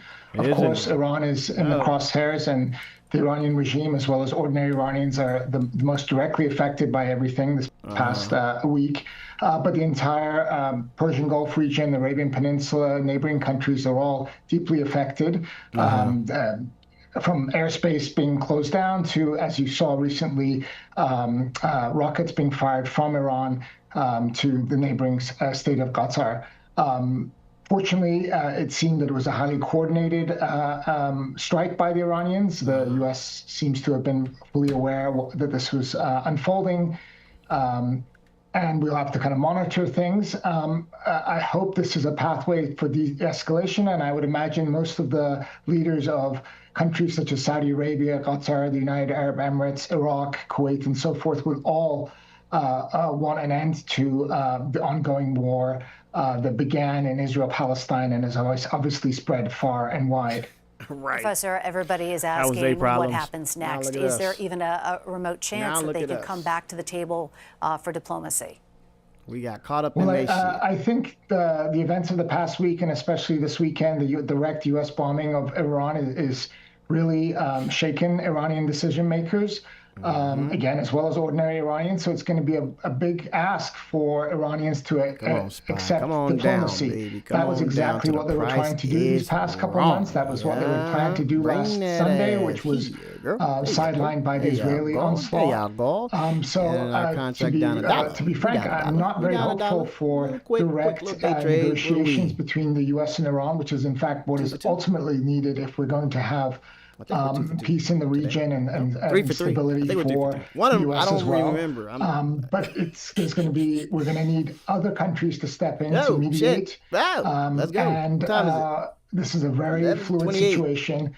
And there clearly are interests who don't want to see Iran and the U.S. sit down and engage in diplomacy. Clearly, Prime Minister Bibi Netanyahu is opposed to it. He basically sabotaged any attempt of a negotiated agreement between the U.S. and Iran. So they are a major actor who, on a regular basis now, on an hourly basis. But as you can see, like I said, hold on, let me give you a quick rundown real quick.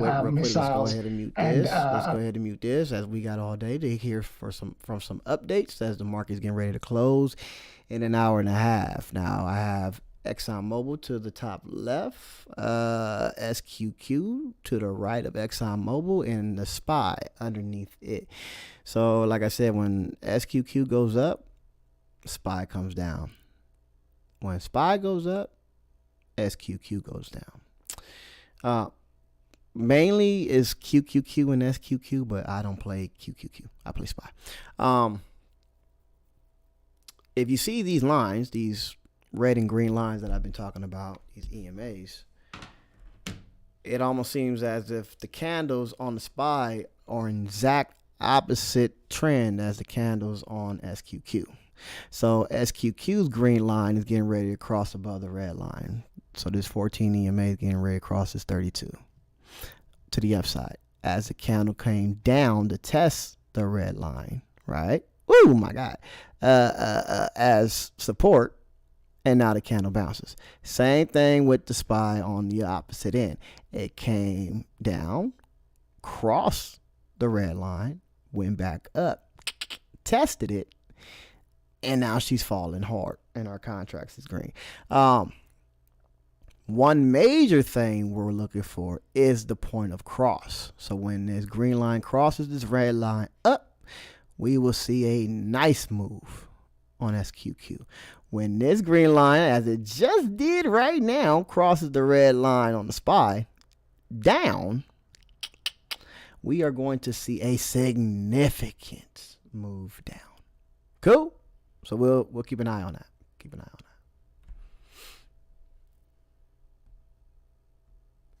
on that.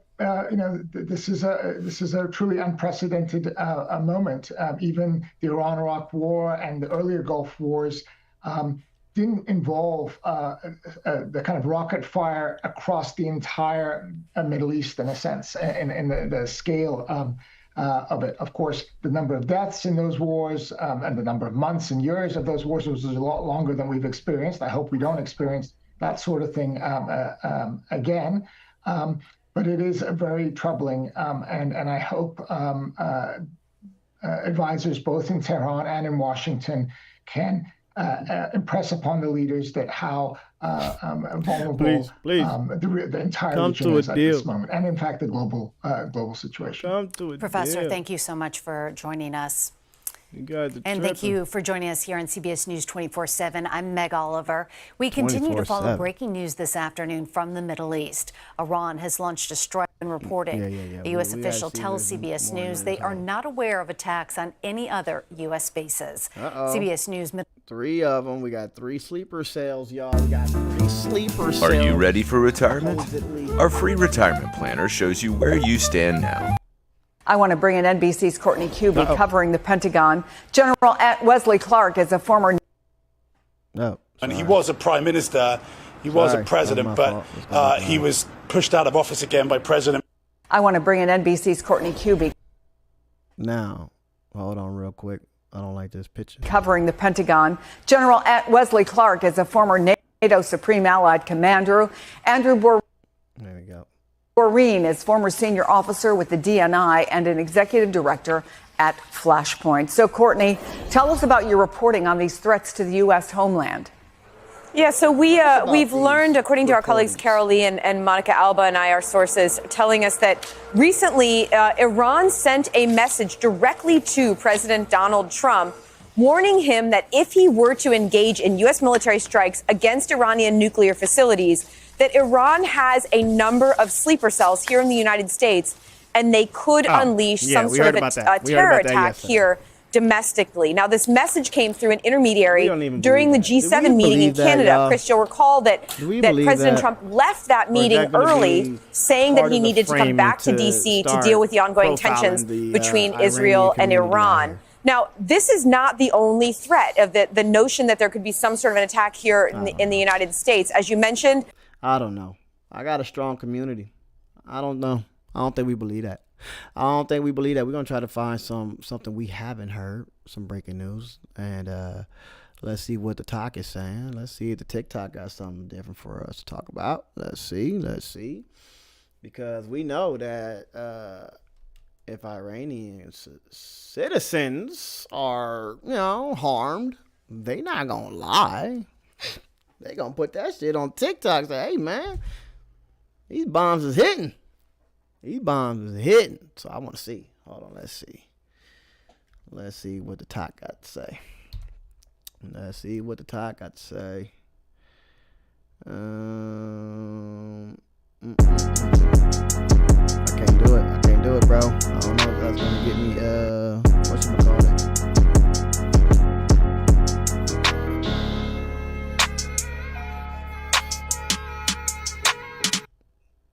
I don't know if that's gonna get me copyright strike. All right. Let's see what's going on in the world. Uh-oh. Wait a minute. What happened with Diddy? Diddy got out? What's going on with Diddy? What's the Diddy news? Why is Diddy trending?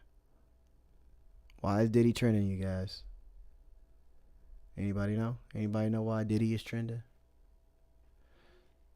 Hold on, real quick. World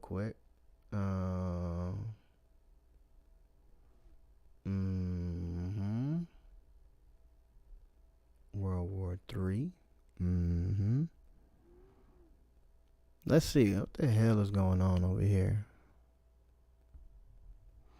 What's going on over here? Let's just find out. Let's be nosy. Y'all want to be nosy real quick? Let's be nosy.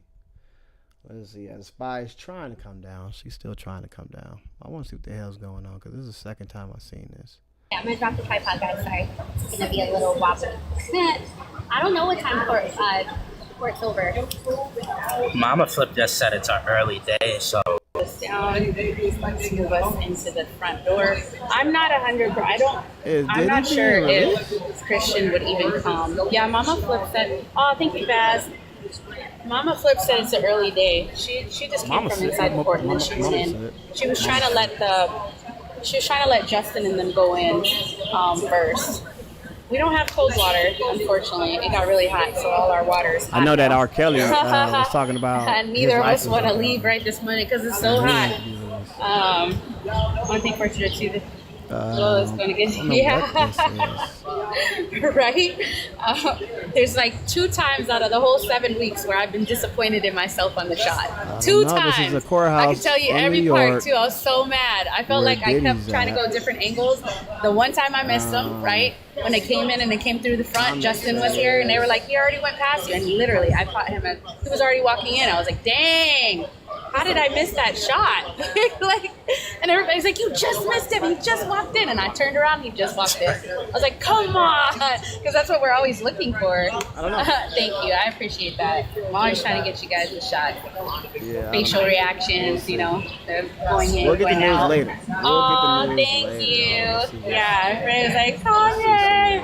I was like, oh, that was such a good shot. That'll forever be one of my top shots for sure.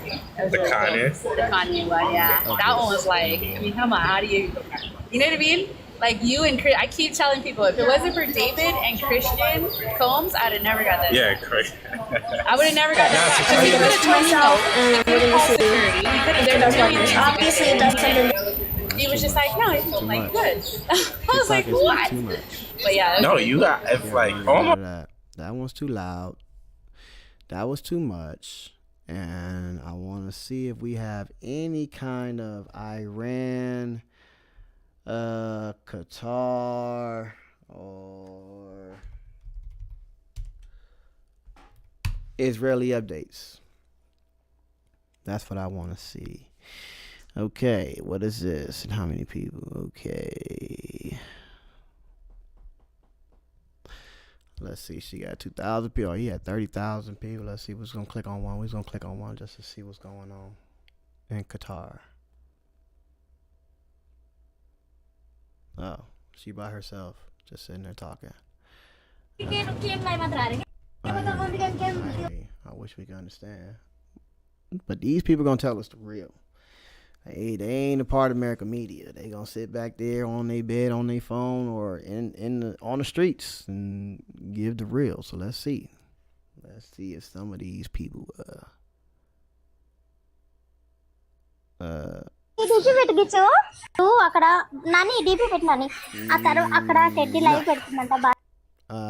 so I don't know if we're gonna get a real in-depth, because we're gonna get that recycled shit from the media, right? All they're gonna do is keep saying 6 missiles was launched and they all were intercepted. 6 missiles were launched and they all were intercepted. So I'm trying to see if we can get another version, a nuanced perspective on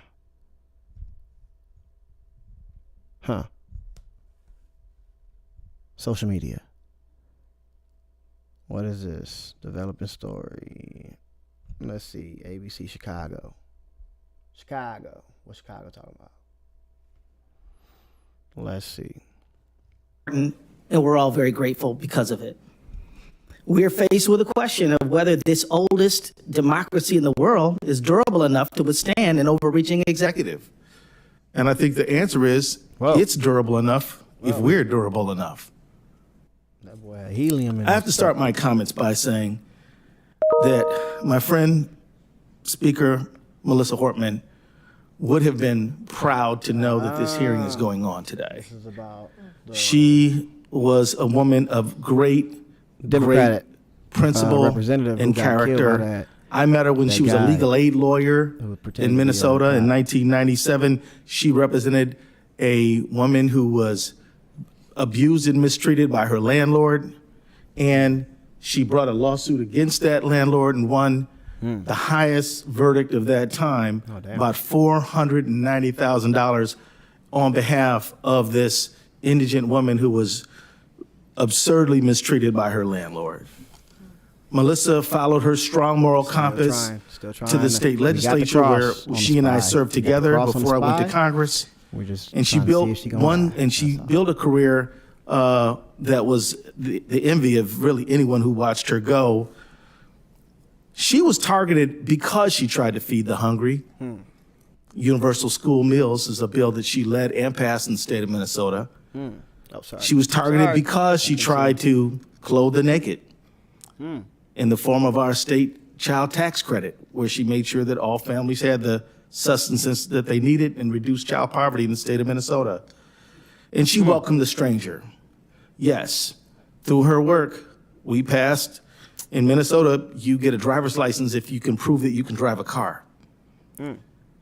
She's the best of us, and her spirit is in the room with us today. Many of the things that Donald Trump has been trying to do by executive order could be done. But one would need to introduce a bill to abolish the Department of Education. You need to introduce a bill to get rid of the Consumer Financial Protection Bureau. You would need to change the Constitution through the legitimate process that exists to get rid of birthright citizenship enshrined in the 14th Amendment. What you can't do as president is issue an executive order like a edict or a proclamation to just change American laws. And so state AGs, along with many others, have stood up to defend the system of law. In February, State Attorney General. So yeah, Trump is trying to get rid of the Department of Education. What are y'all thoughts on the Department of Education? I have my personal thoughts on it. I think, there's those pros and cons. Pros would be some of these private schools are, discriminatory, especially back then when black folks weren't given the opportunity to get an education. School had to be federalized, right? We get it. This is what it is. They wouldn't let us in. Letting us in did come with some kind of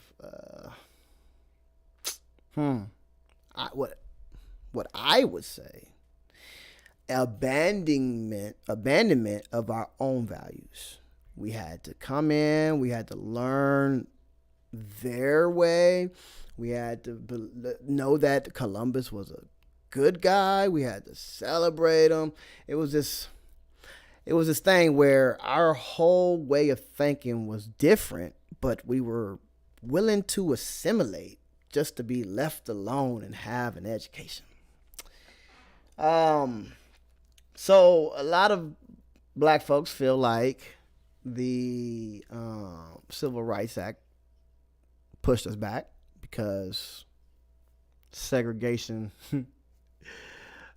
was benefiting us because we had our own schools teaching our kids what we want them to learn. We had our own shops. Mind you, back then, white folks and black folks weren't commingling, so we didn't have the Karens in our shops crying and complaining and calling authorities and saying that the way that our stuff is ran, it doesn't make sense. So it was just a thing that some black folks feel like was a better time, segregation. Integration, where a lot of people feel like, hey, why would we be separate when this is United States, right? We are one, right? Everybody should come together, and we have the same ideas. I mean, of course, we have opposing opinions, but the overall goal is for the American people to thrive. So we abolished slavery. We integrated schools. We told businesses that they had to hire black folks. It was like a nice little. There is an argument to make about segregation. But I don't think that argument will be valid because we don't understand the mentality of some people who may be, jealous. Because jealousy is a thing. And if two people or two groups are separated and one group is thriving more than others, history would show that some groups would be mad at that. Some groups would be like, hey, what's going on over here? And then some atrocities can occur during that jealousy transition. So I get how some people feel like integrating the schools was a good thing. And I get how some people think segregation would ease some of the pain from some people that don't understand how communities work. Money. I mean, you alluded to this. A lot of times it's about being more efficient. Pam Bondi. I'd love to hear your thoughts on this some of the way we're looking to get ahead of any problem sets. Thank you, and we can do more with less. Of course, you can always do more with more, but we're doing more with less. All we're right, prioritizing, we're refocusing, and the budget request supports $7.5 billion for national security. Also, that's why it's very important, subcommittee. I believe, for all of you to support Big Beautiful Bill. The One Big Beautiful Bill gives us a lot of additional funding at the Department of Justice to carry out. This is Pam Bondi. She's the one that told the Senate version. Jasmine Crockett, she better watch out. You better watch out. $1.82 billion. Let me see if we can get a better feed because this one I can barely hear. Oh. I guess that's the one they want to give us. In there, but that's where it will truly help Department of Justice combat all of the issues that you brought up and many others. And thank you for your service to our country, especially now. I didn't realize that you had served in Iraq. Thank you. Coming down. Yeah, no, of course. And thank you for saying that. I mean, resources matter. And the Big Beautiful Bill, we look forward to getting that to the president's desk as soon as possible. Once again, to give you the resources and the tools you need to get ahead of these problems that we see so clearly coming through. I represent nearly half of the southern border. The border is on my mind quite a bit. One of the questions I have, I focus a lot on convicted criminal illegal aliens. Do we know how many illegal aliens have been in the United States? Yeah, I can get you the specific numbers. I don't know, but many. I can tell you our prosecutors are indicting and charging illegal aliens constantly. All right, this is live, you guys. This is Pam Bondi, Attorney General, talking about what's going on. Many crimes throughout this country. And yes, our borders were wide open. And Congressman, back in September, I went to our border at Yuma, Arizona, not in Texas, but in Yuma. And at our border, what I saw firsthand, we saw IDs just dropped from every country you can imagine. We don't believe you. El Salvador, Venezuela, China. Every country you can imagine. And, of course, I didn't see Iranian driver's license, but they are coming into our country. Oh, wait a minute. That's an admission. Pam, that's an admission. You about to get a phone call. Hey, stupid. You supposed to say you seen Iranians, too. That's why the FBI, that's why all of our agencies put out a statement. Say you seen Iranian hand in hand to combat IDs. that Watch. and to keep Americans safe. And that is what Don't be surprised if we get a picture of Iranian ID at the border right now. Watch. We're going to keep an eye on that. Let's see if we get an update of Iranian ID at the border. Since Pam Body fucked it up. Just a quick note before I get to my questions. Fentanyl seizures are down 30% compared to last year. And that data is coming from the Customs and Border Patrol, CBP. I don't make it up. But fentanyl seizures are down. At your confirmation hearing, you asserted that you will do everything in your power to prevent illegal gun runners in our country. Your budget request for the Bureau of Alcohol, Tobacco, Firearms, and Explosives, ATF, proposes a cut of 26% below the current level. How can you justify such a massive cut without inevitably weakening ATF's ability to help our state and local law enforcement fight illegal gun trafficking? How many ATF law enforcement officers and industry operations investigators do you anticipate will be lost to attrition as a result of this funding reduction you're proposing? How many? So, how many, Pam? I am a career prosecutor, and I believe in keeping America safe, making America safe. First, what we're doing is ATF is going to be brought over with DEA. Everyone knows, everyone sitting up here, guns and drugs go together. They go together. Guns and drugs go together. I don't know. I smoke. Y'all watch me smoke. Don't y'all watch me smoke? Well, there ain't no drugs. Knocking on the doors of legal guns. But I don't know. I go to the pharmacy and I don't think I can get any ammo. They're going to be out on the streets. If I can finish. They're going to be out on the streets. I have three. No. Checking all my money. There we go. 60 or 598. Out on the streets working. You haven't answered my question. Answer the question, Pam. Mr. Chairman, I'd like an answer to my question, and the question is not being answered. How reclaiming many my time, Pam? ATF law enforcement officers and industry operations investigators do you anticipate will be lost to attrition as a result of the funding reduction you are proposing? You are proposing a 26% cut to ATF for fiscal year 2026, as well as a 4.4% cut to DEA. So you're going to merge the two agencies together, and then you're going to shortchange their resources, so neither one of them will be able to do the job that they have been designed to do. You've got a 34% cut to the high-intensity drug trafficking areas program, no dedicated money at all for the Organized Crime Drug Enforcement Task Force. So, my view, it's fair to say that the Trump administration proposal shortchanges federal efforts to stop illegal gun trafficking and federal efforts to stop the flow of dangerous illegal drugs like fentanyl. As I was attempting to answer your question very calmly, unlike you. Unlike you. Excuse me, Madam Attorney General. Answer yes or no. Tell me what the numbers are. I don't want to hear all of your filibuster about this. What are the numbers? Ahead. Please, tell us the numbers. So What's the number? We are reorganizing. ATF agents want to be out on the street. Okay, working let me answer DEA the question agents. for you. I'm going to answer it for you. Page. She's not answering. Mr. Chairman, you give me a certain amount of time. And I have a high respect for you, but I don't have to listen, nor do my colleagues have to listen to a filibuster. No, we don't. It's a simple question, but I have an answer to your question. It's page 146 of the department's fiscal year 2026 budget, and the performance summary explicitly says, and let me quote, ATF will eliminate 541 industry operation investigators, reducing ATF's capacity to regulate the firearms and explosive industries by approximately 40% in fiscal year 2026. ATF will perform fewer regulatory got jets over the department my house. Summary goes on to say, and let me quote, ATF anticipates a reduction of approximately 284 support personnel. We up $10, y'all. We up $10. Agents. based on historical attrition patterns, and these personnel cuts will impact ATF across various functions, unquote.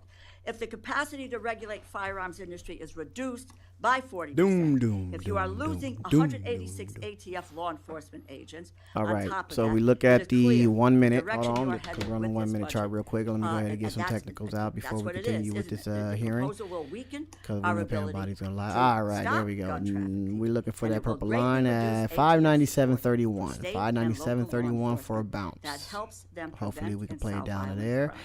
It's a bad 597.31 is the 1 minute wanna hear my 200 answer EMA in 3 and seconds? You 5 mentioned minute regulatory 200 functions. EMA We will not be having ATF 595.57. of gun owners in the middle of the night asking them 595.57. about their So guns. we'll see Period. if this They will then be out on that. the So she streets can break this with DEA, red line on the guns 5 and minute and drugs come are down gone. there, or They she could will- bounce. we So are not- it will our be first attrition. We are profit not target firing would be the agents. 1 They minute will be working How many have 200, taken attrition? and I I can tell hear them you that arguing. they I'm gonna go back all right now, want to be and that on is the streets. They want to be doing their jobs. They want to be But you're getting seizing them guns. off the streets. They want getting to. them 32. off We're the putting streets. them on the And- streets. and They want to 32. be working with You DEA. are getting them off the will be streets. There is no efficient. clear. And Mr. We will Chairman, be I yield back my efficient. time. Yeah, I yield back my time. Let's get some answers here. yeah. Let's get some answers. Pam Bondi ain't giving us no answers. Thank you, Mr. Chairman, and thank you, Attorney General Bondi, for being here today. You are, in my mind, a breath of fresh air to our Department of Justice. Let Thank the you. ass kiss and begin. So thank you for your dedication to the Constitution and for equal justice under the law. I am sorely impressed with your experience and how you handled the Department of Justice so far. Spy coming down. As we all know, under the Biden-Harris administration, the Department of Justice, FBI, and ATF were dangerously weaponized to target President Trump and everyday Americans, tactics more fitting of an authoritarian regime than a constitutional republic. From politically persecuting President Trump, then President Biden's chief political rival, to going after pro-life advocates like Mark Houck, the actions of the Attorney General Garland, Director Wray, and the DOJ leadership were unacceptable and unconstitutional, in my opinion. That's why I was very encouraged to see the President's FY26 budget commit to ending the weaponization within the Department of Justice and the FBI. And so, can you elaborate for me, how has the Trump administration's DOJ shifted away from politically motivated investigations and refocused on its core mission, prosecuting the most dangerous criminals? And you mentioned that a little bit in your opening remarks. So if you could focus on Prosecuting the most moving away dangerous criminals. part, All I'd right, let's appreciate hear. it. Yeah, Let's hear. thank you, Congressman Clyde, and thank you for that. And also, our budget includes $1.2 billion and 2,444 agents for ATF. And those agents will be on the street with DEA. And thank you for letting me answer that question. Yeah, and we thank are you. prioritizing resources, addressing illegal firearms and traffickers, and we will reduce unnecessary regulatory efforts, including what I just said about the weaponization. That's how ATF, I believe, was weaponized in the prior administration. Also, they were arresting peaceful protesters, the Biden administration, at abortion facilities. Wait a no minute. longer. Peaceful They targeted protesters Catholics arrested? at church services. She said that. No longer. No longer will parents be arrested at school board meetings because they care about their children. That has ended under this department. That's why Donald Trump won the popular vote and the Electoral College by overwhelming What does that have to do with the ATF? margins. He made that crystal clear, and that's what's happening now in We got a our pop in the country. spy. I think I'm that taking about. weaponization has think I'm ended. taking These about. ATF agents will I be on think the I'm street about to fighting take drugs. my I have been a career $7. prosecutor. ATF has taken thousands of guns off the streets since January That is a pop 20th, and a half. working hand in hand with DEA. We'll see. Drugs and guns go together. Core function, no more targeting and weaponizing our citizens by any of the agencies. Thank you. Thank you for that Congressman. commitment. Thank you. I was delighted to see that the Department of Justice's shut fiscal year up. 26 budget Let me see also what this one sound included a like. dedicated fund Everybody's for a showing firearm this right now. I just want to see if we can get one that's a little bit louder. Just a little bit louder, not that much louder. dedicated fund for a firearm rights restoration initiative. Can you describe this initiative a little bit and any other steps that your department is taking to restore the Second Amendment rights to Americans who are unlawfully or unjustly stripped of them by prior administrations? Can you talk about that a little bit, please? Yes, Congressman, and that is the pardon power, of course, falls with the president. And he has been doing many pardons on that topic, and he will continue to do that, I am certain. Also, one other thing about ATF is our seizure of firearms is up 33% from this time last year.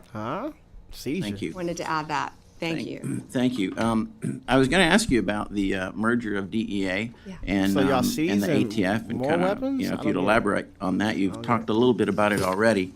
The one thing that I think is very important is that the ATF and federal firearms licensees work together, because truly FFLs are the front line when it comes to illegal purchases and just the information that is out there, and we can help each other as long as we have a good relationship with each other. And during the last administration, it was a terrifying relationship.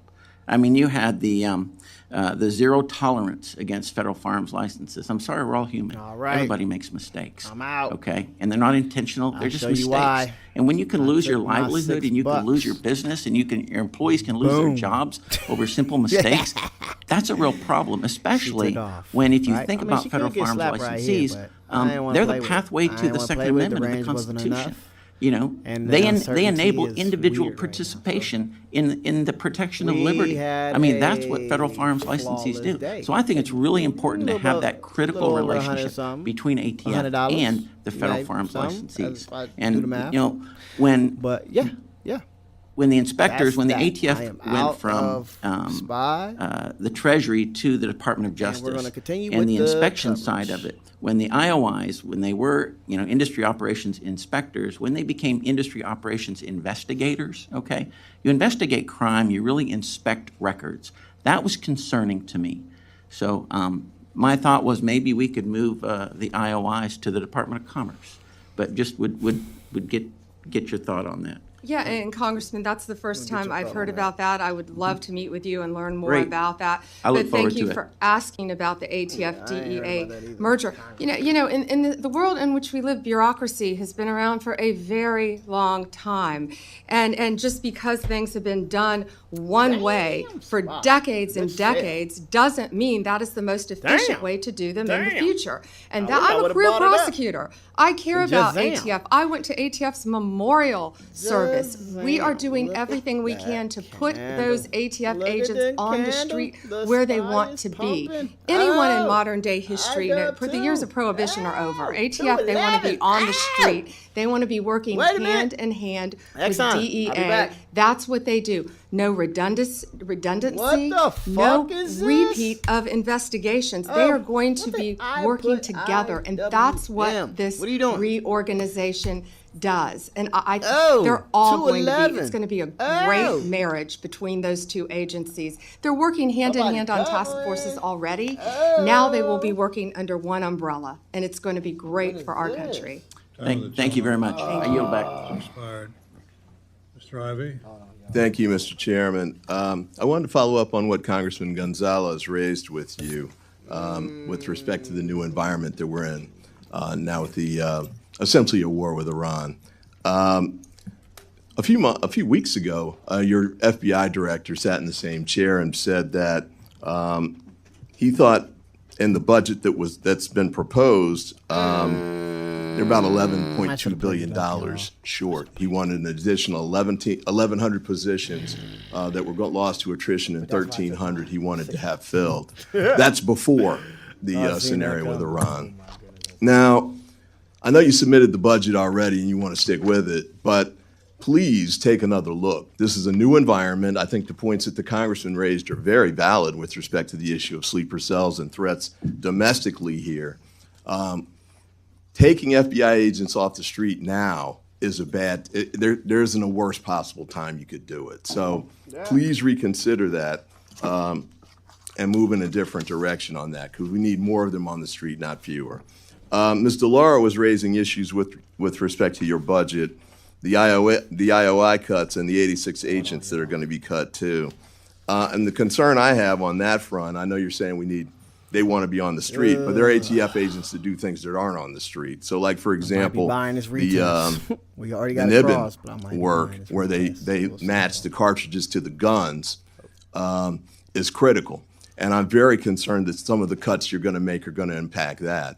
And the Nibbin pieces are critical for state and local law enforcement. It's like you used to be, because a lot of them don't have the resources to track it down. And the information that they can get, they can turn it around in 48 hours. So the man who attempted to assassinate now President Trump, the connection that was made was through this apparatus, this approach. Same thing with the Minnesota assassin. So that's an area where we can't afford to have those kind of cuts, I don't think, at this time. And the performance of fewer regulatory inspections. I had gun dealers in my district who needed those inspections to take place. And important findings have been made, certainly with respect to tracking crime guns and cracking down on gun dealers who are working illicitly. I'm not saying they all do. I mean, many of them operate in the right way, but the only way to track it down is through inspections that have to be aggressive. And by the way, even under the current regime or the previous regime, I think some of them didn't get inspections for maybe every 10 years or so. So it wasn't like it's a constant harassment piece. But I've got some folks here in the corner of the hearing room who are from my district. Moms Demand Action, DMV Mothers Like Me, Women's Missionary Society. I met with them a few weeks ago, and the concern was the issue of gun violence on our streets and the desire to make sure that the federal presence continues to push hard to make sure we close those cases. You're reducing resources, you're reducing the number of agents, as Mr. Patel said. That's moving in the opposite direction. What response would you give to them with respect to the steps that you're taking to make sure not only that we stay safe, but we get even safer and do even more to get violent offenders off the street and get the guns off the street before the violent offenders get them? Right, like the ones that try to take out Trump. So first, Congressman Ivey, you're a former prosecutor, and I'm smiling because I could see that in some of your questions. Thank you for those questions. I'm going to try to answer them all in order of how you ask them. You ask about the FBI, our budget, and Director Patel clarified that in front of the Senate, I think, and our budget includes $10.1 billion, 12,926 agents for the FBI. I think clarification would be gentle. It was a complete flip-flop on what he said when he was here. So he was asked 3 times by Ms. DeLauro just to make sure that he was right about what he had said when he was testifying. They prioritize realignment of personnel to the field to carry out national security, which you just talked about, intelligence, criminal law enforcement, and criminal justice missions. Can I do this? Can I just keep? I only have 34 seconds to answer you, and I really want to answer. For you, and I'd love You're to get, asking 3 questions, and you haven't let me answer one. I'd love to get your answers in writing. Quick questions. You don't want to answer the question? When you were the Attorney General in Florida, Chairman, can I answer the question? You offered after the Parkland shooting. Huh? I believe this is my time under the rules, and I had. Doesn't matter. So what? I'm reclaiming my time. She don't need to answer. She ain't gonna answer. Can we stop the clock? No. No. Mr. Chairman, what I just said was, if you could submit your answers in writing, that would be great. I don't think I've made any kind of statement that's been accusatory with respect to her or her professional reputation. There's been no attack on her. These were just questions that were asked. I'm seeking the answers in writing, which would be great. But I have a couple others that I'd like to ask too, and we'll do them on. No, it hasn't. You cut me off when there were 30 seconds left. Right. Yeah. Give me my time back. Reclaiming my time. That's true too. A couple of you all went over like a minute and a half. Right. They be trying, boy. They be trying. I just would like my 30 seconds back. And then if she can submit answers in writing, that'll be fine. Right. But I want to get these questions in while she's here. Go I ahead. want to ask the questions, and she can submit the answers. This is my 5 minutes. I get to do it the way I want to do it. Right. Under the committee rules and under the House rules. Right. These are my 5 minutes. Right. And as I said, I have not been disrespectful to this witness. I have not.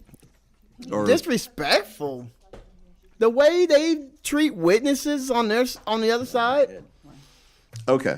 Oh, my God. When you were the Attorney General in Florida, after the Parkland shooting, my understanding is that you moved to ban gun sales to people under 21.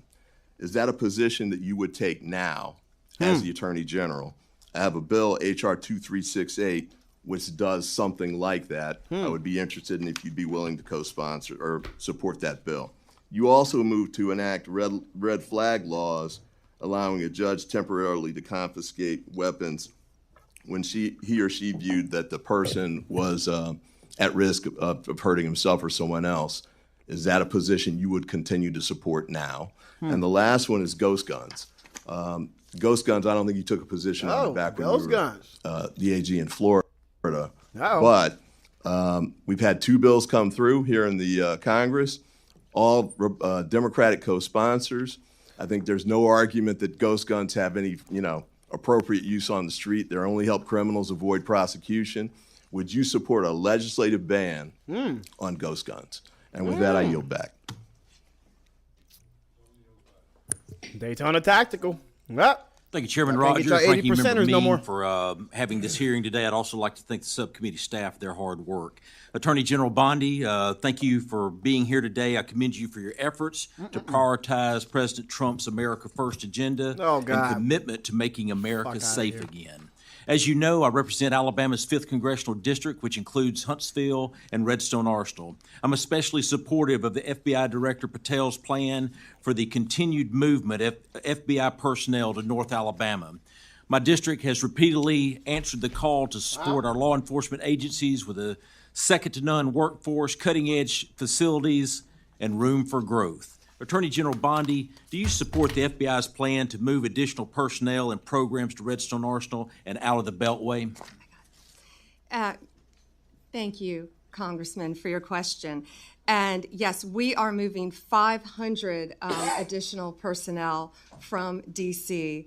to Alabama, to Redstone. Redstone is a state-of-the-art facility. It will enhance everything we do, training for FBI, training for other employees, and Huntsville provides the most cost-effective location with a distinct partnership opportunities, and we support all of that that's happening, and I look forward to visiting it one day. Could I have a couple minutes to answer a couple of your fellow congressman's questions? Thank you. He asked me about NIBIN, and yet he didn't want to hear my answer. NIBIN means National Integrated Ballistics Enforcement Network. I'm very aware of that. We are not cutting that. ATF's receiving $66 million. It's an important program. And I know he would not intentionally attempt to mislead anyone by saying that I'm trying to cut that, but that's not being cut. I'm a career prosecutor. I've used that. I'm sure he's used it as a prosecutor.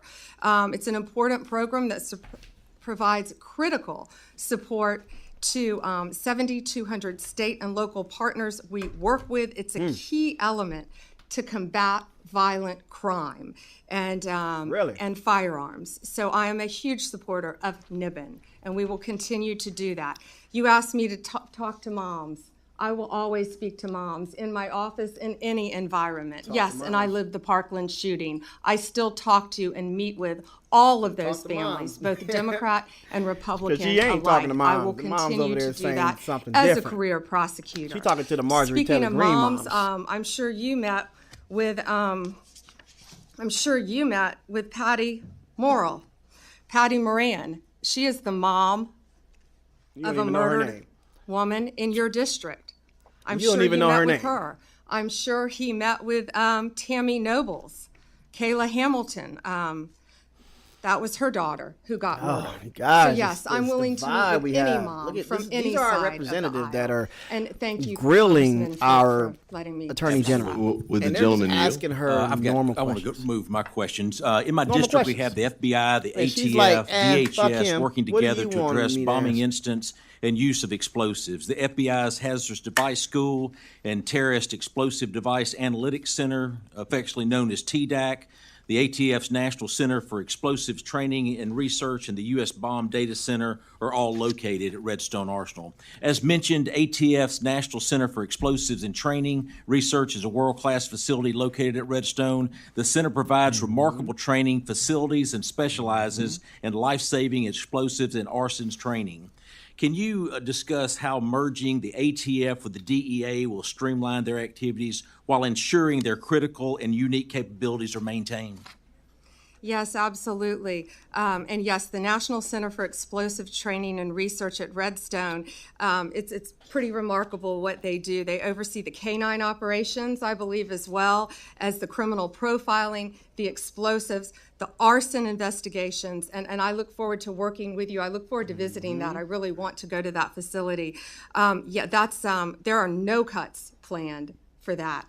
And that's where ATF and DEA, again, can partner together. The drugs and the guns go together. Those agents will be working hand in hand. Hold on, let's see if we got some bureaucracy. updates. We'll be back, Pam. We'll be back. Do you know what's really fun? Making a web. We'll be back, Pam. Because all you're going to do is lie. Give us some misleading statements. Report, I'm John Dickerson in New York. We're coming on the air with breaking news. Iran has retaliated against the United States, launching a bombing attack on the American air base in Qatar. This comes after U.S. strikes over the weekend targeted 3 Iranian nuclear sites, with B-2 bombers dropping 30,000-pound bunker buster bombs in support of a war that Israel launched on Iran more than a week ago. We're going to turn to our senior national security correspondent, Charlie D'Agata, who is at the Pentagon. Charlie, what do we know about these so far, about what the Pentagon knows about these attacks, and what about that base in Qatar? Remind people why it's so important. Yeah, well, first of all, we've been in touch with Central Command, CENTCOM, which is really, that is their headquarters in the Middle East. It's the Al Udeid Air Base. There are 9,000 U.S. troops there. It's the hub for most of the operations that are taking place from the United States military in the Middle East. So we're talking like Afghanistan, Syria, Iraq, obviously Iran in this case. We've seen some images, and we're trying to get an idea to verify them. But this is a base that has been established, and President Trump actually visited the base last May, as a matter of fact. So we had the order. There were some rumblings that there was, among the Qataris, of a shelter in place. That happened a couple of hours ago. And there was a suggestion that Iran might take aim at one or more U.S. bases. This isn't a small base. This isn't Al-Assad, which we're hearing could be in the target lines as well, and that's in Iraq, about 2,500 people. This is a huge base, and it's also very well defended. So whether this is a sort of symbolic attack, we don't know the number of missiles that were sent over there. Again, we're trying to verify with CENTCOM, Central Command themselves, and verify that video that we've been watching. But this is not only one of the biggest bases, but it's also one of the best defended. So it might be symbolic that the Iranians are saying, look, we're going to hit you right where you live, right at your Central Command headquarters in the Middle East, but also it's more likely that this base and the anti-missile defenses from the Qataris and the United States would be able to intercept those missiles coming in. So really light on detail right now as far as the gravity of this and how many missiles have been fired or intercepted. But yes, we can confirm that something is underway at the Al Udeid base. Defenses are up. Troops are sheltering in place. And we don't know if this is just the first of many or whether it's the last. Okay, Charlie D'Agata at the Pentagon, thank you. Let's bring in Holly Williams, who's in Iraq, in the city of Erbil. Holly, what are you hearing? What's the temperature where you are? What's the temperature? How hot is it? Hey there, John. Well, Iran state media is reporting that Iran has launched a missile operation called Annunciation of Victory or Blessings of Victory, depending on the translation, against U.S. bases here in Iraq and in Qatar. Now, you heard just then from Charlie about the situation at the Al Udeid base in Qatar. The Reuters news agency is reporting that U.S. forces at the Al-Assad base here in Iraq have been placed on maximum alert and ordered to shelter in bunkers. We'll update you with any more information we get on that. Now, of course, this is not unexpected. Iran's foreign minister said following the US strikes on Iranian nuclear sites that his country had to respond. We spoke to one Middle Eastern security expert who said that essentially the Iranian regime did have to respond because otherwise it risked looking weak and being humiliated in front of its own people. Before this happened, US forces here in the Middle East, and there were around 40,000 US troops here in the Middle East, along with bases scattered across the region. They had been placed on high alert because of a possible Iranian retaliation.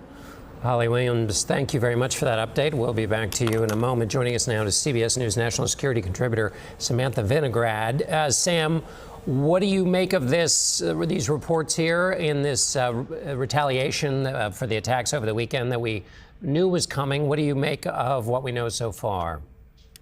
John, scary moment for sure, but this is exactly what security officials have been preparing for some time. As Charlie noted, this is the home of U.S. Central Command. There are a range of critical assets at this base, drones, aircraft, and more. 40 minutes. Used for all kinds of operations, including counterterrorism operations. The Qatar and Emiri Air Force is also at this base, and all members of the U.S. military have been further adding assets in and around Al Udeid and other large military installations in the region to prevent retaliatory attacks. So as Charlie noted, this may be symbolic in nature. They attacked at a very well-defended base.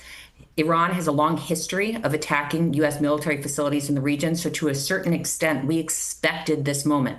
The unknown question at this time is whether this is it, or if Iran is planning to escalate further and switch from attacking a well-defended base to potentially civilian targets. And that's why the U.S. government is warning civilians to shelter in place to the extent possible. I will note, I do have sources indicating that this intelligence was received relatively recently, and that they are combing through intelligence sources to identify again whether this was a one-off or there's more to come. I got this car recently, and What do look how y'all much think? I was Y'all paying think for there's more to insurance come? You think this before. is a one-off? I used this website and Sam Vinograd, thank you so much. Let's. The pictures we're showing you are near where this base is in Qatar. We're not showing you live pictures of the base, but it's near it. So those are the pictures you're seeing. I'm not going to make a guess at what we're actually seeing for the moment, but let's go where we have fresh reporting from Weijia Zhang, who is at the White House. Weijia, I understand the president was about to or is in a national security meeting when this news broke. And John, to be clear, that meeting was already on the books for inside the Oval Office with members of his national security team. What we are working to find out right now is whether they have all moved into the Situation Room as they monitor what is unfolding before us. And as Sam just pointed out, this is not necessarily a shock because sources here said they were anticipating some kind of response. And we know that in January of 2020, when the U.S. took out Iranian military general Qasem Soleimani, this is exactly how the Iranians responded, attacking U.S. air bases in the region that led to dozens of members of the military suffering from traumatic brain injury. So this is something that was always possibly anticipated, but the president and all of his top advisors were signaling that Iran had a choice. They were urging Tehran to come back to the negotiating table and hash out a deal to abandon their nuclear program. But John, just this morning, the Iranian mission to the United Nations posted on social media that the U.S. destroyed diplomacy. They added that the offer, the so-called offer, quote, was nothing more than a deceitful ploy. So now the question is how the U.S. will respond because... Wait a minute. The offer, the so-called offer, quote, was nothing more than... It looked like one of them hit. Posted on social media that the U.S. destroyed diplomacy. They added that the offer, the so-called offer, took that out. There was no interceptor on that one. Was nothing more than a deceitful look at these cars. They look like they're trying to get up out of there. The question is how the U.S. will respond because the president has already said if Iran chose not to take the path of diplomacy and chose something else, he said there would be severe consequences. John. Weijia Zhang at the White House. Thank you, Weijia. Joining us now is retired Air Force Lieutenant General Mark Weatherington. General, thank you for being with us. They're not telling us the extent of the damage. Well, thanks, John. Glad to be here. And I'm not surprised by this. I think we all expected some form of retaliation was coming. A little bit of surprise that they'd pick one of those locations because that obviously widens the conflict with one of their neighbors. And Iran and Qatar share the largest natural gas field in the world. And so it's a significant relationship that they have there. But Al Udeid is one of the most important force projection platforms we have in the theater. It's the largest tanker base in the region. It's a significant hub for military activity. And so we shouldn't be surprised. And I know General Kurilla at CENTCOM has been thinking through these force protection decisions. Given that we shouldn't be surprised, and this is basically, as I gather, the biggest target that Iran could hit, one of the questions is it symbolic in that I'm coming right to your front door, or is it symbolic in that we must respond to something, and therefore we're going to fire missiles somewhere where the U.S. has a really good chance of defending against them? Well, I'm not sure I can get inside what Iran might be thinking, but I think certainly they wanted to respond, and this is one of the initial steps that they could take, right? They still have some short-range capability. Israel has done a lot to attrit their medium-range capabilities that can strike Tel Aviv, and so a shorter-range target is probably significant. I still think the most important target to the Iranians is likely a U.S. warship in the region, because that's sovereign U.S. territory on the sea, and presents a very important target to them that wouldn't also be a challenge because of their neighbors in the region. Our Margaret Brennan is reporting 6 missiles have been fired at the base. What kinds of defenses would they have at the base for these kinds of short-range missiles, which we understand they are? Yeah, John, we've traditionally had some short-range air defense and medium-range air defense capabilities. You think Patriot. Regionally, there's going to be an air defense laydown that's going to support all the critical assets and defended assets in the region, and that's something that U.S. Central Command will look at. And I'm sure Al Udeid is prioritized very high on that list. We got some okay, Twitter excellent, beef. General. We'll be back to you in a moment. Margaret Brennan, moderator of Face the Nation, is joining us with some new reporting. Margaret. Hi, John. Well, I've been talking to diplomats in the region who are telling me that this was expected. This appears so far to have been a calibrated response by Iran using short-range missiles, and the choice of targets very clearly to send that message from Iran back that they felt compelled they had to send. So the United States, as we know, had warned Americans in the region early this morning in particular countries to shelter in place. That was the first sign we knew something may be coming. And what I'm told by diplomats in the region is behind the scenes, the United States was closely coordinating with the government in Qatar and in other areas, by the way. I've been in touch with other Gulf nation officials as well who are bracing.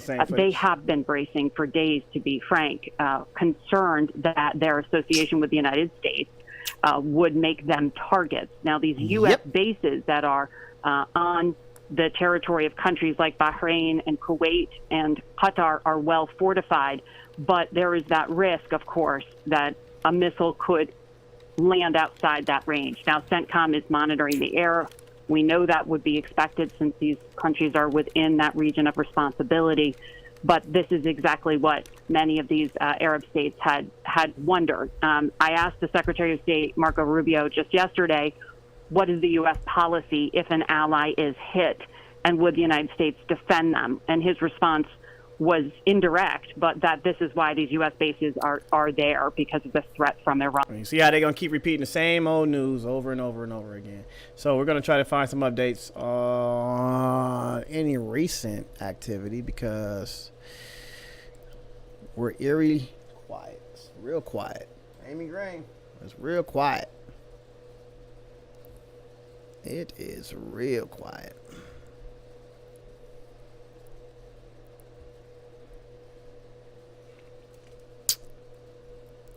All right. An hour ago, are you enjoying? Nah, this ain't Iran's. That's not the real one. 10 minutes ago, Charlie Kirk, Iranian officials. We are rational enough to start a diplomatic process after pushing the aggressor. Sky News. Nope.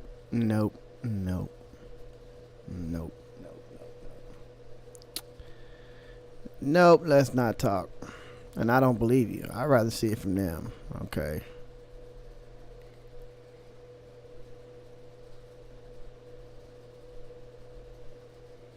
It's not hard. How do B-2 stealth bomber pilots manage to fly continuously for 33 hours? That's not hard. That won't be hard at all. Yeah, that's the refueling. Oh, they're just showing how. If y'all haven't seen how these bombers get refueled,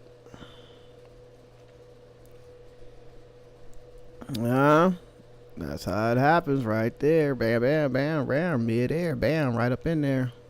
Bam, lock in. And you know what's crazy about this? Think about this. Technology. Y'all can do this in airplanes, right? Right? Think about that. Not bad, right? Outside. Close the hatch, take off. Full tank. Never stop the engine. Or do they? I don't know. They might stop the engine because I don't think it's going to fall. You stop the engine in the air, right? You still have glide time or some shit. But when we go to the gas station, it says straight up, do not have the engine running while you're trying to fill the tank. Because there could be some spark, some combustion. But these motherfuckers are able to fill up a plane, a jet, going X amount, 500 miles an hour, just fill him up without having no in-air issues. Break him. Oh, that ain't Trump.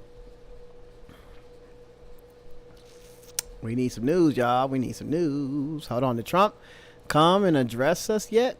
Did he come and address us yet, y'all? What y'all think? What do y'all think? Y'all think the weirdo president came to address the nation yet? Because we've been having fun trading and stuff. And we don't even know if he came out yet. Oh, it should be done almost invisibly to the patient. And then the patient and the provider should be left to go about delivering care and the business of healing. I'll add one other thing. Why would he try to clear his throat? There are 6 commitments you got a that medical the problem. insurers have made to us during our meeting today. And one of those is interoperability. And this is very critical because right now each insurer has different rules for compliance. Some of them demand correspondence by fax.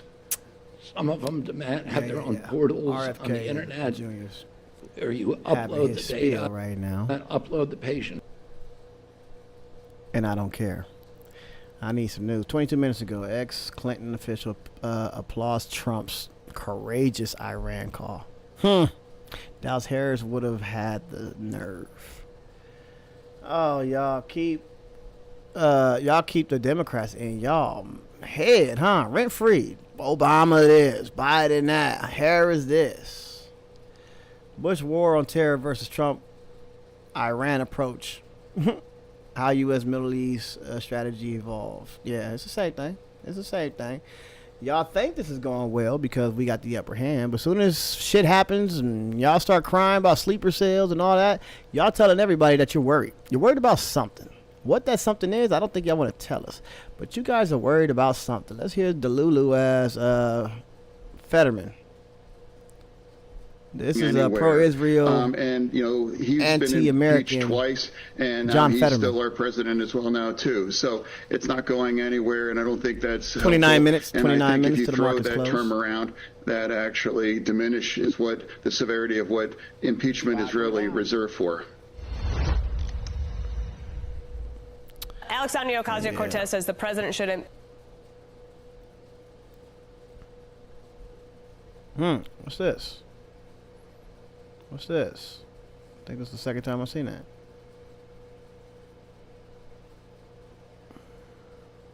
Yeah. This is more they took out the Iran missiles. All right, let's see. CNN.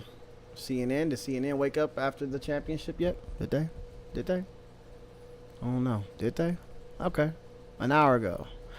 The former leader of an anti-vaccine group, founder RFK Jr., will present. Oh shit! That was the meeting we just seen. So yeah, they talking about RFK Jr. leading some meeting about CDC. Iran said it fired missiles at U.S. military base in Qatar and Iraq. Following live updates, we know about that. And back to the NBA. Hey, what Barack Obama got to say? Barack Hussein. Barack, who is sane, Obama. He's been quiet. Barack has been quiet.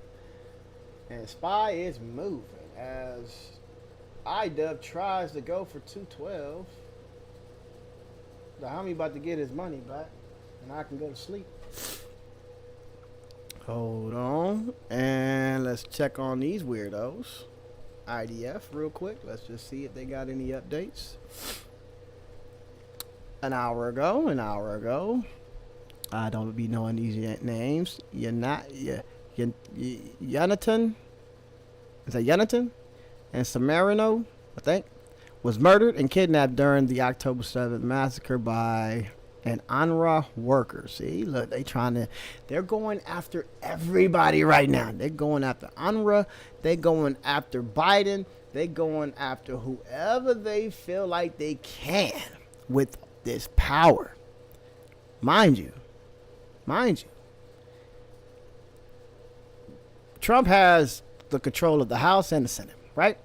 We don't have three equal co-branches of government. No, we have one executive. That's it. Trump. That's it. What he says, go. And then he got Israel in his pocket. So all Israel have to do is keep on trying to smear other groups, other people, like the Iranians and UNRWA. And then next thing you know, Trump, he'd be like, hey, what you need me to do? You want me to get UNRWA? I'll get them. What you mean? I'll get them. This is crazy, y'all.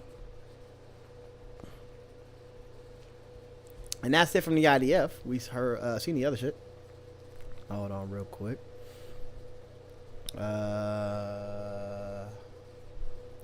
Let's see if we got any updates.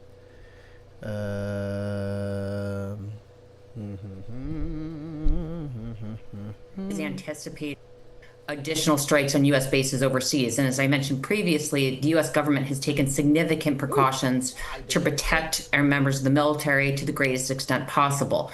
Here in the U.S., security officials at the federal level have done outreach calls with their partners at the state and local level, with governors, with major law enforcement and religious associations in anticipation of Iranian retaliation here at home. That could be individuals directed by Iran to launch attacks, part of their global proxy network. They've spent decades cultivating a surrogate network here in the United States, what we call sleeper cells in layman's terms, or individuals inspired by what's happened overseas to act. Individuals we call homegrown violent extremists. Yeah, that's potential targets. That's going to be American citizens, y'all. People in places associated with y'all the U.S. military. Be pro-Palestinian. Associated with the. Y'all could be pro-Iran. Y'all could just be for the cause, and the end of we could be calling for the end of the destruction on all sides.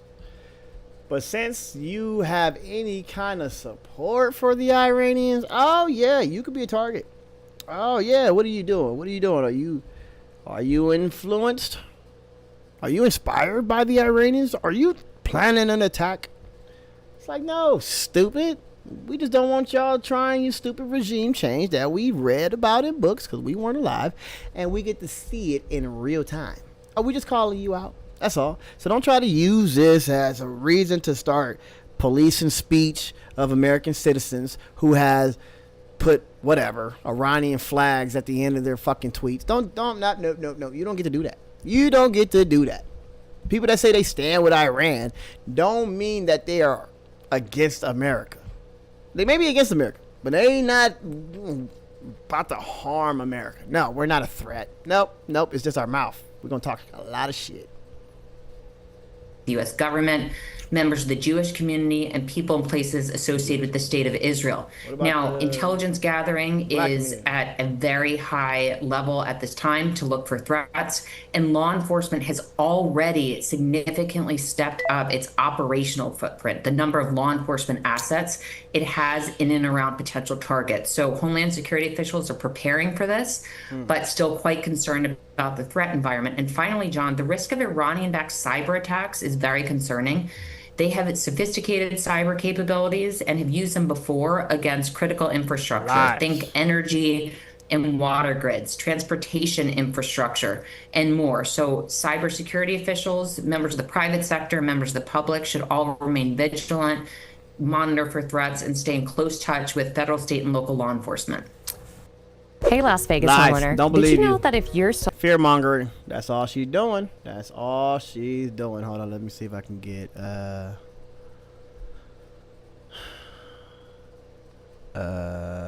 Here in Bahrain says it has shut down the airspace temporarily. This is amid fears of retaliation by Iran against retaliation in response to the U.S. attacks. We're going to go now to Charlie D'Agata, who is at the Pentagon. Charlie, there's a report out of the United Arab Emirates that Iran says that the missile barrage on Qatar was the same number of bombs used by the U.S. on the nuclear sites. Yeah, same number. How do they read that over there? What's your what's your sense of what that might mean? Well, certainly the Qataris aren't counting that number. You know, Margaret had reported 6. We're hearing as many as 10, but nowhere near. Everybody says 6. Remember? They're gonna change it. Dropped on those nuclear sites in Iran, and it's part of Iran's messaging here. And again, we discussed it before. This is symbolic. Going after Al Udeid, the biggest, the headquarters of CENTCOM in the Middle East. It's symbolic, saying we're going to get you where you are. Also, one of the best defended, knowing full well that if any base was going to be able to defend against a missile attack, a short-range missile attack like that, it would be capable of doing that. And as we've discussed before, all of these bases throughout the Middle East have already been, on high alert and reinforced with beefed up surveillance. This is ahead of the attacks in Iran. And you mentioned Bahrain. The reason Bahrain has closed down its airspace, well, that is another huge base. That's the Fifth Fleet. The U.S. Fifth Fleet is based there. Kuwait has also rang the alarm in its areas. Again, these are all areas where there are U.S. bases. So not necessarily saying that they are next or that there's anything to indicate that they might be coming out under attack, but they're looking at what's happening at the audacity of attack at a place like Al Udeid and saying, well, we've got U.S. troops here. We've got U.S. troops in Bahrain with the Fifth Fleet. And then again, we really have to keep an eye on the more vulnerable troops, as Holly mentioned earlier, the ones who had already come under attack previously, places like Al-Assad, which is much more vulnerable to attack because they simply do not have the kind of air defenses that you might see at a place like Al Udeid and in Bahrain with the Fifth Fleet. Right. So I think we have to look at the nature of this attack, whether this is the beginning. The Qataris are saying that all of the missiles were intercepted without anybody getting injured. We're still waiting to hear from CENTCOM to see their reaction to it. But remember, CENTCOM is not just worried about Al Udeid. They're worried about every single base in that region. So they're going to have their hands full, and I understand why they're probably a little bit busy at the moment. Charlie D'Agata, what we were seeing there before the map was the activation of the air defenses in Qatar. Let's go back to Margaret Brennan, who has some new reporting for us on the phone. Margaret? Hi, John. We know that the other allies who have significant U.S. military presence on their shores, Kuwait, for example, which has the 4th largest U.S. military installation in the world, is bracing. There was an expectation that this firing at Qatar would happen, and that along with it there could be follow-on attacks. And so that is why some of the countries did start to look at closing their airspace earlier today. We know that there are further conversations being had as well amongst other U.S. intel agencies, Homeland Security officials, as well as the State Department and DoD CENTCOM about planning for this. So we do know that the Omanis, the Qataris, the Bahrainis, all of those countries that have been allies to both are bracing. What is interesting in terms of the firing at the U.S. base rather than at the city of Doha, for example, in Qatar, is that it's hitting at the United States directly. So far, these intercepted missiles did not appear to be aimed at domestic targets within Qatar. That would truly change the dynamic in the region. Qatar trades with Iran. Iran is not incredibly isolated in this region. It actually has started to rebuild some of its ties with some of these Arab states that they had tension with over years past. So this is reintroducing some tension, though. But there's tension on the American side as well, with these allies saying, we didn't have a warning well in advance that the United States was going to go ahead with this attack. The U.S. did notify 20 or 30 countries, a small number of them, though, when the planes were in the air. Those were who are in most direct risk. Saudi Arabia, for example, did have advance notice. Bahrain, some of the other regional allies did not. And Margaret, very quickly, if the White House was expecting this, if this was the expected response, does that, going back to the idea of calibration, does that mean then that the next thing we should, how should that inform how we understand the next things we might hear from the Secretary of State or maybe even from the President himself, if this is something that was prepared for and if they receive it as a calibrated attack rather than a full-throated, all-out response?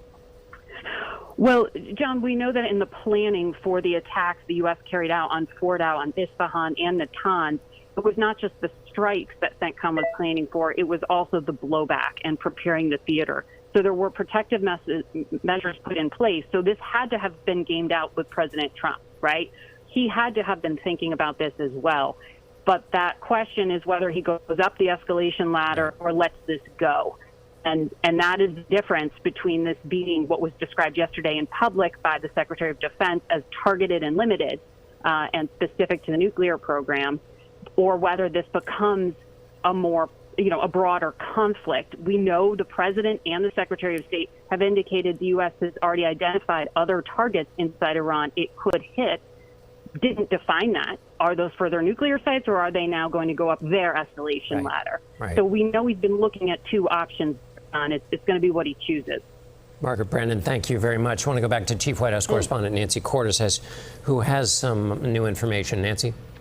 John, here's what we've heard from White House officials so far as they continue to watch what is unfolding in Qatar. We're told by a White House official that White House and DOD officials are aware of and closely monitoring threats to Al Udeid Air Base in Qatar. Remember that top national security officials, Pentagon officials were already gathered at the White House for a scheduled meeting with the president.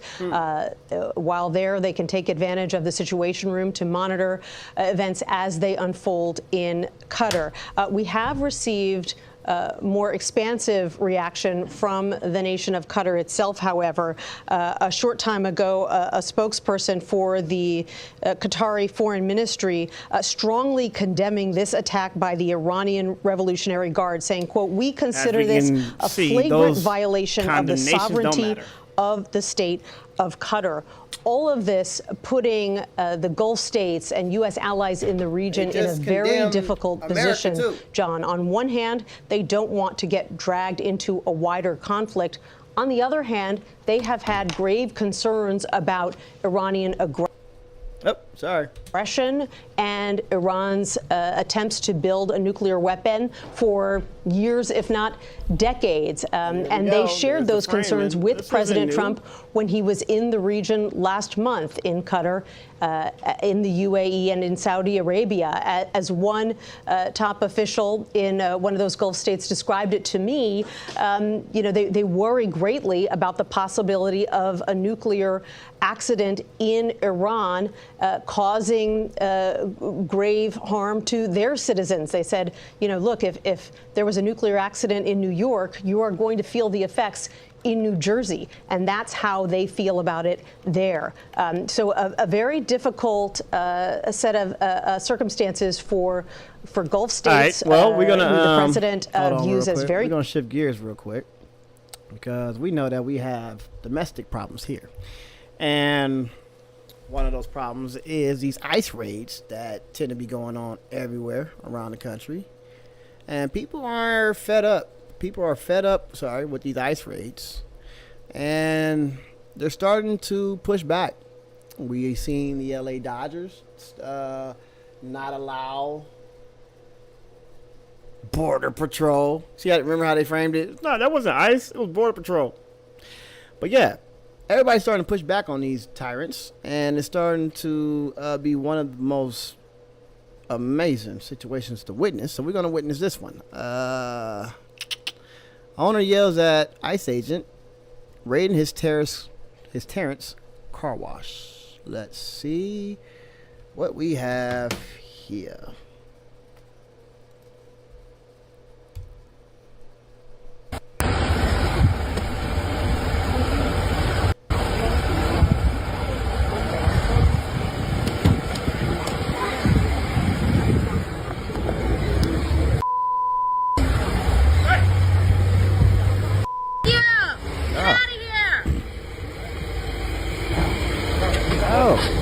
Wait a minute. Hey, don't hurt him. You don't need to hurt him. Did you ask him for his papers? No diga nada. Yeah. Where's your warrant? No diga nada. Don't say nothing. No diga nada. Don't say nothing to him.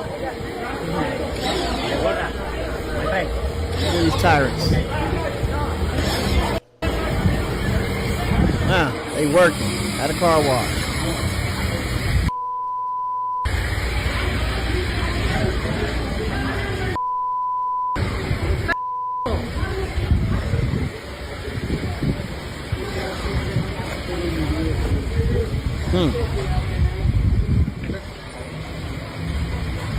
Don't talk to him. Fuck him.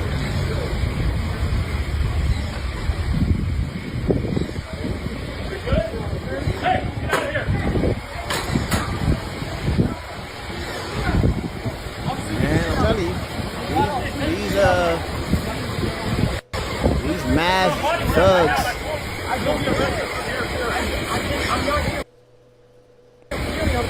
They gonna mess with the wrong person. What the is that? Who are you? Right. You guys literally look like criminals. Right. Yeah, and you guys are acting like criminals. How are we acting like criminals? Because you're running around my whole Yes. Illegal aliens that are working at your operation. Hey man, you want to carry? Yes, sir. So they're illegal aliens you're hiring at your place of business. That's what you're saying. You know what? You were an immigrant prove too. it. Prove Your it. family was an immigrant too, you None of you are native. None of you are Native American. You all started out as immigrants. And remember that. Remember that. Spy. What is that? What is that? What the hell was that? Treat it with dignity. Immigrants. You guys are the immigrants. That's crazy. Yeah. What part of Europe are you from? Huh? Yeah. Where's your family from? Ireland, Scotland, Russia, Germany? You tell me. Right. Huh? Tell him. Huh? You guys have to talk to the business owner first. There you go. Tell him. Tell him. Let's see. Family speaks out after man was arrested. Damn.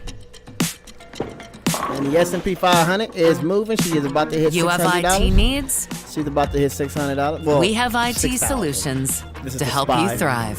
It's more of a reduced, version of the S&P 500. I was very mad. I think everyone who saw the video was very mad. Very disturbing video of an arrest after federal agents are seen punching a man while detaining him. So this all happened while the man was working, mowing a lawn, we're told, outside of a restaurant. KCAL News reporter Lori Paris spoke to the man's son who served in the Marines. He is a Marine Corps veteran. His two younger brothers are active duty, and they are furious about what happened here at this intersection. They say their dad was working outside this IHOP when Border Patrol agents descended. We want to warn you, this video is intense. It shows a very physical takedown. Hey, leave him alone, bro. Wailing and already on the ground. 2, 3, then 4 men wearing what appear to be Border Patrol vests restrained Narciso Chicho Barranco Saturday morning, repeatedly punching him, blood visible on the 48-year-old as he continued to scream. Witnesses say the agents appeared suddenly outside Barranco's landscaping job in Santa Ana, telling his family they saw him pepper sprayed, pushed and beaten. His oldest son, Alejandro, is infuriated and stunned. I was very mad. I think everyone who saw the video was very mad, and I think everybody who's human, I mean, would react the same way and realize that wasn't correct and that was not just. And he would know a thing or two about physical tactics. He's a Marine Corps veteran who served in the Middle East. His two younger brothers are active duty Marines stationed at Camp Pendleton. Their service making what's happened seem, to them, all the more insulting. He says his dad called them from a detention center today and told them he has a dislocated shoulder and bruises all over. It's very, very hard because how I was saying earlier, like we love our country, and my dad loves this country, my mom loves this country. They've never done anything bad here. They don't have any criminal record. They've always just been hardworking people. They educated us to love this country, to support, to give back, to help in any way. It's very hard. I don't know. I'm heartbroken, honestly. He says his father, who came to the U.S. in the 90s, was in the process of applying for Parole in Place, a program which allows undocumented parents of military members to apply for legal status. Before now, the process was too daunting and expensive for a busy father and husband. Now his family is hoping for mercy as they are bracing for the possibility he'll be deported back to Mexico. Does it make you love the country less? I'm not sure right now. I don't think less. I would wish for a better system to help people like my dad out. Just, I don't know, deal with things differently. We reached out to the Department of Homeland Security and ICE for comment, but have not yet heard back. Online records confirm Mr. Barranco is in an ICE detention center. His family has hired an attorney. In Santa Ana, I'm Lori Perez, KCAL News. Yep, sue the shit out of them, please.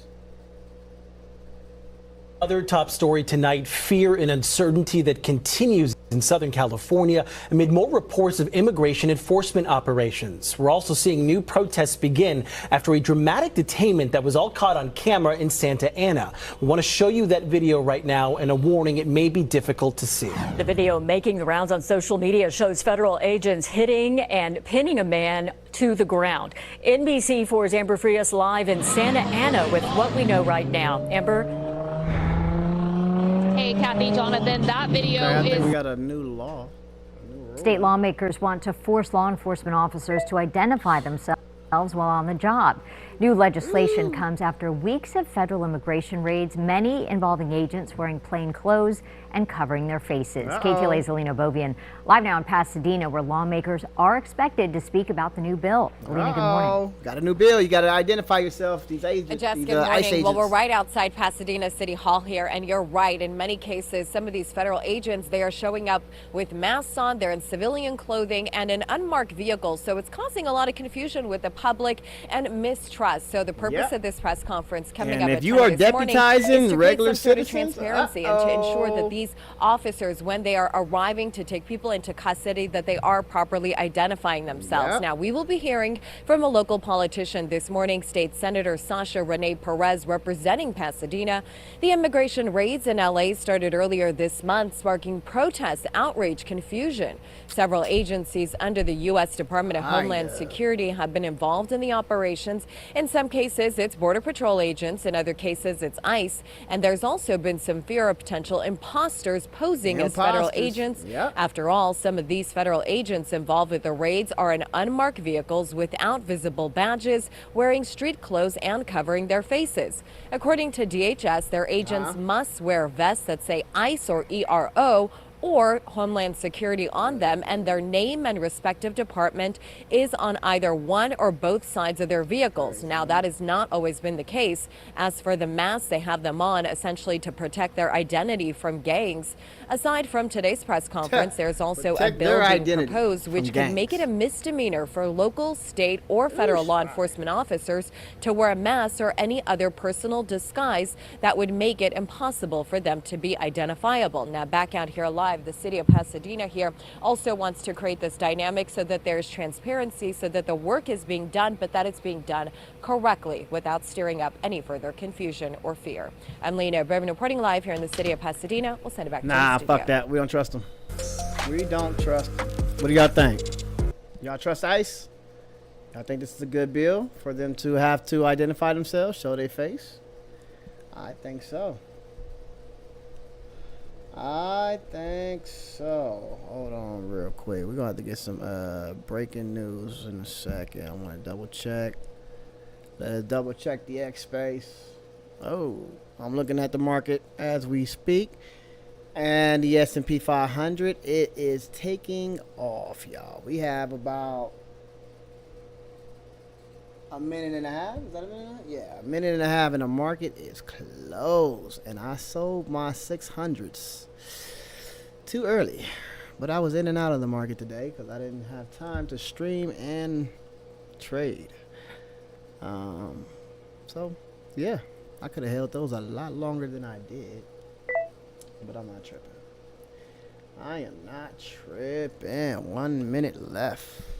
1 minute left. Let's see. IWM is pushing.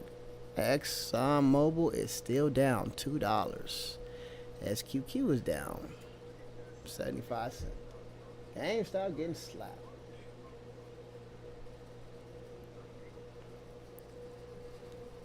Yeah, she gets. What's the news? What's the news, man? What's the news? Is there any news on it? All right, we got. Yep, market is about to close in 20 seconds. 19. Here we go. There we go.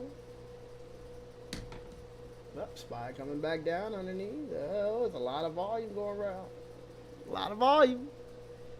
10. Oh, no. 5, 4, 3, 2, 1. Market is closed. You guys, that was fun. It was a slow day, but we still played, right? It was a lot. It was a lot. You could have played it down. You could have played it up like I did. You could have added more capital, like, because I didn't add too much capital. I was just trying to, fandangle trading live and trying to stream the war. So we would try to bring these to you every day. That way y'all can at least have an understanding of what people are doing in this market while we're watching these candles go up and down. I am an active day trader. I trade options contracts. I do invest in shares as well, crypto as well. But did I just show some shit that I wasn't supposed to?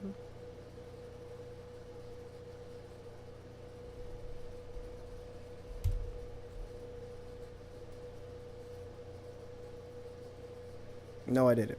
All right, just making sure. Shit. Gotta be careful around here sometimes.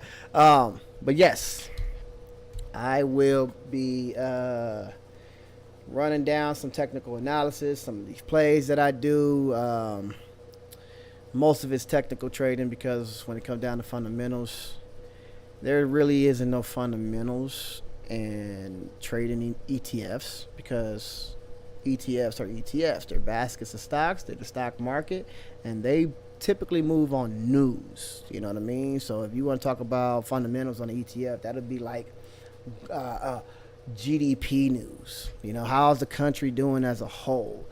And the stock market obviously does better than individual stocks. So when it comes down to earnings and stuff like that, we play the SPY differently because we don't have to worry about that kind of stuff. The SPY doesn't have earnings unless you want to count the fiscal report. But yeah, I will bring you guys more market stuff every day, and we're gonna bring you the news. We're gonna shift gears back to the news right now as the market closed, and see if we got any updates. Don't want to do that. Don't want to do that because we know how the View feels about copyright. Yes, we do. We got word that they don't like us. The View did not like us. They don't want people copyrighting their stuff. So we're going to go ahead and get back to this live footage of, I think it was, hold on real quick. Hold on real quick. Here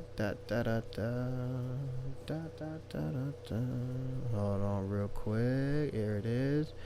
And I am going to leave y'all with this for a second.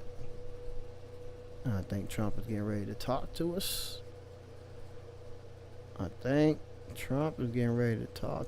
sometime soon. The U.S. strike on Iran's nuclear facilities. Like me. Low budget. Don't they look like me? Look at that. That's a studio. They look low budget. Like they ain't got no budget. No budget. Not low budget. Oh, 1 minute ago. Hey, we're going to check this out. Hold on. Let me get something to drink. And we got a interview with Piers Morgan, Anna Kasparian, John Bolton, and Jonathan from last night. Camarada. Let's see what this is about. Hold on. I'll put it in queue real quick and go get me something to drink, and we're going to try to go over this. Let's see. I would be very, very surprised if the Iranians don't attack either with their missiles, their militias, or through direct terrorist activities. You guys got what you wanted. You guys got your war. Are you expecting American troops to fight this war and die on your behalf? Or are you going to bring the Israelis back, tell them to put their fatigues on and get ready? I can feel how sad you are. I can feel how difficult it is for you to see Israel teaching the Iranian regime a lesson, and Israel winning on the battlefield. About the Iranian regime getting targeted, because you hate the Jews and you hate Israel. You genocidal prick. We should want regime change. How much we do is a different story. There are a lot of ways to achieve regime change. None of them involve boots on the ground. Hold on. You think that he can come and dictate to a country 80 times? I'm about to watch this. Of why your regime is enriching to military grade. Let me ask you, does Israel have nuclear weapons? History books will write about your government the way that Americans read about the Nazis today. Trust me. President Trump kept the whole world guessing over whether the US would strike Iran. And when it comes to what happens next, he still is. This cannot continue. There will be either peace or there will be tragedy for Iran far greater than we have witnessed over the last 8 days. Remember, there are many targets left. Tonight's was the most difficult of them all, by far, and perhaps the most lethal. But if peace does not come quickly, we will go after those other targets with precision, speed, and skill. Well, there are many targets left, the president says, and if Iran doesn't play ball, the United States will attack them too. But the administration took great care yesterday to make clear that the US does not want a long war and that regime change is not the aim. Is the United States now at war with Iran? No, Kristen, we're not at war with Iran. We're at war with Iran's nuclear program. We don't want a regime change. We do not want to protract this or build this out any more than it's already been built out. We want to end their nuclear program, and then we want to talk to the Iranians about a long-term settlement here. This mission was not and has not been about regime change. The president authorized a precision operation to neutralize the threats to our national interests posed by the Iranian nuclear program. The president, though, is not quite so clear. He posted last night, it's not politically correct to use the term regime change, but if the current Iranian regime is unable to make Iran great again, why shouldn't there be a regime change? But if the past 10 days show us anything, it's that any claim to understand Donald Trump's strategy based on these breadcrumbs is purely speculative. Only Trump knows his next move, and he likes it that way. The problem for those who are still soul-searching of whether to back him on striking Iran is that so is the damage the attacks have done. We don't yet know if Iran's nuclear facilities have been totally obliterated, as President Trump said. We don't yet know if Iran's massive stockpile of enriched uranium was wiped out in the US attack. Well, my view of the whole crisis is that too many people are basing their view of it on whether they're instinctively anti-Trump, anti-Israel, or anti-war. Two things can be true at the same time. You can support a precision strike on Iran's nuclear facilities without supporting another long conflict in the Middle East. You can oppose Western involvement without supporting the Ayatollah. And you can support Israel's position against a nuclear Iran while unequivocally condemning the suffering it's now inflicting on the people of Gaza. Breaking news, the world is complicated. And after the events of the past few days, it's not about to get any simpler. I'd like to welcome my panel now, Anna Kasperin, executive producer and host of The Young Turks, Jonathan Conricus, retired lieutenant colonel and IDF spokesman, Dinesh D'Souza, host of the Dinesh D'Souza podcast, and retired Brigadier General Mark Kimmitt, assistant secretary of state under George W. Bush. Well, General Kimmitt, let me start with you. From a purely military perspective, how successful do you think, first, the Israeli strike on Iran has been? Because it's ongoing, and secondly, the intervention by President Trump with American strikes? I know that there were words being thrown around yesterday like obliterated, so on and so forth, but I believe when General Kane says partially destroyed at Fordow, I think that's really the best way to describe it. We don't have the bomb damage assessment yet. I think we need to wait for a technical assessment rather than a rhetorical assessment. So let's give it time. But I believe that General Kane is right when he says partially destroyed. There may be some reattacks when the bomb damage assessment comes back and says, this is how much we've taken out. And to take it out to your standards, to the military standards, we need to reattack this method. So I think the next time we're going to see planes in the air is either for a reattack or to respond to an Iranian attack on American forces, embassies, or bases in the region. How likely is it, do you think, that Iran will respond by directly attacking American servicemen and women? Oh, we've seen this before. When Qasem Soleimani was targeted, they sent 12 ballistic missiles into Al-Assad base. There were a significant number of casualties. Thank God there were no deaths. But it's a prideful nation. It's part of the axis of resistance. It needs to demonstrate that it will resist. So certainly our force protection elements are in place, but I don't know. I would be very, very surprised if the Iranians don't attack either with their missiles, their militias, or through direct terrorist activities. Anna Kasperin, your view of, well, the combined attacks, Israel and the United States? Well, I think Israel has been pushing for regime change in Iran. The claims that Iran was close to developing a nuclear weapon was false. Not only were they over a year away, according to Netanyahu himself, in being able to develop a nuclear weapon, they didn't even have a mechanism in order to deliver said nuclear weapon. This has been all about engaging in a regime change war.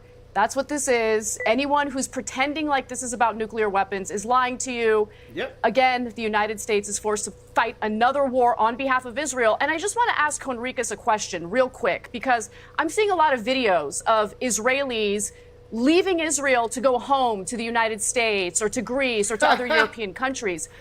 You guys got what you wanted. You guys got your war. Are you expecting American troops to fight this war and die on your behalf? Or are you going to bring the Israelis back, tell them to put their fatigues on and get ready for a ground invasion? Because if they want regime change, they're going to need a ground invasion, and Americans shouldn't be forced to do it. Right. I will let Jonathan Conricus respond. All I would say, in relation to your super confidence that Iran was not planning to weaponize its enriched uranium, what else could they possibly have been planning, given they took the enrichment process, according to the Independent Atomic Energy Authority, they took their enrichment of uranium from the 3.5% required for civilian usage to 60% in the last few years.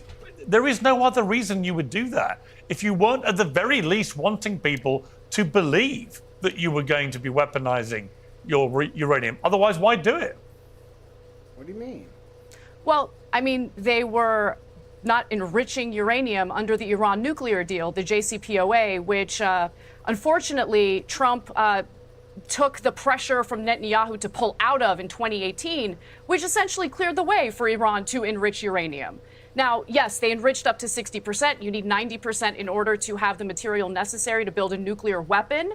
However, I think what Iran was doing, considering the fact that they're in a region of thugs in Israel who clearly have been announcing that they want regime change in Iran, they wanted a deterrent. I think that's what they were doing. And as this war in Gaza, this genocide in Gaza continues, I think they wanted some form of a deterrent, much like Israel has with their over 90 nuclear weapons that they don't acknowledge, of course. They're not part of the non-proliferation treaty, even though Iran was. Just really interesting comparisons there.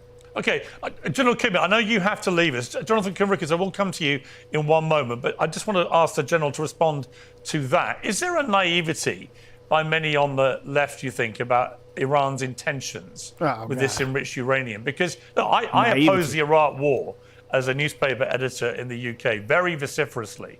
It cost me my job in the end, actually. But I think I was vindicated over time by subsequent events. But here I just looked at that independent atomic energy report and I thought, what else could they possibly be doing? If you enrich your uranium at that level and you have enough to build potentially 10 atomic bombs, I don't know what else Iran wanted the world to think it was doing. Well, like Anna said, enough about 9 to 5 and design. It is to deter Western aggression. Y'all act like Westerners aren't giving out threats, death to people's country, a threat to their security and sovereignty. So yes, of course, people would like to have some kind of nuclear deterrent, just like all Western nations do. So to play this whole hypocrite game and say, well, we're Israel and Westerners, we're more responsible, it's not working. Mr. Netanyahu has been warning the world about the Iranian nuclear threat. What is different about today? Listen, the excuses and the rationale that was used are the same ones that could have been used 20 years ago. The fact remains, October 7th changed everything. The axis of resistance and the ring of fire was a deterrent to Israel ever since it was established. Hundreds of thousands of weapons, hundreds of thousands of missiles and warheads were aimed at Israel and I got a plan. What I'm going to do, this is what I'm going to do. I am going to stop this stream right here because I need to go get something real quick. And I want to bring this back with this as the headline. That way we can have a full, in-depth conversation and take on this particular interview. Because I think this one's going to get pretty good, pretty spicy, but I need some blunts. So please come back. I'll be back shortly. It won't take me long. Thank you for joining. Please like, share, subscribe this video, and hit the notification bell so you will be